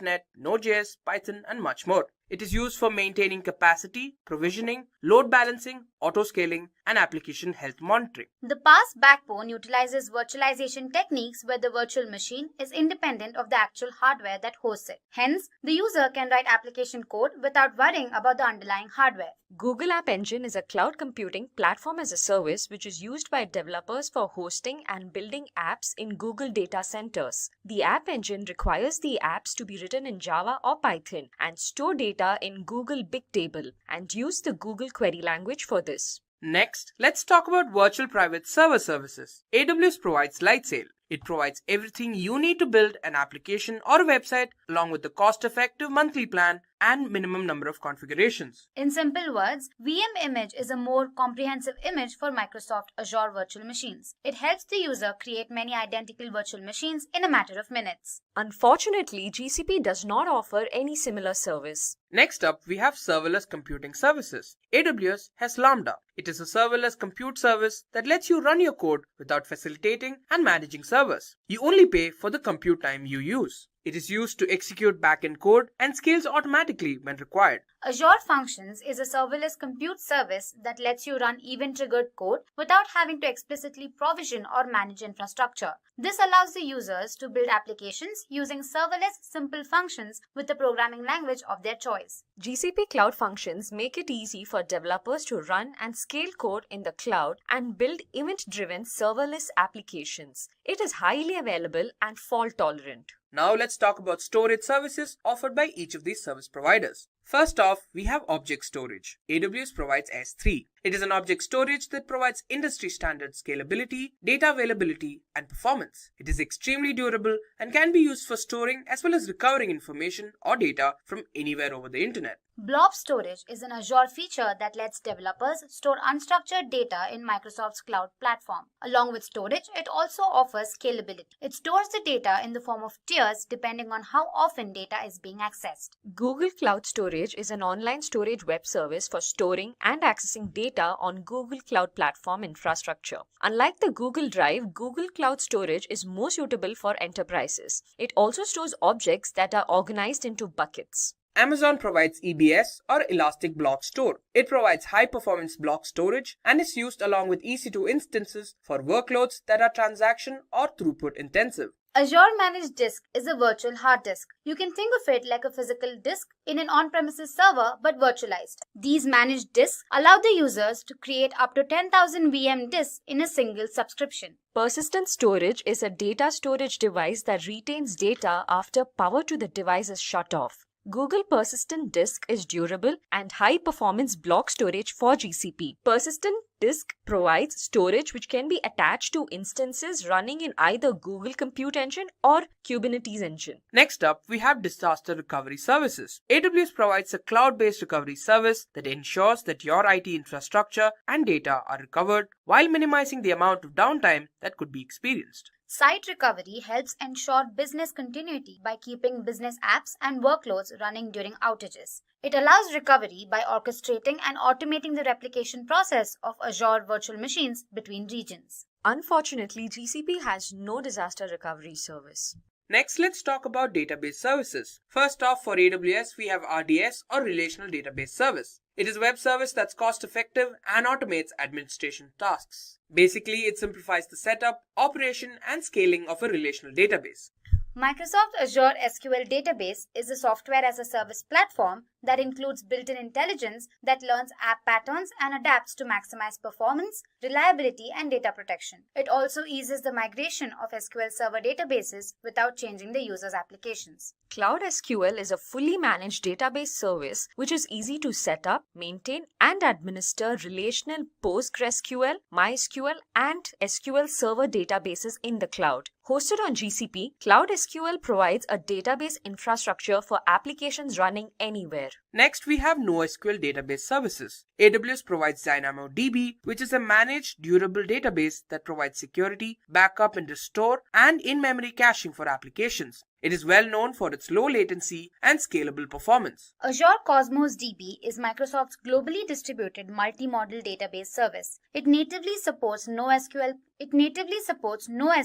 created for low latency and scalable applications. GCP Cloud Data Store is a NoSQL database service offered by Google on the GCP. It handles replication and scales automatically to your application's load. With Cloud Data Store's interface, data can easily be accessed by any deployment target. Now let's talk about the key cloud tools for each of these service providers. For AWS, in networking and content delivery, we have AWS Route 53 and AWS CloudFront. For management, we have AWS CloudWatch and AWS CloudFormation. For development, we have AWS CodeStart and AWS CodeBuild. For security, we have IAM and Key Management Service. For Microsoft Azure, networking and content delivery, we have Content Delivery Network and Express Route. For management tools, we have Azure Advisor and Network Watcher. For development tools, for management, we have Azure Advisor and Network Watcher. For development, we have Visual Studio IDE and Azure Blob Studio. For security, we have Azure Security Center and Azure Active Directory. For GCP, we have the following tools. For networking and content delivery, we have Cloud CDN and Cloud DNS. For management, we have Stack Driver and GCP Monitoring. For development, we have Cloud Build and Cloud SDK. And finally, for security, we have Google Cloud IAM and Google and Cloud Security Scanner. Now let's talk about the companies using these cloud providers. For AWS, we have Netflix, Unilever, Kellogg's, NASA, Nokia, and Adobe. Pixar, Samsung, eBay, Fujitsu, EMC, and BMW, among others, use Microsoft Azure. So as seen on your screens, the companies that use GCP are Spotify, HSBC, Snapchat, Twitter, PayPal, and 20th Century Fox. Let's talk about the advantages of each of these services. Amazon provides enterprise-friendly services. You can leverage Amazon's 15 years of experience delivering large-scale global infrastructure, and it still continues to hone and innovate its infrastructure management skills and capabilities. Secondly, it provides instant access to resources. AWS is designed to allow application providers, ISVs, and vendors to quickly and securely host your applications, whether an existing application or a new SaaS-based application. Speed and agility. AWS provides you access to its services within minutes. All you need to select is what you require and you can proceed. You can access each of these applications anytime you need them. And finally, it's secure and reliable. Amazon enables you to innovate and scale your application in a secure environment. It secures and hardens your infrastructure. More importantly, it provides security at a cheaper cost than on-premise environments. Now talking about some of the advantages of Azure. Microsoft Azure offers better development operations. It also provides strong security profile. Azure has a strong focus on security, following the standard security model of detect, assess, diagnose, stabilize, and close. Azure also provides a cost-effective solution. The cloud environment allows businesses to launch both customer applications and internal apps in the cloud, which saves on IT infrastructure costs. Hence, it's OpEx friendly. Let's now look at the advantages of GCP. Google bills in minute-level increments, so you only pay for the compute time you use. They also provide discounted prices for long-running workloads. For example, you use the VM for a month and get a discount. GCP also provides live migration of virtual machines. Live migration is the process of moving a running VM from one physical server to another without disrupting its availability to the users. This is a very important differentiator for Google Cloud compared to other cloud providers. GCP provides automatic scalability. This allows a site's container scale to as many CPUs as needed. Google Cloud Storage is designed for 99.9% durability. It creates server backup and stores them in a user-configured location. Let's talk about the disadvantages of each of these services. For AWS, there's a limitation of the EC2 service. AWS provides limitations on resources that vary from region to region. There may be a limit to the number of instances that can be created. However, you can request for these limits to be increased. Secondly, they have a technical support fee. AWS charges you for immediate support, and you can opt for any of these packages. Developer, which costs $29 per month, Business, which costs more than $100, and Enterprise, that costs more than $15,000. It has certain network connectivity issues. It also has general issues when you move to the cloud, like downtime, limited control, backup protection, and so on. However, most of these are temporary issues and can be handled over time. Talking about some of the disadvantages of Microsoft Azure. Codebase is different when working offline and it requires modification when working on the cloud. PaaS ecosystem is not as efficient as IaaS. Azure Management Console is frustrating to work with. It is slow to respond and update and requires far too many clicks to achieve simple tasks. Azure Backup is intended for backing up and restoring data located on your on-premises servers to the cloud. That's a great feature, but it's not really useful for doing bare metal restores of servers in a remote data center. Let's now look into the disadvantages of GCP. So when it comes to cloud providers, the support fee is very minimal, but in the case of GCP, it is quite costly. It is around $150 per month for the most basic service. Similar to AWS S3, GCP has a complex pricing schema. Also, it is not very budget friendly when it comes to downloading data from Google Cloud Storage. Knowing Azure is one thing, having worked on Azure is another thing, and being able to answer interview questions in Azure is a totally different thing. Although one helps the other, it's still different skills. And our aim through this video is to prepare you with common product and scenario-based interview questions. So why wait? Let's get started. A common cloud interview question is, what's the difference between SaaS, PaaS, and IaaS? We all know that a software as a service is thin client model of software provisioning, where client in this case usually is simply a web browser providing the point of access to softwares running on the servers. Now, SaaS is the most familiar form of cloud service for customers. SaaS moves the task of managing software and its deployment to third-party services, meaning the vendor actually gets to manage all that. So SaaS is software as a service involving applications being consumed and used by organizations. So it's generally using an application, and usually organizations pay for their use of this particular application. Now, some examples of SaaS would include Office 365. Salesforce is another very good example of SaaS, and a lot of Google apps and storage solutions like Box and Dropbox are a very good example of software as a service. Talking about platform as a service, or PaaS, it actually functions at the lower level than SaaS. Now, typically it provides a platform on which software can be developed and deployed. Now, here we develop the software, we deploy the software. Now, PaaS actually provides an abstract of much of the work dealing with servers and giving client an environment in which the operating system and the server software and the hardwares and the network are managed and taken care. In other words, with a platform as a service, all the things that I've mentioned, like the servers, the server software, the hardware, everything is managed by the provider, and we can focus on business side of the scalability, and we can focus on application development of our product or the service. So in short, platform as a service is a service that enables developers to build and work with applications without even having to worry about the infrastructure or management of the underlying hosting environments. And some examples of PaaS in Azure is SQL and Azure storage. Talking about infrastructure as a service, IaaS, now this is moving down the stack even further. Now we get to the fundamental building block of the cloud service, which is infrastructure as a service, IaaS. Now IaaS is fully of highly automated, scalable computer resources. IaaS is full of storage. IaaS is full of the network capability. That's what IaaS is. Now, IaaS clients have direct access to the servers and storage, just as they would to do traditional servers. But in this case, it's going to be in the cloud. In this case, it's going to be more scalable. So IaaS is very similar to what you would do in your on-premises physical data center. But when we talk about IaaS, we get to do everything, but it's stored in the cloud. So if we need to build a definition around IaaS or infrastructure as a service provides users with components. It provides components. It does not give us a built environment. It simply provides a component such as operating system, networking capabilities, and a lot more. Now this is a paid for based on the usage and can be used to host applications. In other words, this is pay as you go type. The more you use, the more you pay. The less you use, the less you pay. And some of the examples of IaaS in Azure is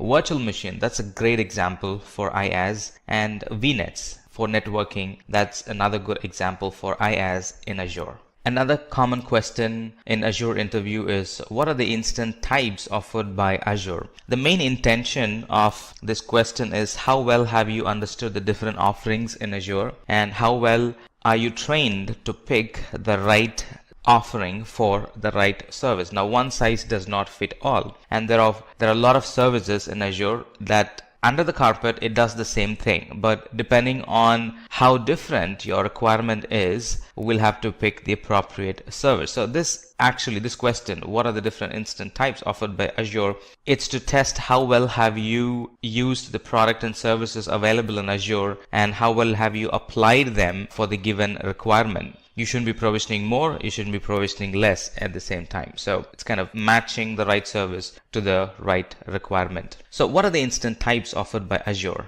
As you see in the list, we have general purpose, compute optimized, memory optimized, storage optimized, GPU virtual machines, and high performance compute virtual machines. Now, answering just the names won't be enough in an interview. You'll have to go further and explain why and in what scenario you would use general purpose and what are the use cases, what type of servers is a good fit for a general purpose and what type is a good fit for compute optimized, so on and so forth. And that's exactly what we're going to do now. So the general purpose VMs, they provide a balanced CPU to memory ratio, and it's very good for testing, very good for a development environment, very good for small and medium databases, and also for low to medium traffic web servers. And some of the use cases are, like we said, test servers, low traffic web servers, small to medium databases, some enterprise grade applications. It's also good for relational database. It's also good for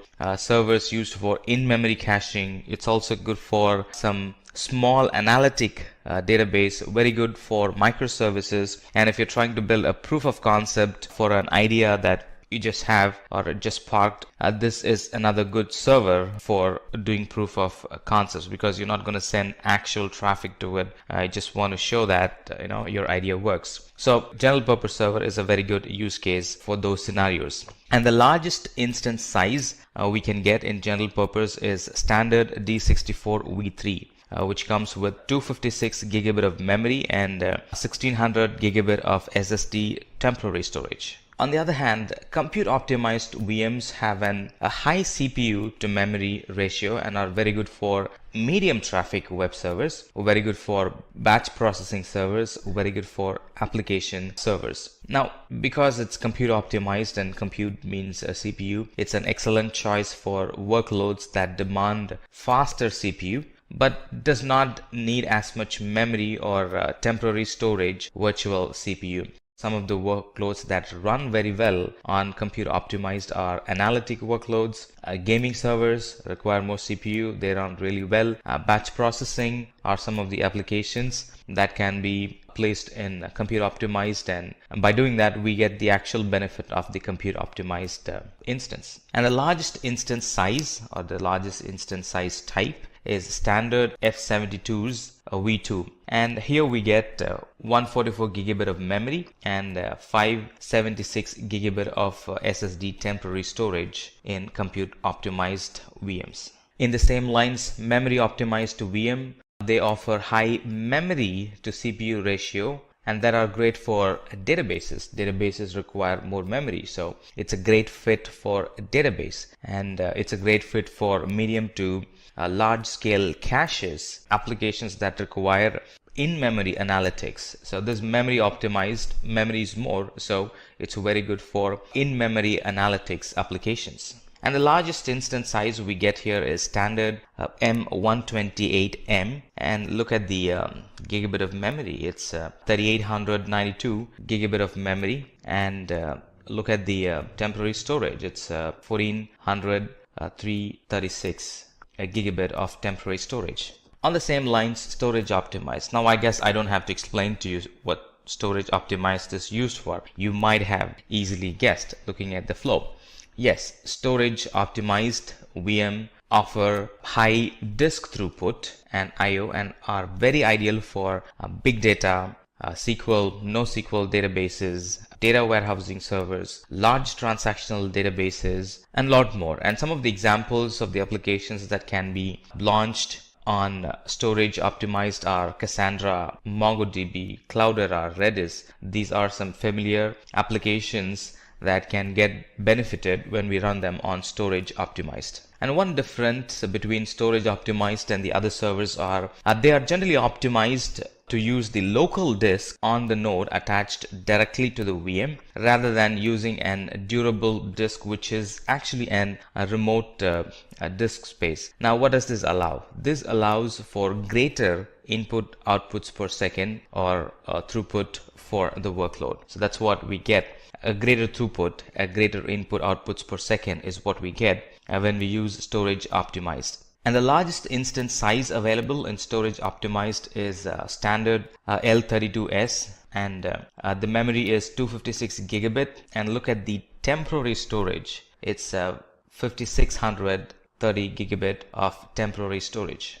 GPU type VMs, easy to guess. GPU optimized VMs are specialized virtual machines available with multiple GPUs attached to them. Now these sizes are designed for, or these VMs are designed for compute intensive, graphic intensive visualization workloads that require a lot of graphical processing unit attached to it. So in short, these are virtual machines that specialize in heavy graphic rendering and video editing. It also helps with model training and interferencing with a standard ND24RS, which has 448 gigabit of memory and 2948 gigabit of temporary storage. And the last but not the least, but the best, is high performance compute or Azure H series virtual machines. Now they are the latest in high performance computing VMs and are aimed to handle workloads like batch processing, analytic, molecular modeling and fluid dynamics, a lot of complicated applications in this VM. And this is the fastest and powerful CPU virtual machine with optional high throughput interfaces. And the largest instance size that's available is the standard L32S, which comes with 224 gigabit of memory and 2000 gigabit of SSD temporary storage. And a third common question is, what are the deployment environments offered by Azure? There are two main deployment environments. One is the staging environment and the other one is the production environment. Now in staging environment, let's talk about staging first. So when you're deploying your web app or web app on Linux, you can deploy them to a separate slot instead of the default production slot when running them in standard premium or isolated app service plan tiers. Now the deployment slots are actually live app with their own host name. And at a later point, the staging environment can be swapped with the production environment. So why do we need a staging environment? What are the benefit of it? So the benefit of deploying our application to a non-production or staging environment, it provides a platform to validate changes to our application before it can be made live in the production environment. And in the staging environment, the app can be identified using the Azure's global unique identifier, also called as the GUID URL. And it's very similar to the production URL, except that it has a custom name in front of it that identifies it as the staging environment. And for production environment, this is the live production environment that's serving customers' request, that's serving the customer content. Now it can be slightly different from the staging environment in a way that the URL that's used to identify the production environment, that's more of an DNS friendly name, like the name of the actual service.cloudapp.net. That way it differs. In case of staging environment, you have a custom name right before it, so the custom name and then the cloudapp.net, but in this case you get the direct service name as the name of the URL. So this is live production environment which receives and handles and serves customer traffic. Another commonly asked question in Azure is what are the advantages of scaling in Azure? The actual thought behind the question is to see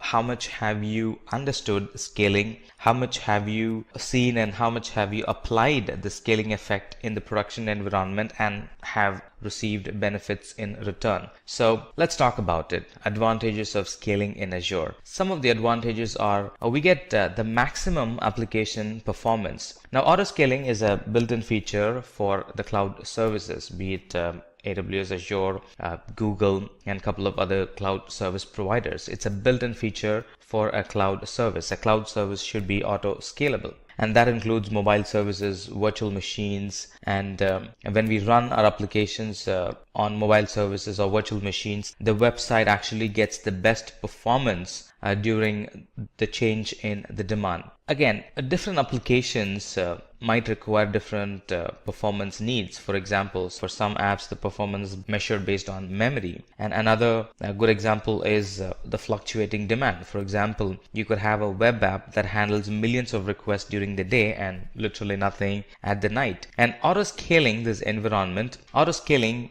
any of these environment will automatically scale or fatten your environment so to receive all the incoming traffic, and during lean period it actually gets slimmer and slimmer so to help you with the cost. So it actually maximizes the performance. That's what auto scaling does. And like we said, auto scaling scales up and scales down based on demand. It not only scales up but also scales down so to help you with the cost. And if you know the particular pattern in which the application is going to receive traffic, then we can very well go ahead and schedule scaling to our application or schedule scaling that infrastructure based on time. If we already know that Monday to Friday, that's the traffic that I would get, and it's a constant one. It's not a public facing, but it's an internal application. So I know all the 500 users or the 1,000 or the 5,000 users who will be using it. So at any given point, it's just 5,000 users. It's not going to go beyond that. And during Saturday and Sunday, literally nobody's going to be in office. So no load at all. So in that case, I pretty much know how the pattern is going to be. I can go for scheduled scaling if I know the pattern. And auto scaling, like I said, not only helps with keeping the application highly available, it also helps with the cost effectiveness of our infrastructure. So anytime there's a VM or a group of VMs running on less CPU, auto scaling is going to actually get the environment slimmer and slimmer, so we're not unnecessarily running any resources and paying for it. If you're being interviewed for the infra side in Azure, this is another common question that gets asked. How are Windows Active Directory and Azure Active Directory different? Let's talk about the Windows Active Directory first. The non-cloud Windows Active Directory the service was released along with Windows 2000 Server Edition, and this Active Directory is essentially a database that helps organizations to organize the users, organize the computers, and a lot more. It provides authentication and authorization to the applications. Not only to the applications but also to file servers, to printers, and a lot of other on-premises resources. That's what the basic non-cloud Active Directory does. On the other hand, the Azure Active Directory is not designed to manage web-based services. The Azure Active Directory, on the other hand, was designed to support web-based services that use REST API interfaces for Office 365, Salesforce.com, etc. Unlike the plain Active Directory, this uses a completely different protocol. So protocol wise it's different, and the services that it supports is quite different. Now besides that, it also has a couple of other differences as well, and let's look at them. So the actual Active Directory or the Windows Actual Directory is a directory service that facilitates working with interconnected, complex and different network resources in a very unified manner. On the other hand, Azure Active Directory is Microsoft's multi-tenant, cloud-based directory and identity management service. And the Windows Active Directory has 5 layers to store data, to store user details, and to issue the management certifications. On the other hand, Azure Active Directory integrates or compresses the 5 layers into just 2 layers. Here, Windows Active Directory works with on-premises servers like applications, file servers, and printers, etc. On the other hand, Azure Active Directory, it works on web-based services that use RESTful interfaces. If you're being hired for the development environment or for the cloud DevOps support environment, or even for the production support environment, you might find yourself being asked this question: what are the types of queues offered by Azure? Now Azure supports 2 types of queue mechanisms, the storage queue and the service bus queue. Let's talk about storage queue first. Now the storage queue, which are part of Azure storage infrastructure, it provides a simple REST-based interface, simple REST-based get, put and peek interface. It provides reliable, persistent messaging within and between the services. It follows the pub-sub model or a pub-sub messaging infrastructure,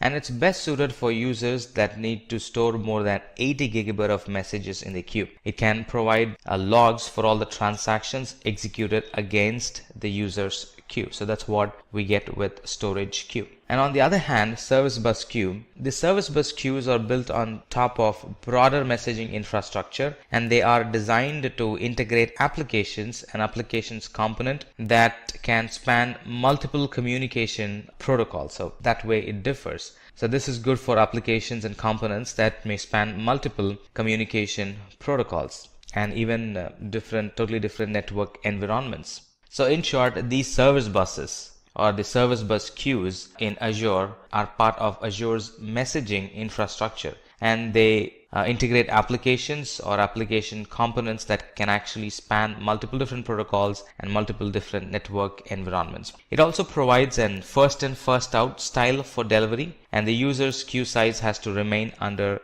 80 gigabit. Another familiar question is, what are the advantages of Azure Resource Manager? Now, the Resource Manager helps us to manage the usage of the application resources. This question is actually to test how well have you tested, how well have you used Resource Manager and have gotten the benefit of it. This question actually tests how easy it has become after the introduction of Resource Manager compared to when doing deployments or when provisioning resources without the Resource Manager. So let's get into the answers for the question. What are the advantages of Azure Resource Manager? In short, Resource Manager is called ARM. So the ARM helps deploy, manage and monitor all the resources for an application, a solution or a group. So all the interconnected application, all the interconnected services can be monitored as group using Resource Manager, and users can be granted to access to resources that they require within a Resource Manager. So in an account, I can have like 10 different resources created by a Resource Manager or a resource group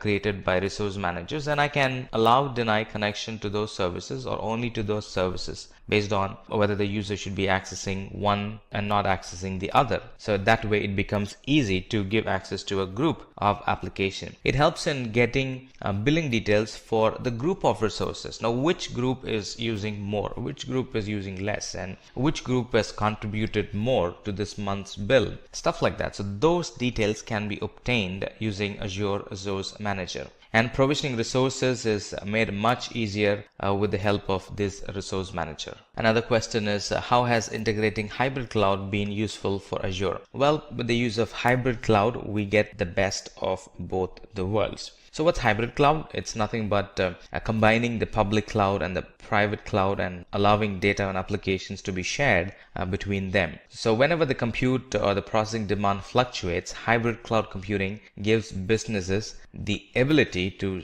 seamlessly scale their on-premises infrastructure in the public cloud and handle any kind of overflow in the requirement or overflow in handling the application. So it really helps. It boosts the productivity of our on-premises application. So with the hybrid cloud, we get a greater efficiency with combination of Azure services, DevOps processes and tools for the application running in on-premises. And by having a hybrid cloud environment, users can take advantage of a constantly updated Azure service and other AWS marketplace applications for their on-premises environment. And the other benefit is with hybrid cloud environment, we can simply deploy applications regardless of its locations. In case of on-premises, we'll have to worry about the location, but when we expand our on-premises environment in the cloud, we can pick any of the locations and simply deploy it in them. And this enables the applications to be created at a greater speed. What's federating in Azure SQL? Now this question is very specific about SQL. How can we scale the SQL database? Now this is a very good question or a valid question or an important question in the interview, because many customers or companies have not been able to meet the user demand because they could not scale out the databases. The theory of scaling out or adding servers to accommodate the increased workloads and traffic is not hard to understand, but the implications can be very complicated. The implications can be very expensive. We're well aware of scaling the web servers, that's very common, but how do we scale the database? So Microsoft provides the tools and technologies so we can scale out the database in the cloud, and that's what is called SQL or federation in Azure SQL. So the way we scale out the SQL database is by sharding the database. So sharding actually enables users to take advantages of the resources in the cloud. Not only that, it allows users to have their own database or a shared database amongst each other. Because we're creating a highly available database, because we're having shards in a database, it actually reduces the possibility of a single point of failure for our database. And more importantly, because we're sharding, because we're using federation and Azure SQL, it provides an cost-effective scaling of our databases by using cloud resources or by using billing only for the cloud resources that we have used. So no pre-provisioning, no over-provisioning. It provisions the right amount and we pay the right amount. Let's talk about this one. What are the different types of storage offered by Azure? Now, the different types of storage offered by Azure are, as you already know, and as you can see, they are Azure blob storages, table storages, file storage, and queue storage. So let's expand one after the other.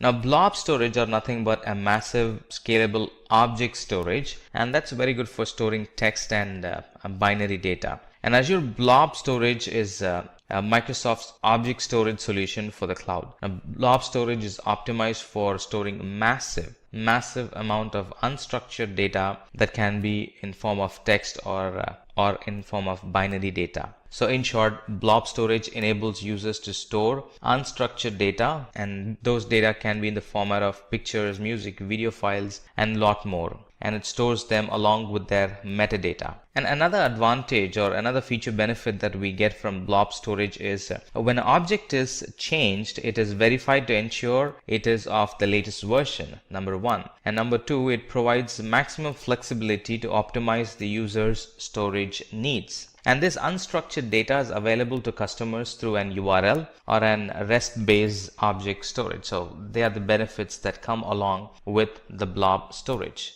Table storage, on the other hand, is a NoSQL store for schemaless storage of secured data. Now, this Azure Table Storage is a service that stores structured NoSQL data in the cloud.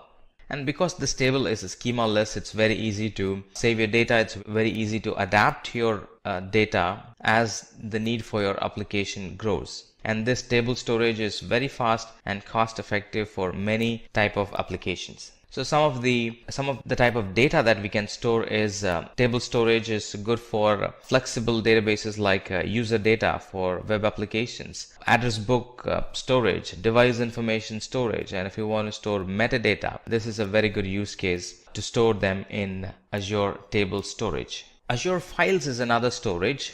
Here it's a managed file share for cloud or on-premises deployment. So file storage provides file sharing capabilities accessible by the server messaging block protocol, and this can be accessed from the cloud and this can be accessed from on-premises as well.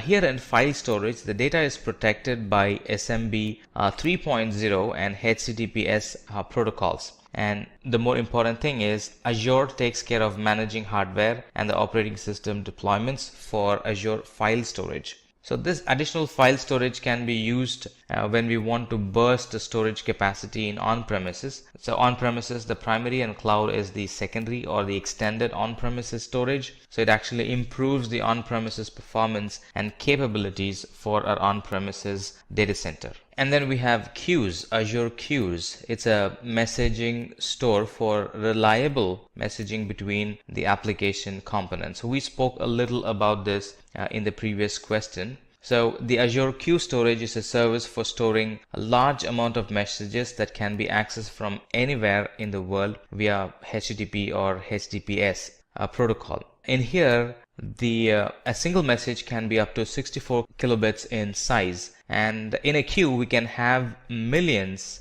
of messages, and the limit can actually go up if we have not reached the limit of the storage account. So it's millions and millions of requests that can be stored in the storage queue or the queue storage. So the queue storage, in short, provides message queuing for large workloads, and it enables users to build flexible applications and separate the functions one from another, so one failing doesn't affect the other application which is running healthy. And this queue storage, it ensures the application is scalable and less prone to individual component failures because they are decoupled, separate now. It also helps in monitoring the queue, which ensures the customer's demands are met. So queue is a great place to monitor, or a great component to monitor, so we understand how much peak have we reached for a particular application, service, or a container.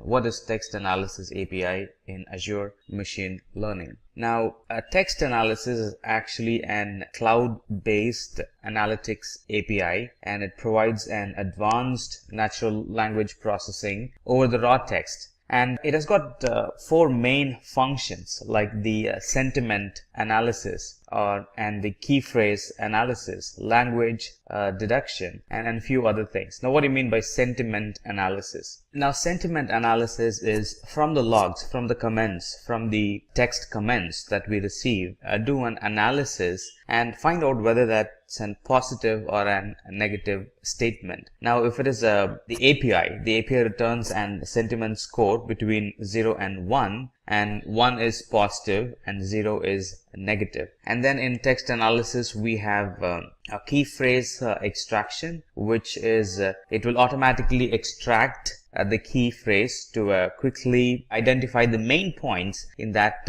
key phrase. For example, if you're analyzing a text which says the food was delicious and there were wonderful stuff, then the API returns the main talking points of that phrase, like food is the main talking point, and wonderful stuffs, that was a main talking point. So that's another feature that this text analysis has. And then we have language deduction in text analysis, right? Irrespective of what you paste, it can try to gauge and try to align it to the 120 or up to 120 languages that it supports. So I can simply take text from the internet and I can paste it, and text analysis software is going to identify the language and then can run phrase and sentiment analysis on those texts. Right. So in short, text analysis is an API, a set of web services that can be used for text analysis. It can be used to analyze unstructured statement, sentiment analysis, key phrase extraction, and lot more. And the results are generally between 0 and 1 being positive and 0 being the negative sentiment. There is no much training, or in other words, this is not as complicated as a couple of other text analysis softwares are available in the market. We can simply paste, we can simply upload the text, and we can call the service and it runs a sentiment analysis on it all by itself. Let's look at this question. What are the advantages of Azure Queue Storage? If you're going to work in a development environment, if you're going to work in an environment that embraces DevOps, this could be a question. What are the advantages of Azure Queue Storage? Now, Azure Queue Storage is built to flexibly operate the applications and separate the functions between the applications that run large workloads. So when we design applications for scale, these applications can be decoupled so that they can scale independently. A thing happening on an application is not dependent on another application, and anything happens to a section of the application will not affect the other application because they are now decoupled and connected through the queue storage. So the queue storage gives us asynchronous message queuing for communication between the applications, irrespective of whether they are running in the cloud or whether they are running in desktop or whether they are running on premises or on mobile devices. So in short, this queue storage enables message queuing for large workloads in a simple and cost-effective and a durable manner. Talking about the advantages is it provides rich client libraries for Java, Android, C++, PHP, Ruby, and a lot other services getting added during every new release from Azure. And the main advantage again is it enables users to build flexible apps and separate the functions for bigger or greater durability. Again, introduction of queues into our application, it ensures our users' applications are scalable and less prone to individual component failures, meaning one component failing is not going to take the whole application down. Right? If one component fails, it's just that component that fails. The rest are healthy and the rest are going to function. It also helps us to monitor the queues and ensure the servers aren't overwhelmed by sudden traffic bursts. So how much do I have in the queue kind of determines the traffic for my application. And if the queue is more, I can always go and auto scale my environment, and the queue is less, I can always go and shrink or make my environment thinner so it can save cost. And anytime there is more data in the queue, I can auto scale, monitor the metric and do auto scaling based on that metric. So the environment knows that there are more data coming in. I need to expand myself to handle that much amount of data. This is a very common question. What are the two kinds of Azure Web Service roles? Now, a service role is a set of managed and load balanced virtual machines that work to perform some task. And based on what it's going to run on top of it, is it going to run a web service or is it going to run a worker service, defines what kind of roles that gets attached or that goes on this virtual machines. So we have two types, web role and worker roles. The web role is a cloud service role that's configured to run web applications developed on programming languages, technologies. And majorly they support IIS, Internet Information Service, and they support ASP.NET, PHP, Windows Communication Foundation, and so on. So that's web roles. And these web roles, it automatically deploys and hosts application through the user's IIS, Internet Information Service. On the other hand, worker roles are roles that runs applications and service level tasks which generally do not require IIS. So IIS is actually the differentiating factor. So in worker roles, IIS is not installed by default. The worker roles are mainly used to perform supporting background process along with web roles and do tasks automatically compressing or uploading the images, running scripts, and or doing some changes in the database, getting new messages from the queue and processing, and a lot more. The work, the applications, or the work that does not require IIS. That's what this worker role does. Again, the main difference between the web role and the worker role is that the web role automatically deploys and hosts your application through IIS, whereas the worker role does not use IIS and runs our application as standalone. This is another classic question. What is Azure Service Fabric? So Azure Service Fabric is actually a distributed system platform that makes it easy to pack, deploy, and manage scalable and reliable microservices and containers. Now, Service Fabric also addresses some of the significant challenges in developing and managing cloud-native applications. And the problem that it addresses and fixes is, now developers and administrators can avoid complex infrastructure problems and focus on implementing mission-critical and demanding workloads that can be scaled and that can be managed through the console or from the single place. In short, Service Fabric provides a platform that makes the process of developing microservices and managing application lifecycle a lot easier. And the advantages of Service Fabric is that now we can produce application with faster time to market because all the worry about the infrastructure is taken away from us. We don't have to design an infrastructure. All that we need to worry about is simply the application and the application lifecycle. Again, the advantage is it supports Windows, it supports Linux. Not only that, it supports servers on premises and in the cloud. With Service Fabric, we can scale up our environment to even 1,000 machines in just a single command. Or if there is an immediate need for 1,000 machines, I can immediately scale them up to 1,000 machines. That's possible with Service Fabric. Now let's look at this question. You can expect this question if the customer is running hybrid environment, meaning having some of the applications in on-premises and running some of the applications from the cloud. And for some reason,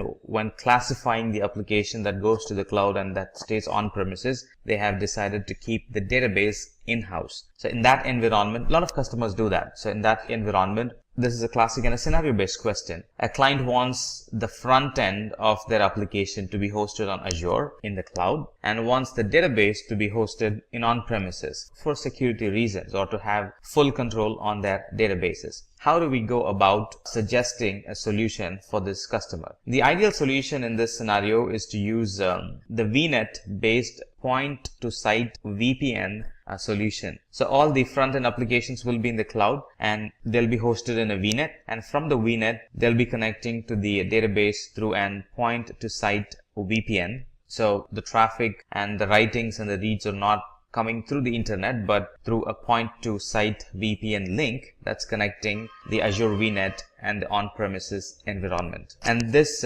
model or this approach or this solution is best suited for scenarios where there are only a limited number of resources that needs to be connected between on-premises and the cloud. This is a very common question. What's Azure Traffic Manager? Of course, we no more running applications on a single server. We no more running applications on or from a single environment. Right? The same application is being run from multiple environments within Azure, and it can be running from Azure and on-premise as well. So multiple environments between Azure and on-premises. And a lot of customers have such environment. And if you're facing an interview with such customer, this could be an ideal question. What is Azure Traffic Manager? Now, the Azure Traffic Manager is a DNS-based traffic load balancer that actually enables us to distribute traffic between services across Azure global regions. And by doing this, it provides a good availability and a good responsiveness to the application. And this traffic manager, it uses DNS to direct client requests to the most appropriate service endpoint based on the traffic routing logic and the health of the endpoints that it maintains. So in short, this traffic manager is a load balancer that enables users to provide high availability and responsiveness by distributing traffic in an optimal manner across the Azure when we run the same application in different regions. So some of the advantages or some of the use cases of using Azure Traffic Manager is it provides multiple automatic failover options. It also helps with reduced downtime. It also helps with the distribution of user traffic across multiple locations. So one location is not overloaded. And then it helps with users knowing from where our customers are getting connected from. That's another big use case with Azure Traffic Manager. Let's look at this question. Right, this is an ideal question. Now there are a group of servers connected together within an virtual network, and now we need to move them or create a separation between them. How do you go about achieving it? So the question goes like this. You need to isolate network traffic among VMs in a subnet, which is part of a virtual network with little downtime and impact on the users. So that's the given scenario.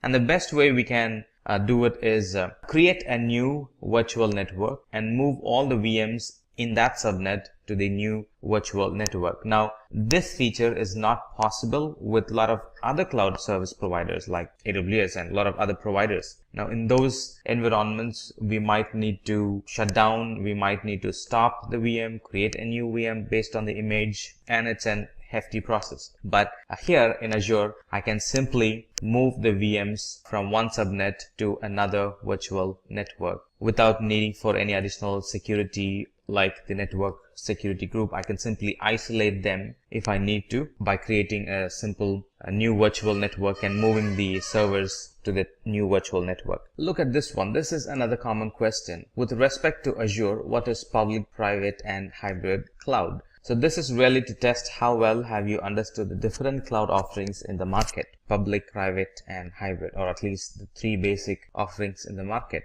public, private, and hybrid cloud. Now, the public cloud is the most common way of deploying cloud computing applications, and it has resources like servers, storage, and are owned and operated by third-party cloud service providers like Microsoft Azure. Microsoft Azure is a very good example of public cloud. So here, every component that the user is using is running only on Azure. That's public cloud. Right, let me talk to you about some of the advantages of public cloud. Some of the advantages is low cost because there's no need to purchase hardware or software, and we pay only for the services that we use in public cloud. And there is literally no maintenance because the service provider maintains the environment for us. And with public cloud, we have nearly unlimited scalability, meaning we can get resources on demand and can meet our business requirements on demand. And the public clouds are very highly reliable because they have a vast network of servers and they ensure that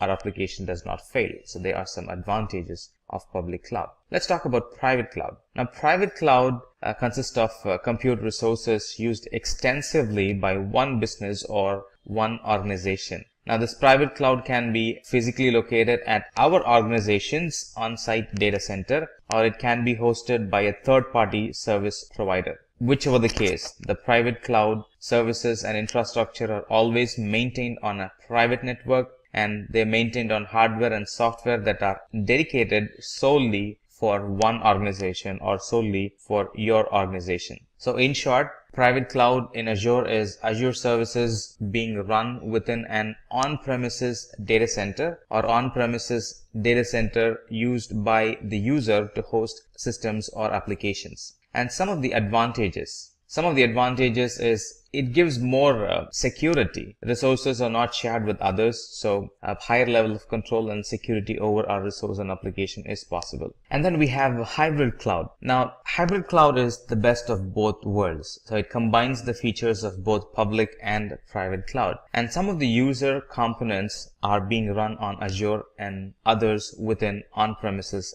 data center. So they kind of share the resources. In other words, they kind of share the application. Half of the application would be running in on-premises and half of them would be in the cloud, and they would be working in harmony to support the application and the business need. So that's hybrid cloud. This is another good example question that wants to test how well you pick services, or how well have you understood Azure products and services and are picking the right service for the need. So the question would go like this: what kind of storage is best suited to handle unstructured data? There are a lot of storage options available, and the requirement here is what or which one would you choose for unstructured data? The answer for that question is blob storage, because blob storage is designed to support unstructured data. It works in this way: it places the data into different tiers based on how often they are accessed. Different tier means different performance. Different performance means different cost associated with it. So a lot of add-on advantages will we get when we use blob storage for unstructured data. In addition to it, any type of unstructured data can be stored in blob storage. This is not true with a couple of other storage options that we have in Azure. Only with blob storage we can store any type of unstructured data. And the data integrity is maintained every time an object is changed in the blob storage. And the best part is the blob storage helps increase applications performance and reduces the bandwidth consumption for that application. So they are the benefits that we get for blob storage, and blob storage are the ones that are well suited for unstructured data, and that's what your answer should be. It's really an 5-step process, and if we have done some basic labs with Azure, you can easily answer this question. So it's a 5-step process. First step is to log into the Azure. The second one is to create an resource or a resource manager. And within the resource manager, you would be selecting the resource. And then pick the operating system. Do you want Windows or Linux? And within Windows, what's the flavor you want? Or within Linux, what's the flavor you want? So decide on it. And then entering the relevant information like the name of the instance or the VM that we're going to launch, and the password, the URL that goes with it, and a couple of other relevant information that gets itself attached with the VM. And then select the size of the virtual machine. Different size, different types available for the kind of application and for the intensity of the application that will be running on top of it. So select the size of the virtual machine, review everything, whether they're good or not. If there are any changes required, go back and edit them, and then come back and launch, and your VM is there for you to start working within like 3 or 4 minutes, not even 5 minutes. Within 3 or 4 minutes, it gets ready and you can start working on it. So it's a quick and it's a 5-step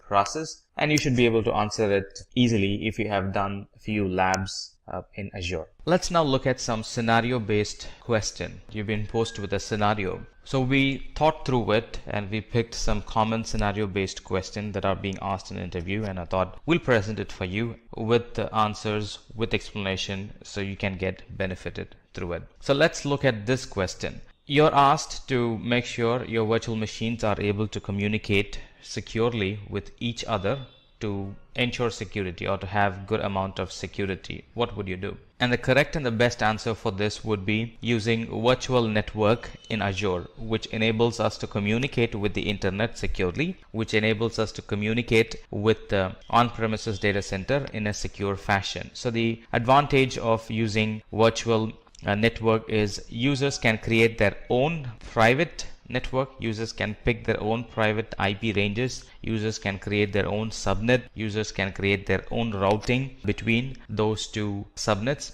A lot more goes into that virtual network. So it's very customizable, and the users are provided with an isolated and highly secure environment for applications. It's completely isolated from other customers. It's completely isolated from other applications that are running in other virtual network that we own. So within our account, we can have multiple virtual networks, and one application running on a virtual machine is completely isolated from other applications running on other virtual machines. And of course, all traffic stays within the Azure network, Azure virtual machine, or within the Azure network, depending on how you set up the routing. If you have set up a routing to go or reach the internet, it's going to go, otherwise it's going to stay within Azure. If you have set up routing to reach on premises, then it's going to go and reach on premises, otherwise it's not going to go and reach on premises. It's going to stay within the Azure. And it also allows users to design their own network, like we already discussed, picking up IPs, picking routing,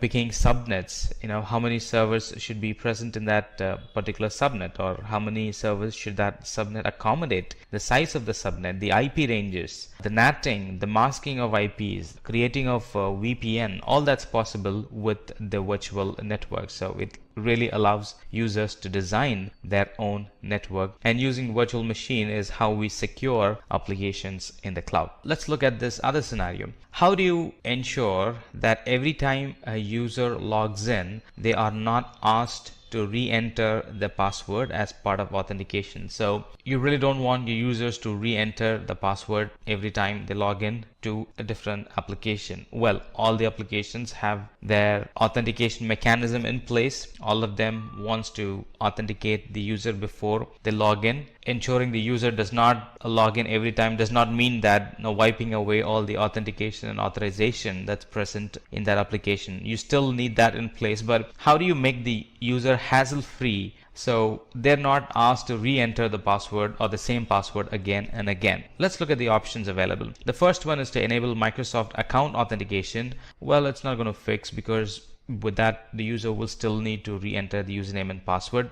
Deploy express route. It's not going to fix either, because express route is a network level service that connects on premises to the cloud. So that has got nothing to do with prompting or not prompting for password. And then we have set up VPN between on-premises data center and Azure, set up AD domain controller in VM, and implement integrated Windows authentication. Well, you can use the same username and password for on-premises and the cloud, but this setup, the VPN and the AD controller setup, it's not going to stop you asking for repeated passwords. So this is all about using the same password in on-premises and in the cloud, and this has got nothing to do with not prompting the user to re-enter the password. All right, so that's same password is different from not prompting the user to re-enter the password. They are two different scenarios, so that is also out of the equation. And the last one is configure AD sync to use single sign-on. That's the right one. So when we configure the AD to use single sign-on, then it's not going to ask for the username and password every time we access an application, because we have logged in, and that login is going to stay active for like 24 hours or so, depending on how you configure it. And within that time, you can access a lot of other applications, and it's not going to ask for the username and password, because you already have a single signed on and you have signed in using the right credentials. Let's look at this one. You need to ensure that virtual machines remain available while migrating to Azure. What would be the appropriate service to use? Right, let's look at the options. Traffic Manager. Traffic Manager is literally an DNS service. And then let's look at the other one, Update Domains. It again has to do with Traffic Manager, updating the URL. So the Traffic Manager gets updated and then starts sending requests to that particular URL. It's going to take some downtime, because when we update the URL, they will have to be populated to all different places, and it takes time. So within that time, any user trying to access, it's going to fail. And then we have Express Route and Cloud Services. Express route could be in fact, it's the right answer because express route, it's an extension of our on-premises and cloud environment. And in this question, it really comes out from a customer who's having an hybrid environment. So they have applications running in on-premises, they have applications running in the cloud, and they want to have a way to migrate applications from on-premises to the cloud. In other words, kind of do a cutover between on-premises and the cloud. And this express route is a service that connects between on-premises and the cloud. So when you do the cutover, the traffic is now sent to the cloud instead of being handled in on-premises. In fact, the services and the application is getting shut down in on-premises. So the request will come in the same pattern. Instead of they being handled in on-premises, they are now routed to the cloud using express route, and the API calls get addressed or the queries gets answered in the cloud through the express route service. Look at this question. You are an administrator for a website called WebGame, and you are required to validate and deploy changes made to your website by your development team with minimum downtime. So the real question is, how do you validate the deployment changes that's made by the development team? Let's look at the options. Create a new linked resource, create a staging environment for the site, enable remote debugging on the website, and then create a new website. Well, why would you want to create a new website? Just to validate the changes. And doing a remote debugging is not going to help, because debugging only captures logs of the changes happening. It does not do anything with validating the changes. Create a staging environment could be or is the right answer, because when we have staging environments, anything that we run on production can be run on staging environment, and any failures that would happen in production, if we simply run it in production, can be captured when we run the application in the staging environment. So that way, staging environment is a very helpful and useful service, and that way I can catch any errors. In other words, I can validate the changes that were done by my development team before I move it to production, and that reduces the downtime in the production environment. Look at this one last question that we have for you. It's a standard tier application is used across the world and uses Azure website standard tier. It uses large amount of image files, so you can get it. This could be an e-commerce website which has a lot of pictures in it, and this is causing the application to load slow. How can we handle this situation? Let's look at the options given.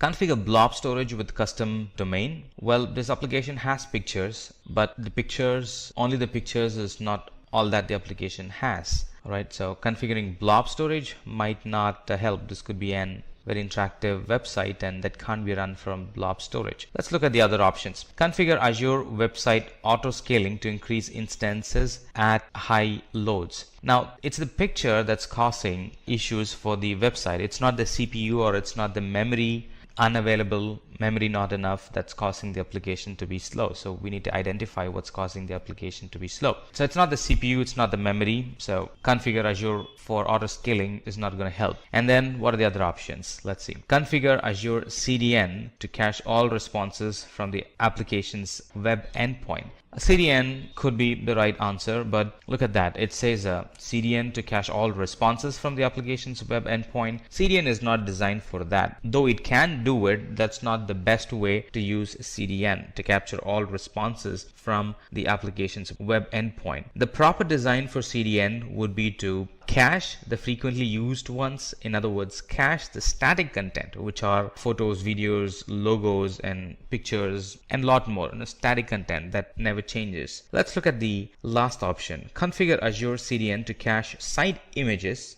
and content stored in Azure blob storage. Absolutely correct. So here we will have to redesign the application to store the pictures, high quality, lazy loading or slow loading pictures, because of the high quality and the bigger size. So store them in CDN, and then the content, let it be stored in Azure blob storage. That's the right way of designing the application, and if we do it, this application is going to run faster, or the application is going to respond faster to the users. And with that, we have come to the end of this video on Azure full course. I hope you found it useful and entertaining. Please ask any questions about the topics covered in this video in the comments box below. Our experts will assist you in addressing your problems soon. Thank you for watching. Stay safe and keep learning.